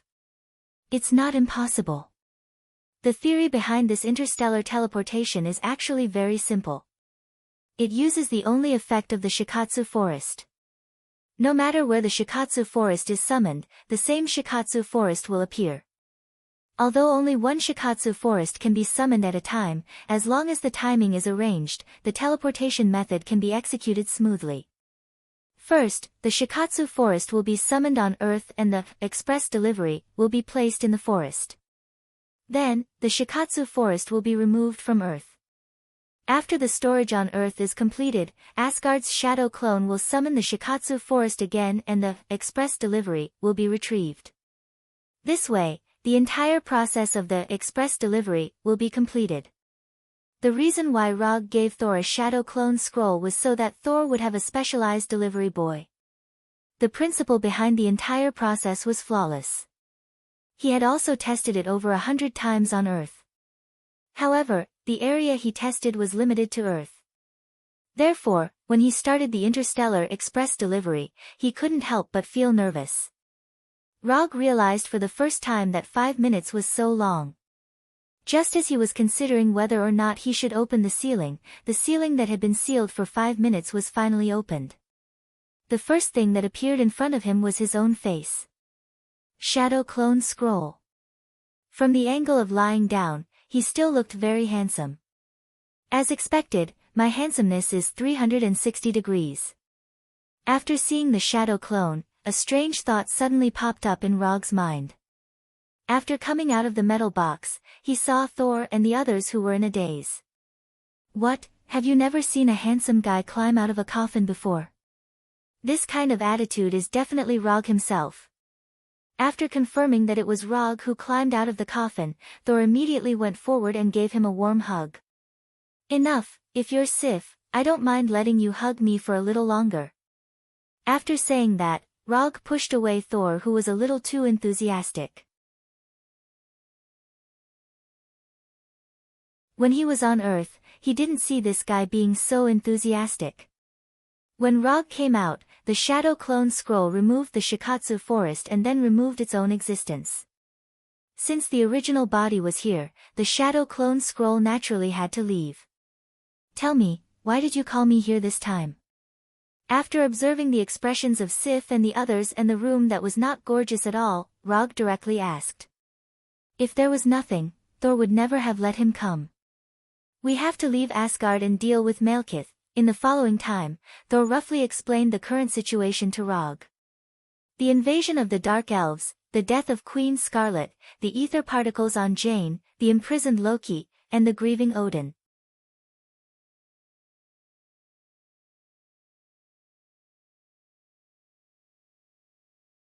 Chapter 200.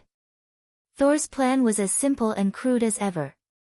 The only thing that had improved was that he no longer underestimated any enemy. However, Malekith, the king of the Dark Elves, was indeed not an opponent to be underestimated.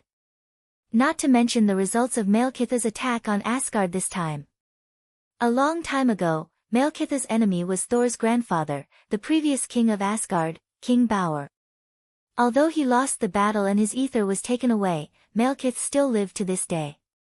Generally speaking, the king of the Dark Elves, Malekith, was an opponent who was not lacking in both martial strength and strategy. Rog has arrived, so what we have to do next is to bring Loki out of the dungeon.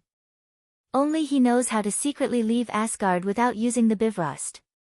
As soon as Thor finished speaking, Volstark, who was sitting next to him, shook his head helplessly. I know you don't like Loki, but we can only rely on him now. Thor knew very well what others thought of Loki. If it weren't for his and Queen Frizz's insistence, Loki might have been sentenced to death by Odin the day he was brought back to Asgard. Well, let me interrupt you first.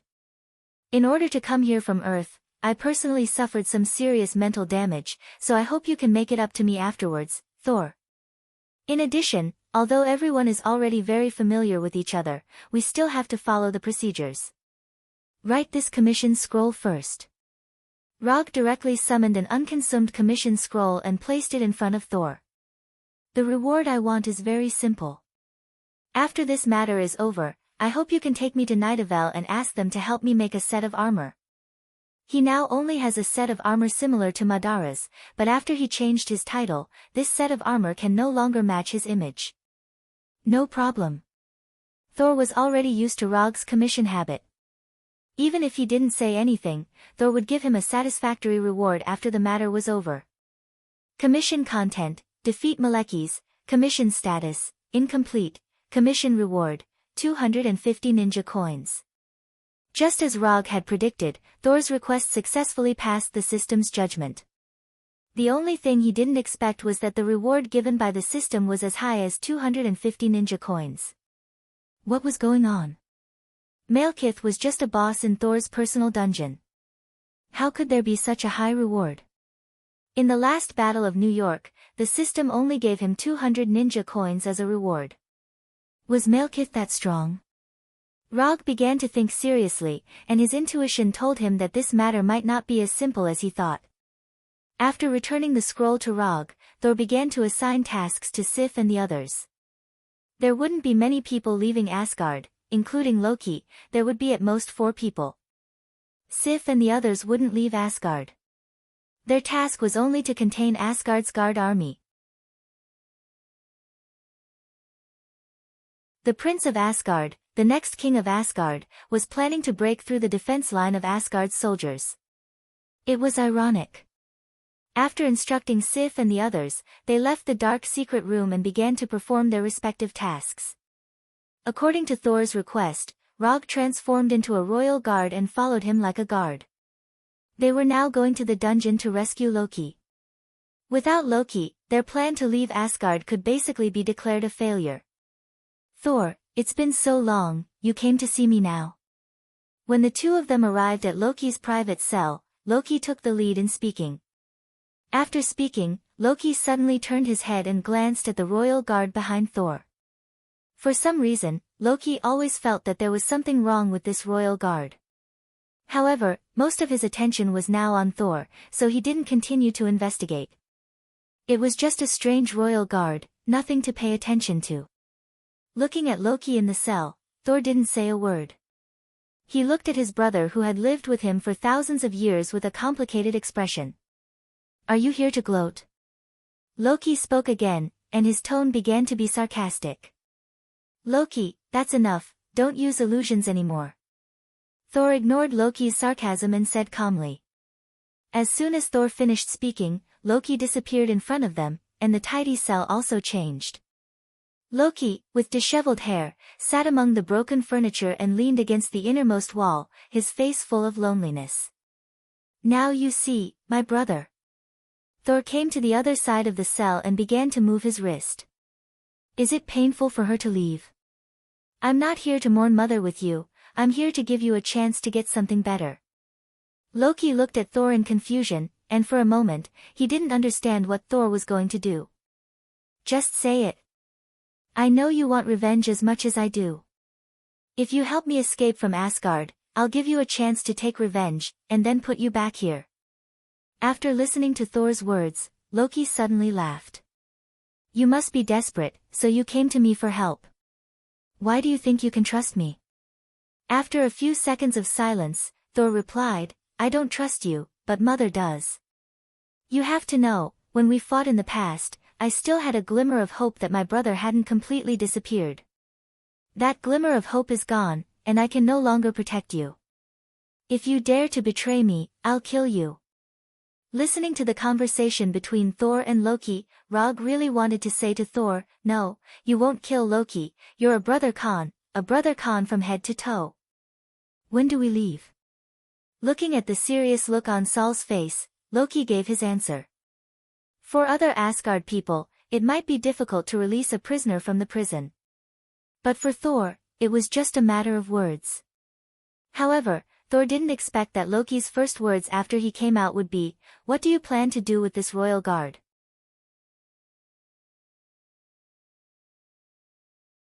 He'll definitely tell Odin, and then you and I won't be able to go anywhere.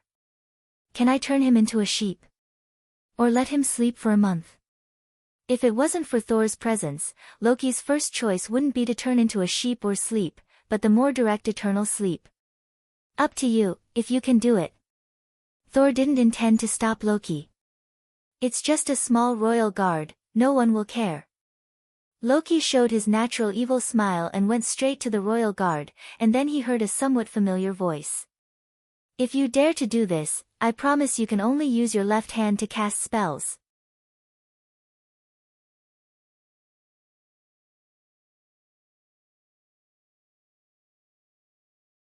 Chapter 201.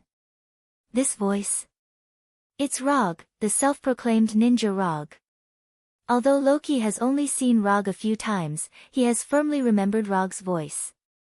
He would never forget that it was Log who had ruined his plans time and time again, causing him to walk step by step into the tragic situation he was in today. The smile on Loki's face suddenly disappeared, his whole body involuntarily took a few steps back, his hands immediately surged with a strange magical light. Kill this guy, use his blood to wash away his anger. As soon as this idea came to his mind, it was thrown to the back of his mind. Oh, I didn't expect you to come, it seems that my brother is well prepared this time. After looking at Rog vigilantly for a few seconds, Loki removed the magical light surging in his hands and restored his original expression of wanting to see the world in chaos. Because I know you're here, I came specially, isn't it a surprise? Bang!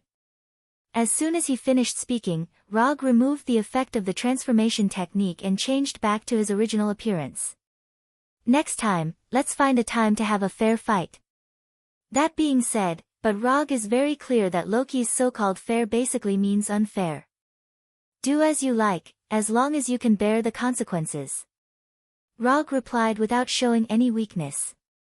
Although Loki has a lot of small tricks, his overall strength is limited, so he doesn't need to worry too much. Let's talk about that later, we have to leave Asgard as soon as possible. Thor is very clear about the character of Loki and Rog, he is too lazy to stop the two of them from fighting. Under Thor's lead, the three of them quickly left the dungeon and moved quickly in the Golden Palace. This kind of secret operation is too unlike your style, you even called Rog, you really don't consider using brute force to fight your way out, that would be much easier. Maybe it's because he has been imprisoned for too long, but after leaving the dungeon, Loki suddenly turned into a chatterbox. He has been chattering in front of Thor and Rog. Where's your doppelganger? Why don't you summon hundreds of doppelganger to attract the attention of the guards? This way we can leave more easily. After talking to Saul, Loki turned his head and said to Roger, don't worry. Thor, who has been keeping a straight face, began to warn Loki, if you don't shut up, I'm going to do it. Well, I'll listen to you, I'm not here. As soon as his voice fell, Loki used an illusion technique to turn himself into the appearance of the palace guards. How? I'm not worse than you are, I'm one of the best mages in Asgard. If you don't shut up, I'm going to do it.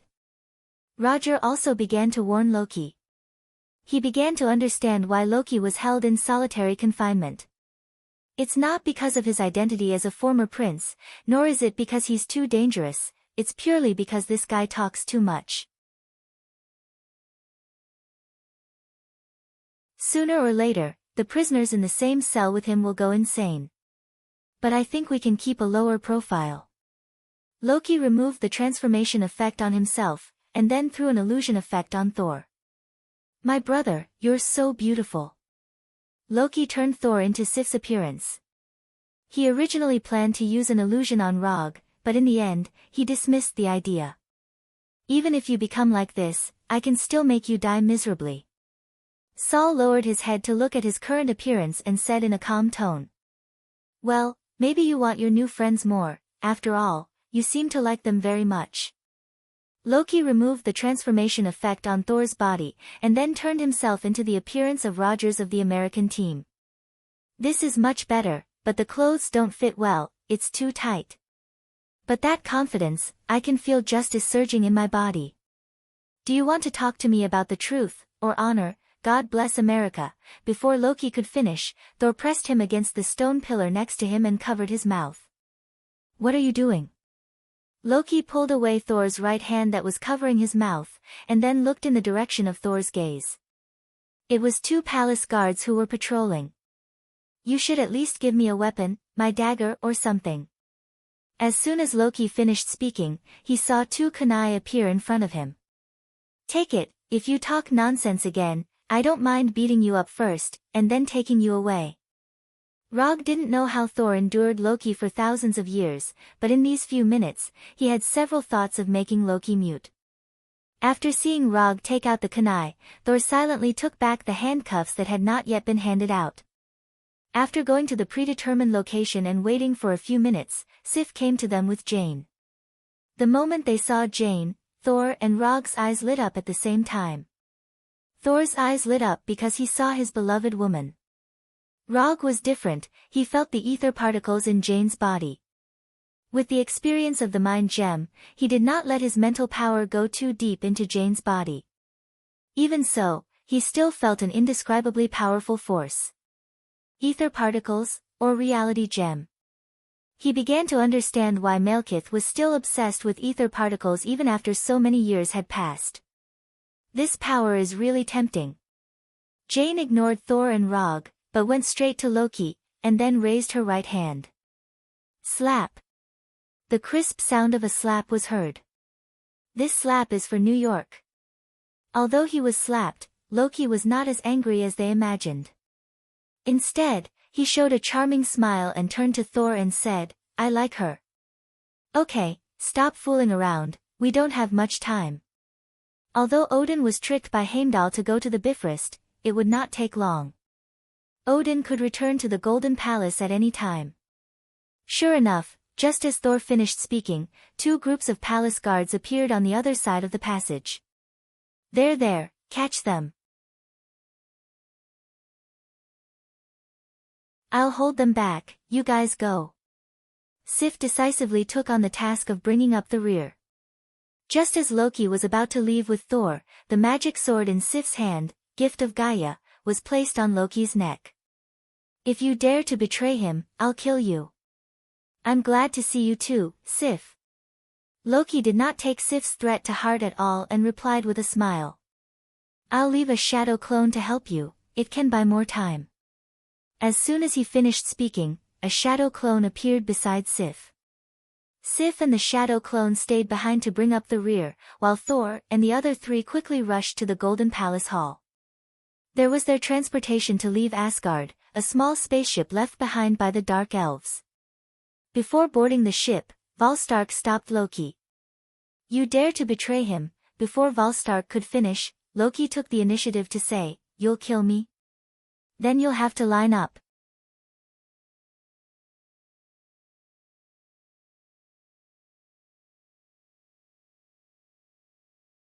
Chapter 202. Although Thor did not use Thor's hammer to carve out a bloody path in Asgard, to be honest, the plan to drive the Dark Elves' spaceship away was not much better. Especially when none of the 4 people on the ship knew how to drive the spaceship. "Are you sure you know how to drive this thing?"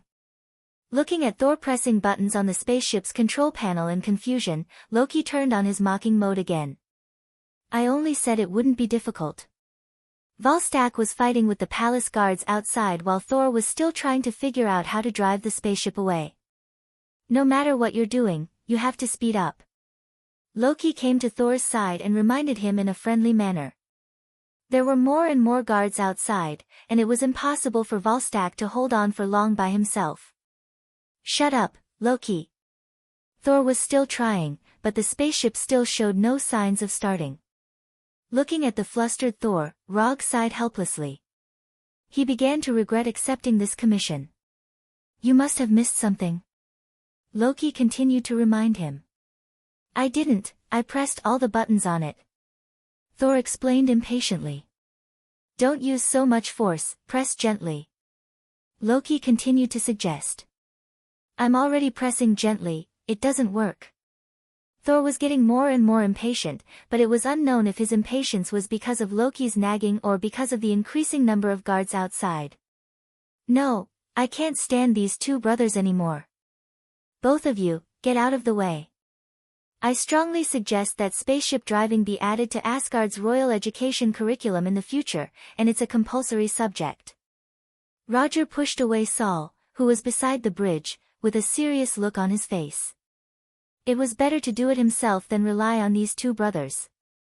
At least he passed the Chinese exam, which was known for its difficulty.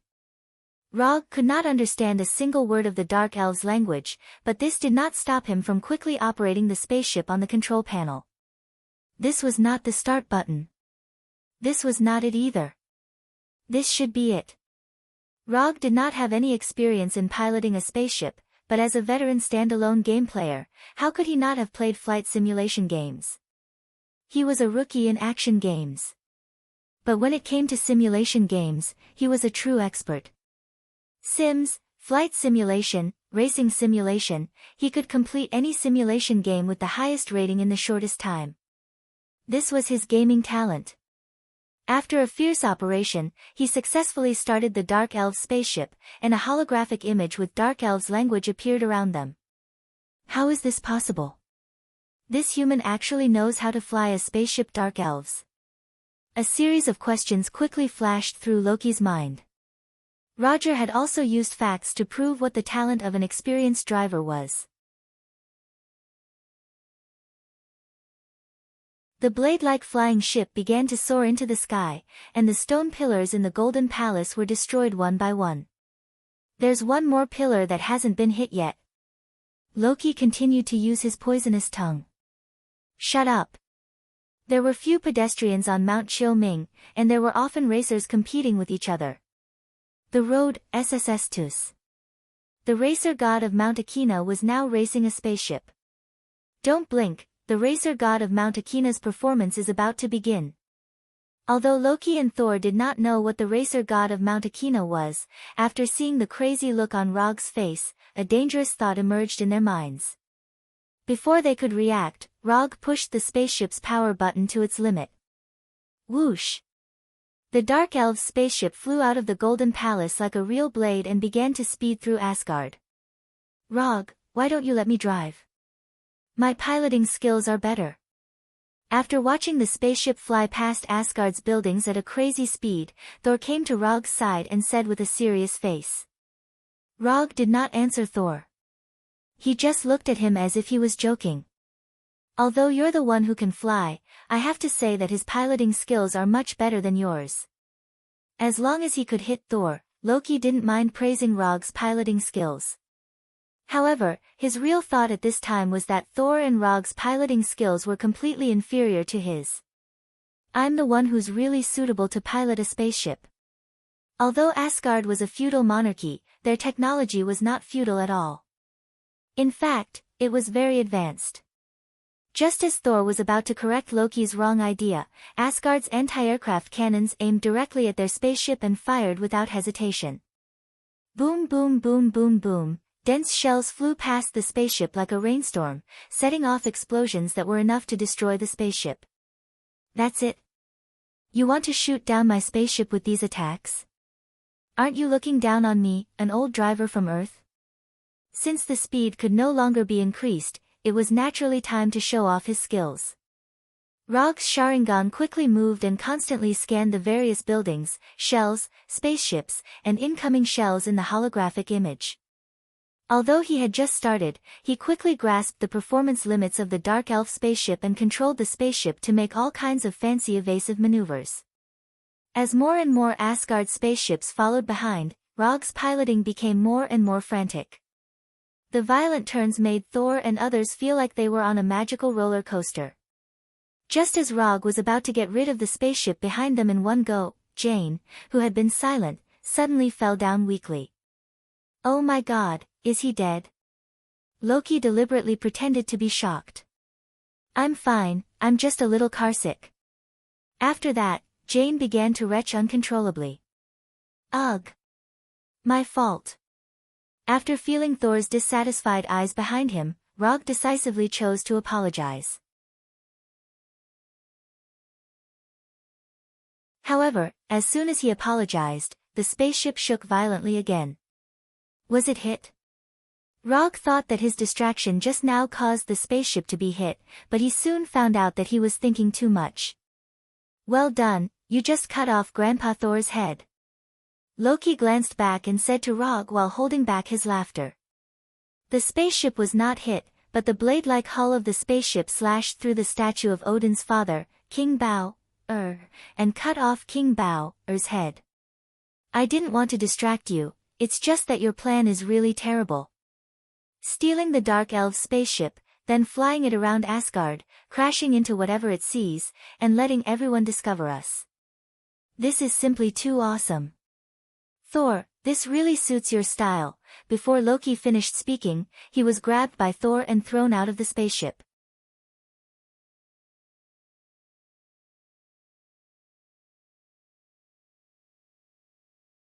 Chapter 203.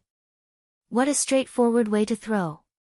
Although the spaceship below was piloted by the three warriors of Sengoku, this method of throwing could easily cause irreparable mental damage to Loki. But thinking about it, Loki should have long been used to the feeling of being thrown around. Rog, we should go too. Thor picked up Jane, who had fallen to the ground, and came to the open cabin door. You go first, I'll be right behind you. Looking back at Rog, Thor did not hesitate and jumped out of the cabin door. When Thor and Jane left the spaceship, Rog summoned a shadow clone. Piloting a spaceship was not something that could be done at any time, and he did not want to end his first spaceship piloting journey so hastily. After giving the pilot's seat to the shadow clone, he looked around the spaceship with some reluctance, then came to the cabin door and fell down with his back facing down.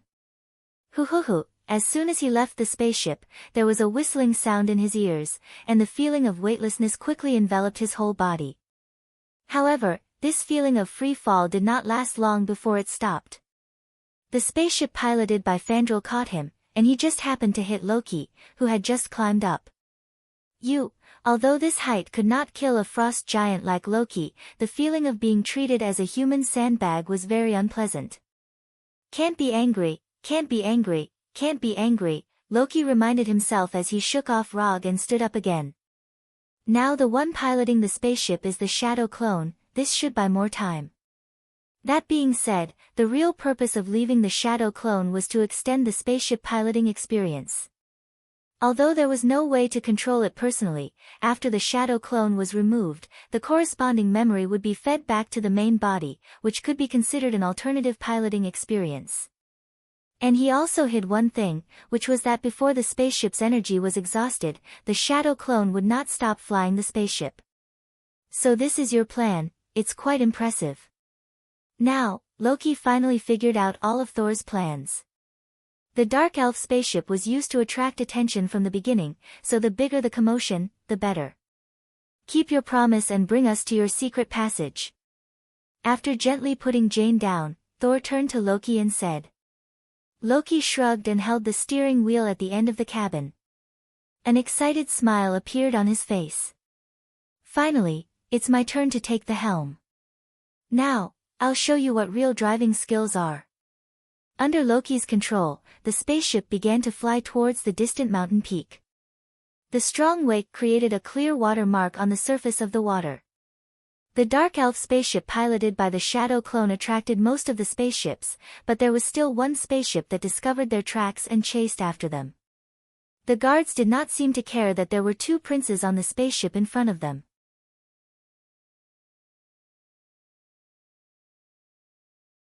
The two cannons at the bow of the spaceship continued to shoot out fire.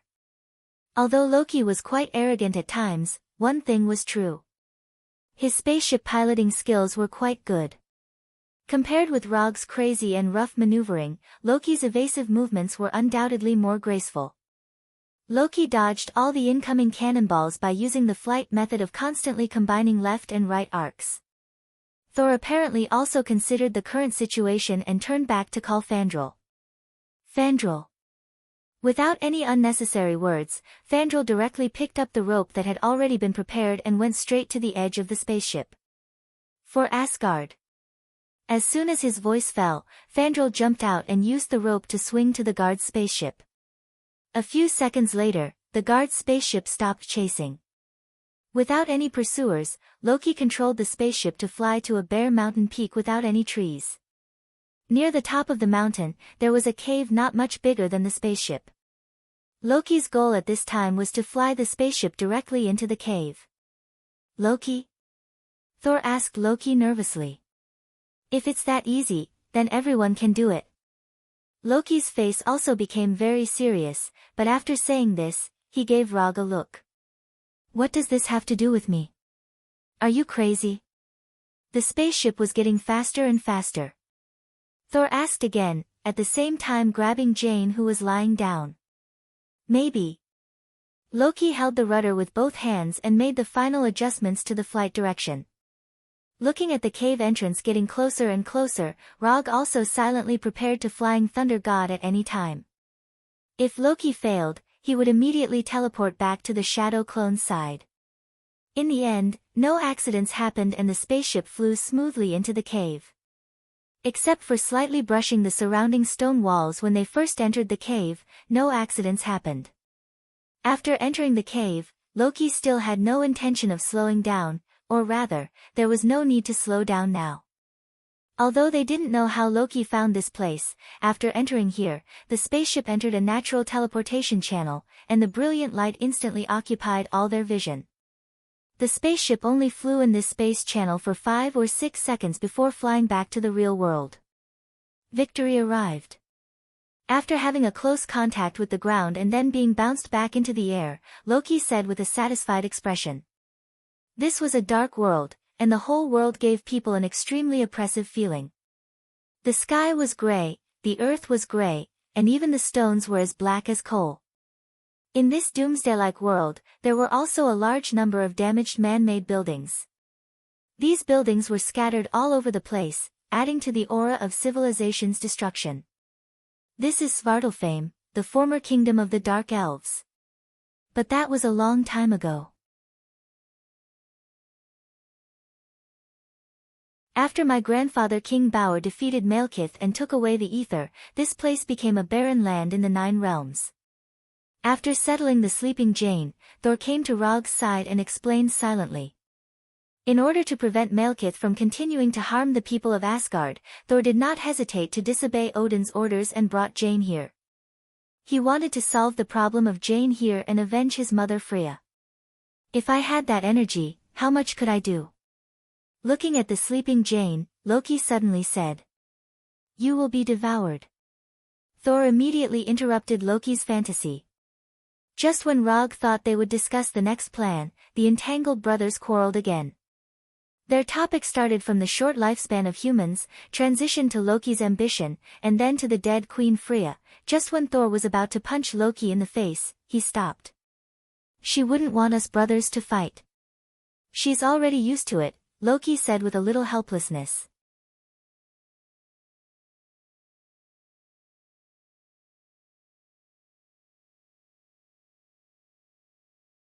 Chapter 204. When the two brothers completed their unique emotional communication, Rog finally had the chance to discuss the next battle plan with them. First, let Malekith take out the ether particles from Jean's body, and then let Thor summon lightning to completely destroy the ether particles. Finally, they would deal with Malekith and the other dark elves to avenge the dead Queen Frigga. The plan was simple and seemed feasible. And with the help of Loki, a master of illusion, it should not be a problem to deceive Malekith. In the eyes of Thor and Loki, this plan was feasible. Even if something went wrong, they had enough ability to solve it. But Rog's view was just the opposite. If there were no accidents, Thor's plan was destined to fail. The reason was very simple, that was, the ether particles were the reality of the Infinity Stones. Infinity Stones were not so easy to destroy. To some extent, Infinity Stones were basically equivalent to the corresponding law. Without the same level of energy, or energy of the same attribute, wanting to destroy an Infinity Stone was tantamount to a fool's dream. Well, I don't want to undermine your confidence, but I don't think things will be that simple. Thor, your lightning is indeed very powerful, but if you want to destroy the ether particles, it may not be enough. So I suggest, in addition to your plan, add a backup plan. If Thor successfully destroys the ether particles, then naturally, everyone will be happy, but if he fails, I hope it can be done according to my own way. Rog did not directly oppose Thor's plan, because even according to his own plan, he needed Malekith to take out the ether particles from Jean's body. The only difference between the two plans was who would deal with Malekith first. No problem, as long as you can deal with Malekith, I don't mind giving him to you. Thor did not oppose Rog's proposal. As the only person present who had briefly fought with Malekith, he was very clear about Malekith's strength. Although Malekith had thin arms and legs, when it came to fighting, he was also a powerful opponent. After making a simple plan, Loki steered the spaceship toward Malekith's flagship. The Dark Elves' flagship was a Dark Elven spaceship that had been magnified 10 to 20 times. The hull of the Dark Elven spaceship was like a gigantic sword stuck into the plains. Malekith led a small group of soldiers out of the main ship, while Rog and the others looked down at them from a small hill not far from the main ship. Good luck. After he finished speaking, Rog summoned the fourth Hokage's white Haori out of thin air. You need to change clothes before fighting? Loki said with a hint of sarcasm. You don't understand. This shirt has its own halo. Rog ignored Loki's mockery and took out several Thor kunais and threw them in different directions. When he finished throwing the Thor kunais in his hand, Thor and Loki also began their performance. Loki stabbed Thor with a dagger and pushed Thor down the hill. Then, in front of Malekith, he cut off Thor's right hand that he used to summon Thor's hammer. As expected, Malekith took out the ether particles from Jane's body. At this time, Thor returned to his original appearance and used Thor's hammer to summon a powerful lightning bolt, which directly struck the ether particles floating in the air. Boom! The ether particles that were hit by the silver lightning suddenly exploded, turning into solid rubies that fell around. Did it work? After seeing this scene, Thor and Loki could not help but breathe a sigh of relief. But they soon found that they had thought too much. The ether particles that had become solid floated in the air again, and in the blink of an eye, they returned to their original liquid state and quickly poured into Malekith's body. Sure enough, the scene in his memory still happened. Thor's plan failed, and Malekith succeeded in retrieving the ether particles. If no one else intervened, Malekith would have driven the main ship to London, just like in his memory. Then, using the convergence of celestial bodies and the ether particles that occurred once in thousands of years, the universe would return to the Dark Age. However, Rog did not intend to let things develop according to the original script. He would deal with Malekith here, complete Thor's commission, and get the 250 ninja coins. Flying Thor. Rog disappeared from the hillside and instantly appeared beside Thor. Thor and Loki both had the Flying Thor technique left by him, and Thor and Loki also knew this. He flashed to Thor's side without any hesitation and used the lightning body blink again. Odama Rasengan. Just as the Odama Rasengan in his hand was about to hit the motionless Malekith, a tall figure suddenly appeared and used his body to resist the Odama Rasengan in his hand. Cursed Warrior. This was the strongest cursed warrior among the Dark Elves. The Odama Rasengan, which could even send Hulk flying, was blocked by the cursed warrior. The strong twisting and tearing force did not send the cursed warrior flying, and it did not even leave him with much injury. The strengthening of this physique was a little too excessive. Rog did not continue to maintain the Odama Rasengan, because in this short 1 or 2 seconds, Malekith opened his eyes again, and the other Dark Elves also aimed their energy guns at him. Flying Thor. Without any hesitation, he directly Flying Thunder God left the place. He had no interest in using his body to take the damage of the energy guns. After teleporting to a teleportation point that had already been prepared, a large number of visible light blue chakra and silver-white lightning immediately emerged from his body. Lightning Release Chakra Mode. The moment Rog entered the Lightning Release Chakra mode, Thor also launched an attack at Malekith. Just like Rog, Thor's lightning attack was blocked by the cursed warrior in front of Malekith. He did not know how the cursed warrior's constitution was created. After blocking Rog's Odama Rasengan and Thor's lightning, the cursed warrior still looked lively. Except for some cracks in the armor on his body, he looked no different from before. What was even more shocking was that after blocking Thor's lightning attack, the cursed warrior ran in front of Thor and directly engaged in hand-to-hand combat with Thor. The cursed warrior tangled with Thor, and Loki was used as a target by the other Dark Elves. Energy bullets were constantly flying toward him. What was more troublesome was that Loki had to protect Jane's safety. "I'll take her away." As soon as Rog's voice sounded, Loki found that Jane, who was in his arms, had disappeared. After bringing Jane back to the previous hillside, Rog's figure disappeared again. Flying Thor. Lightning Blink. Rog, who had entered the Lightning Release Chakra mode, once again appeared in front of Malekith. The Tachi in his right hand made of lightning directly slashed at Malekith's neck. Lightning Sword Slash.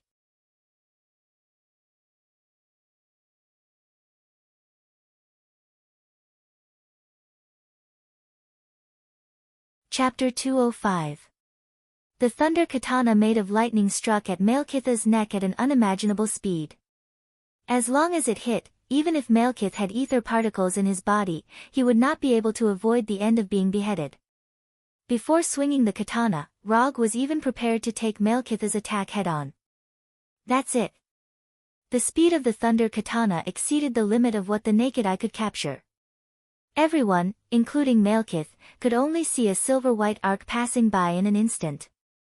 However, this perfect attack arc stopped in front of Malekith's neck, stopping only a few centimeters away from Malekith's neck. That's impossible. As the attacker, Rog was the first to notice that something was wrong. The thunder katana disappeared. No, it didn't disappear. The thunder katana made of lightning changed shape in a short moment, turning into a breeze without any offensive ability. Rog hadn't figured out what was going on, when the ether particles from Malekith's body hit him fiercely, sending him flying. Boom! After smashing several boulders in succession, Rog finally got rid of the terrible impact of the ether particles and stabilized his body. Only now did he have time to look at his right hand that was holding the katana. The silver-white thunder katana had disappeared without a trace.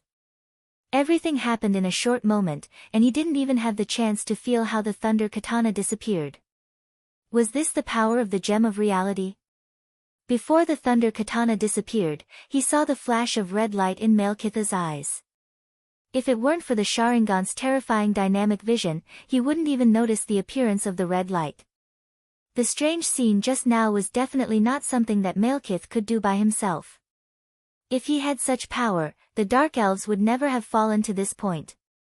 Only the gem of reality could make the thunder katana disappear in an instant, and only the gem of reality had the ability to change reality in an instant. Now, he finally understood why the system gave Malekith a commission reward of up to 250 ninja coins. He originally thought that the reward given by the system this time was too high. But now, it seemed that this reward was not high at all. In fact, it was seriously low. Although the scene just now didn't even last a second, it proved an incomparably important thing. Malekith was no longer the guy in his memory who could only use ether particles as energy shock waves. He could unleash the true power of ether particles, the power that could easily modify reality. In front of this power, all laws of nature and science were useless. There was no longer any boundary between reality and illusion. This was the true power of the reality gem, enough to change the world. How could this be Thor's personal challenge dungeon?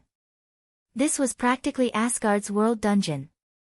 Moreover, it was of the highest difficulty. Being able to release the energy of the Infinity Stone and being able to use the power of the Infinity Stone are two completely different things. If it was just releasing energy, even Loki, who was being chased around by the Dark Elf warriors, could do it. With that level of Loki, Rog was sure to win even if he let him use his hands and feet. But if Loki could really use the power of the Mind Gem, even if Rog risked his life, he might not be his opponent. The gap between being able to use it and being able to use it was so big that it made people desperate. This was troublesome, really troublesome. It felt like he originally planned to find a guard with a spear in Asgard's Golden Palace to practice, and then found that the person with the spear was Odin. What was even more troublesome was that Rog found that all the offensive means he was currently good at could not withstand the ability of the ether particles to change reality.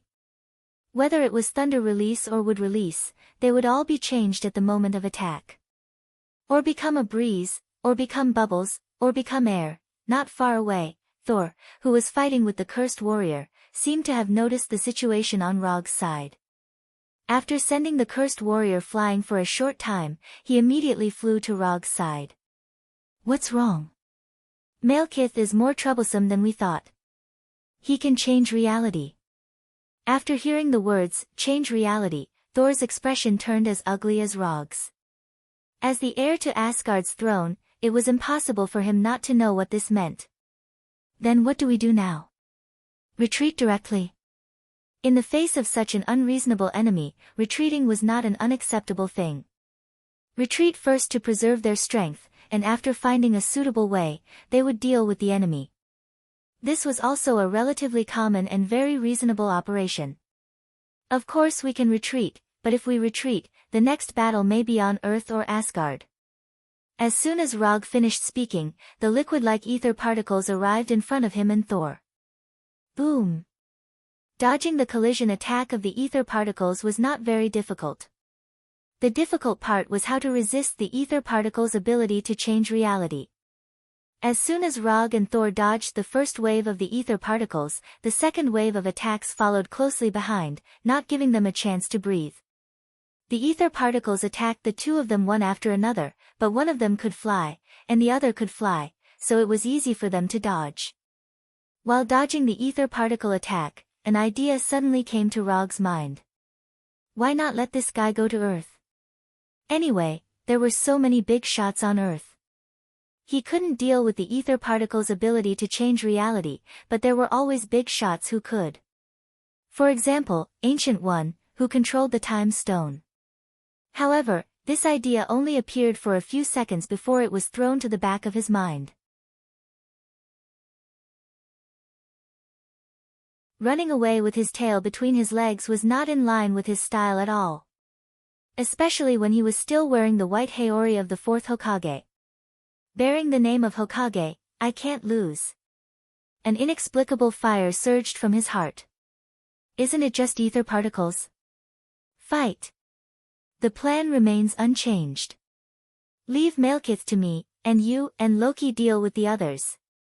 As soon as his voice fell, he put his hands together, and the chakra in his body began to change. Red arc-shaped eyeshadow appeared around the Sharingan, forming an inexplicable match with the blood-red Sharingan. A red circle also appeared on his forehead, and the Sennin body inherited from Hashirama also received a terrifying increase at this moment. Facing Malekith, an enemy who controlled ether particles, he had to use his strongest form to protect his name as the fourth Hokage. Shikatsu Forest Sage Mode, activate.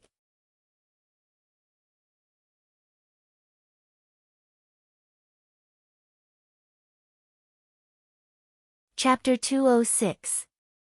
For the so-called title of Yondaime Hokage, he was willing to risk his life against an enemy who had lived for thousands of years and controlled ether particles. In the eyes of many people, this may not be a wise choice. Even Thor, who was more familiar with Rog, would think that his decision was a bit reckless. But in Rog's own view, this was a necessary battle, a battle worthy of him going all out and even risking his life for a chance to win. Since he crossed into this world, he has been living a relatively smooth life.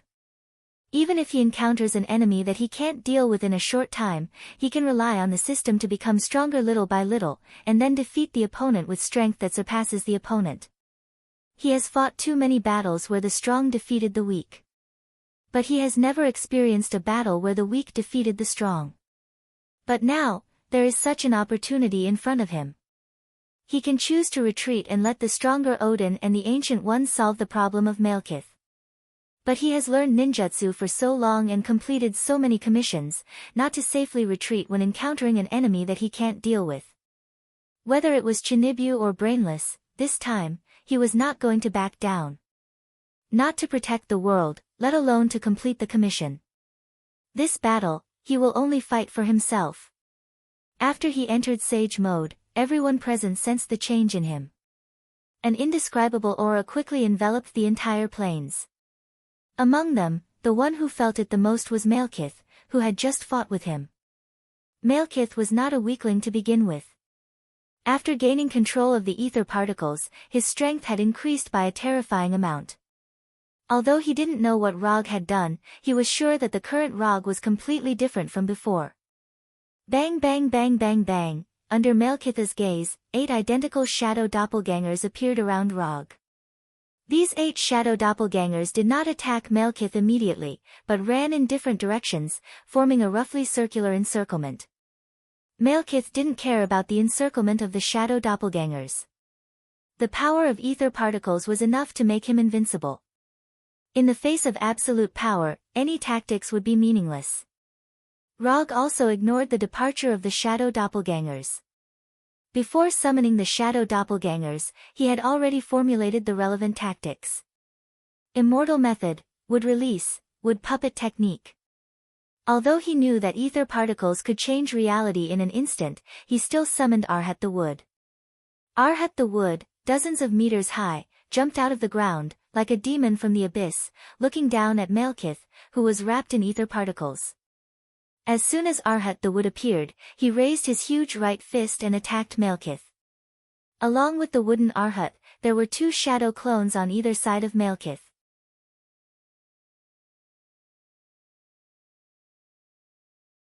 The huge wooden fist hit the ether particles in front of Malekith, and the terrifying force set off a shock wave that surpassed the speed of sound at the moment of impact.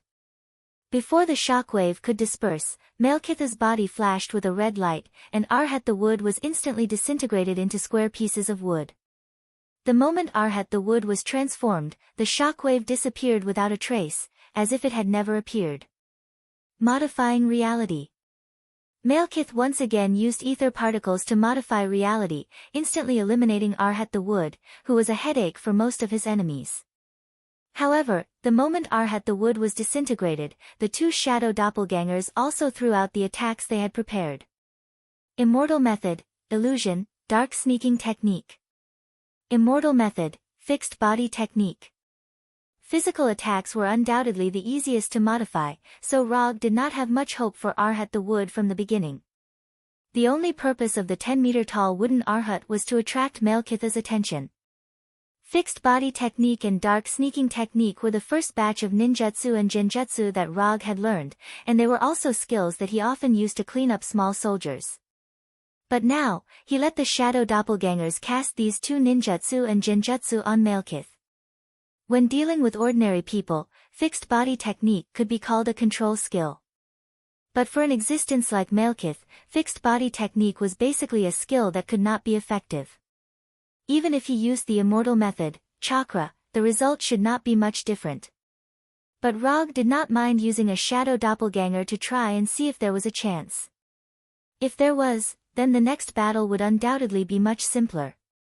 Reality was cruel. Even if it was upgraded to immortal method, fixed body technique, it still did not have any effect on Malekith. The moment Malekith noticed something strange, he waved his hand, and two ether particles attacked the two shadow doppelgangers. Compared with the fixed body technique, dark sneaking technique was obviously more effective. As soon as Malekith raised his right hand, he found that his vision suddenly turned black, as if the light of the whole world had disappeared. Although he was deprived of his vision, Malekith did not show any signs of panic. Darkness, for other creatures, meant danger. But for the Dark Elves, darkness was their best helper. Malekith did not even use the ether particles to modify the reality of his vision deprivation, but let the dark sneaking technique take effect on him. Although Rog's ability was slightly beyond his expectations, he still did not take it seriously. If his judgment was not wrong, the effect of the visual deprivation could only last for a short 1 or 2 seconds at most. He could afford to wait for 1 or 2 seconds. Bang! Bang!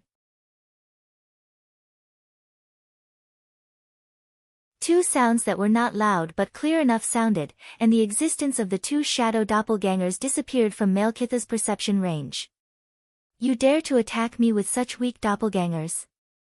You really don't know the immensity of heaven and earth. A look of disdain appeared on Malekith's face. However, at this time, the danger instinct in his body began to frantically warn him. Immortal method, water release, water iron cannon technique. Immortal method, lightning release, spiral electromagnetic gun.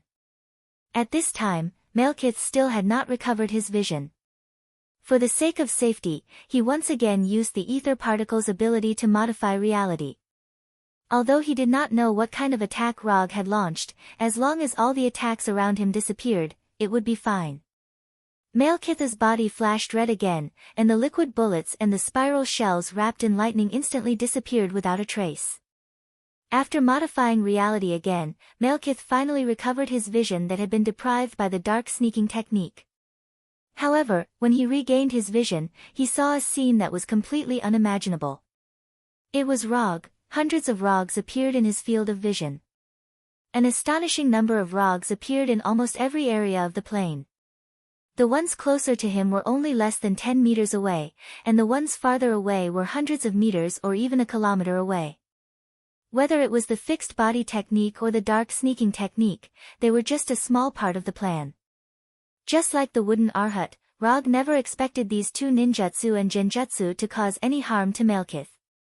What he wanted was just a little bit of time, and to force Malekith to modify reality.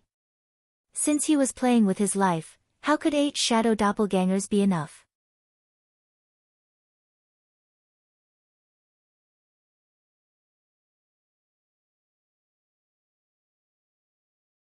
Chapter 207. It was the first time in Rog's life that he had created so many shadow clones at once. If not for Second Last's chakra and the sage body, he would not have dared to try such a dangerous method. Apart from the main body, all the shadow clones only had enough chakra to release 2 or 3 ninjutsu. In order to prevent a large number of shadow clones from disappearing at the same time, he deliberately made the shadow clones appear in different positions to avoid being caught in one fell swoop. After creating so many shadow clones, Rog also let the shadow clones help Loki deal with the dark elf warriors who were besieging him, and then brought him to Jane. Just watch from here. If you still want to compete with the main body after watching, you can choose the time and place.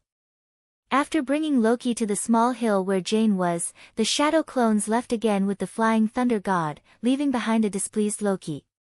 This guy is really looking down on me more and more. Although he thought so, Loki really did not dare to do anything to Rog now.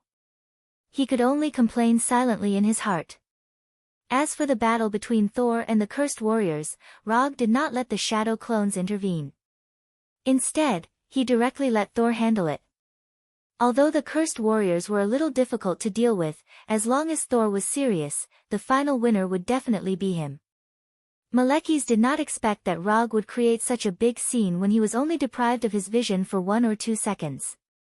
What was more troublesome was that he could not tell which was Rog's main body now.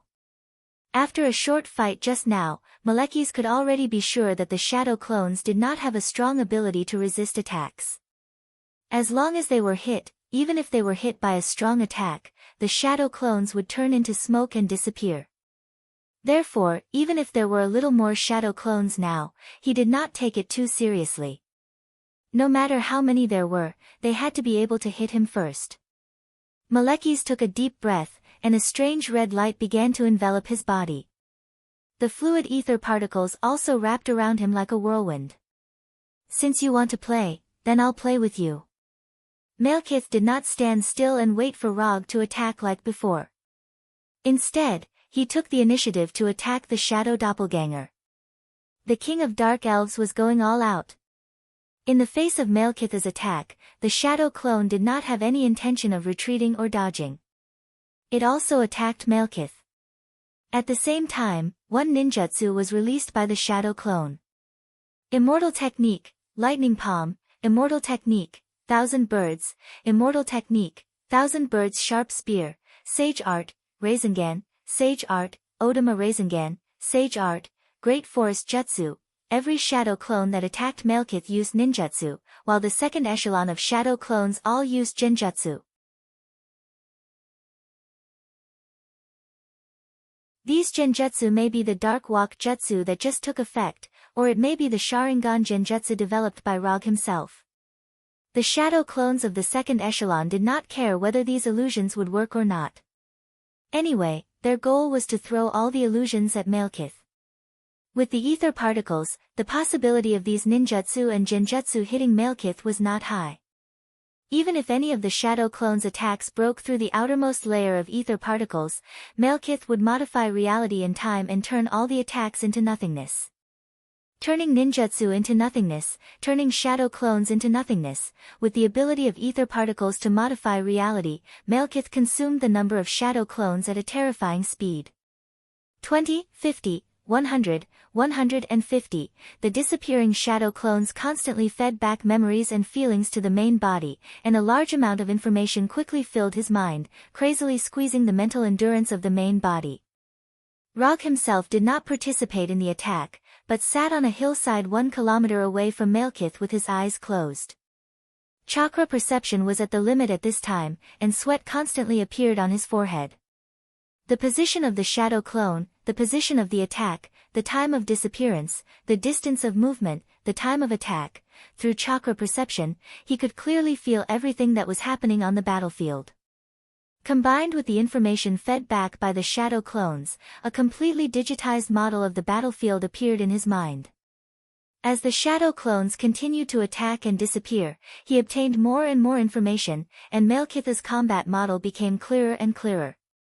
The ether particles' attack speed, movement speed, impact force, Malekith's own movement speed, attack habits, degree of agility, the number of times the ether particles could modify reality, the range of its effects, the effective time, and other information were constantly being obtained. The ether particles' ability was indeed very strong.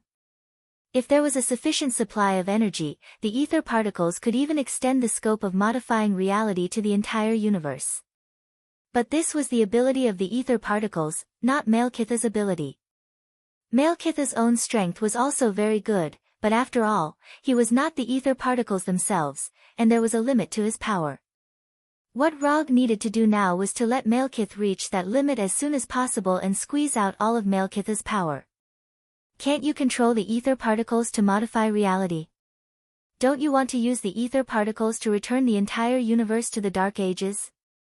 Then I'd like to see if you, who have no power, can still control the ether particles, and if you can still fulfill your dream of changing the universe. As time passed, Malekith also noticed that something was wrong and saw Rog's real purpose clearly.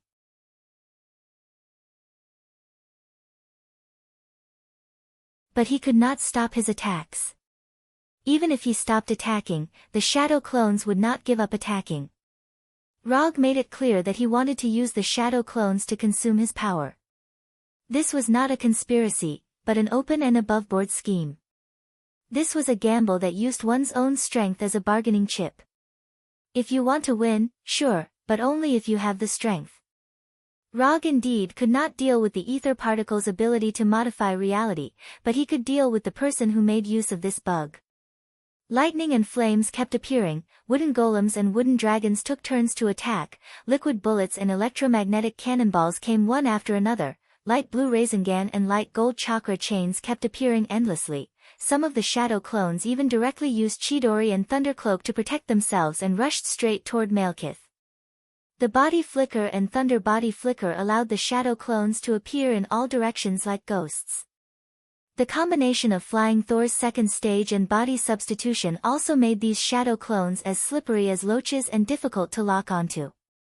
After the initial large number of casualties, the remaining shadow clones became more and more cunning and difficult to deal with. The red light on Malekith's body also changed from appearing once in a while to lasting for a long time. The reality of being attacked was constantly modified and dissolved.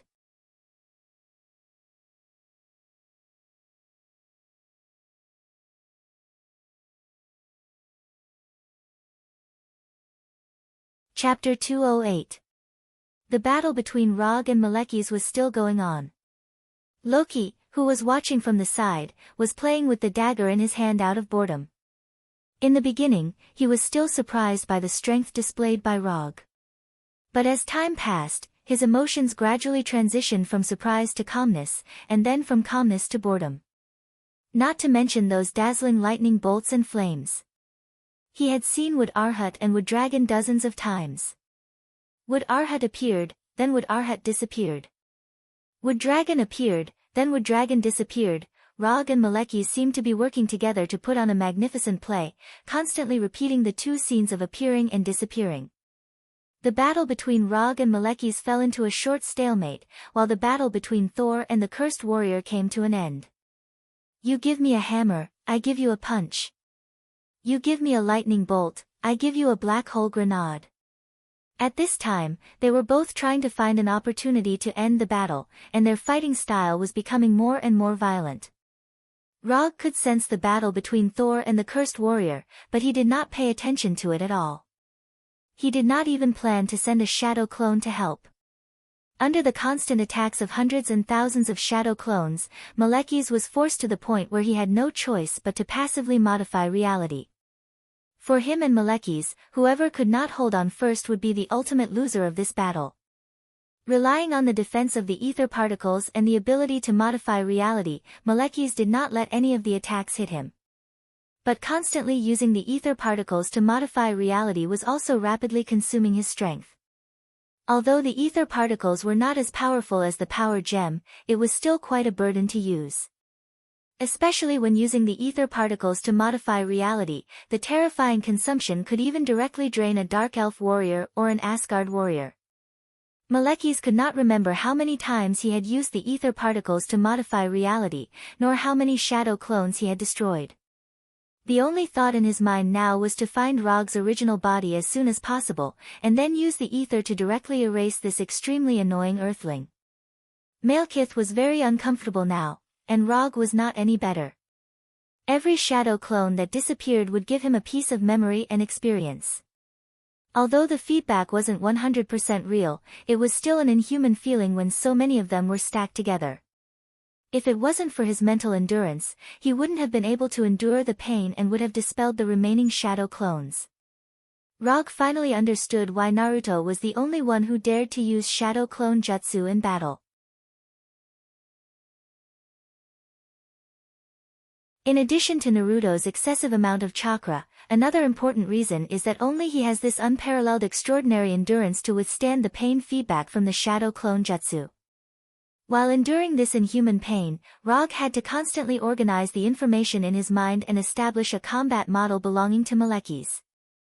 Using the ether particles to modify reality will bring a huge burden, but it doesn't take much effort to drive the ether particles for physical attacks and defense. So even if the shadow clone jutsu consumed most of Molecules' strength, making him unable to continue to use the ether particles to modify reality, the defense circle built by the ether particles was still a problem he had to face. But this problem was not very serious. At least compared with the abnormal ability to modify reality, the defense and attack of the ether particles themselves were in an acceptable range. And after collecting a lot of data on the attack and speed of the ether particles through the shadow clone jutsu, Rog was confident that he could end the battle in an instant after Molecules lost the ability to modify reality. Compared with Rog, who was gradually taking the initiative, Molecules' current situation was obviously much worse. In the face of Rog's open conspiracy, he had no choice but to retreat, nor did he have any reinforcements. The Dark Elf warriors had been dealt with by the Shadow Clone Jutsu long ago, and his strongest subordinates, the Cursed Warriors, were also entangled with Thor. In order to resist the Shadow Clone Jutsu's storm-like attacks, he could only choose to modify reality again and again, consuming his dwindling strength again and again. No, I can't go on like this. The longer this drags on, the worse the situation will be. Molecules' brain began to work frantically, thinking of all the ways that could help him get out of the current situation. He could not count on his subordinates, and there was no environment around him that could be used. On the vast plains, there were only stones and sand, and there was nothing that could help at all. Celestial Convergence. He could use the Celestial Convergence.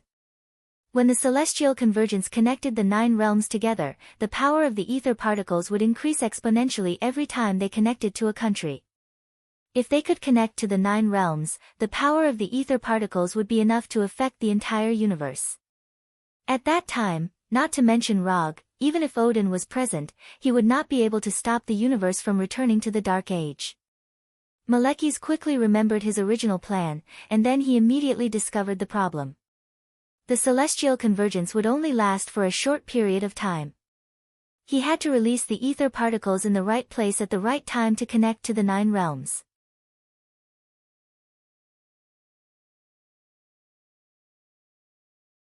Although Svartalfheim was also one of the 9 realms, it was not the connection point of the Celestial Convergence, and now was not the time for the Celestial Convergence. There were still at least several hours before the Celestial Convergence. He could not hold on for so long under Rog's attack, and Rog would never give him so much time. The time was not right, and the place was not right. Even if the ether particles could change reality, it was impossible to advance the time of the Celestial Convergence. Unless he collected all 6 Infinity Stones. Wait, although my strength is not enough to advance the time of the Celestial Convergence, I can create an environment similar to the Celestial Convergence. Just creating a similar environment, this degree of change in reality was completely within his acceptable range. Malekith finally found the straw that belonged to him. Earthling, you've lost.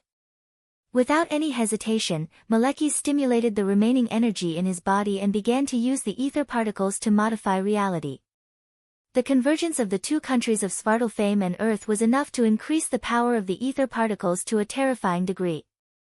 A dazzling red light that was far more dazzling than before erupted from Molecules' body, and the strange dark red color instantly occupied everyone's vision, as if the whole world was only left with the dark red light in front of them.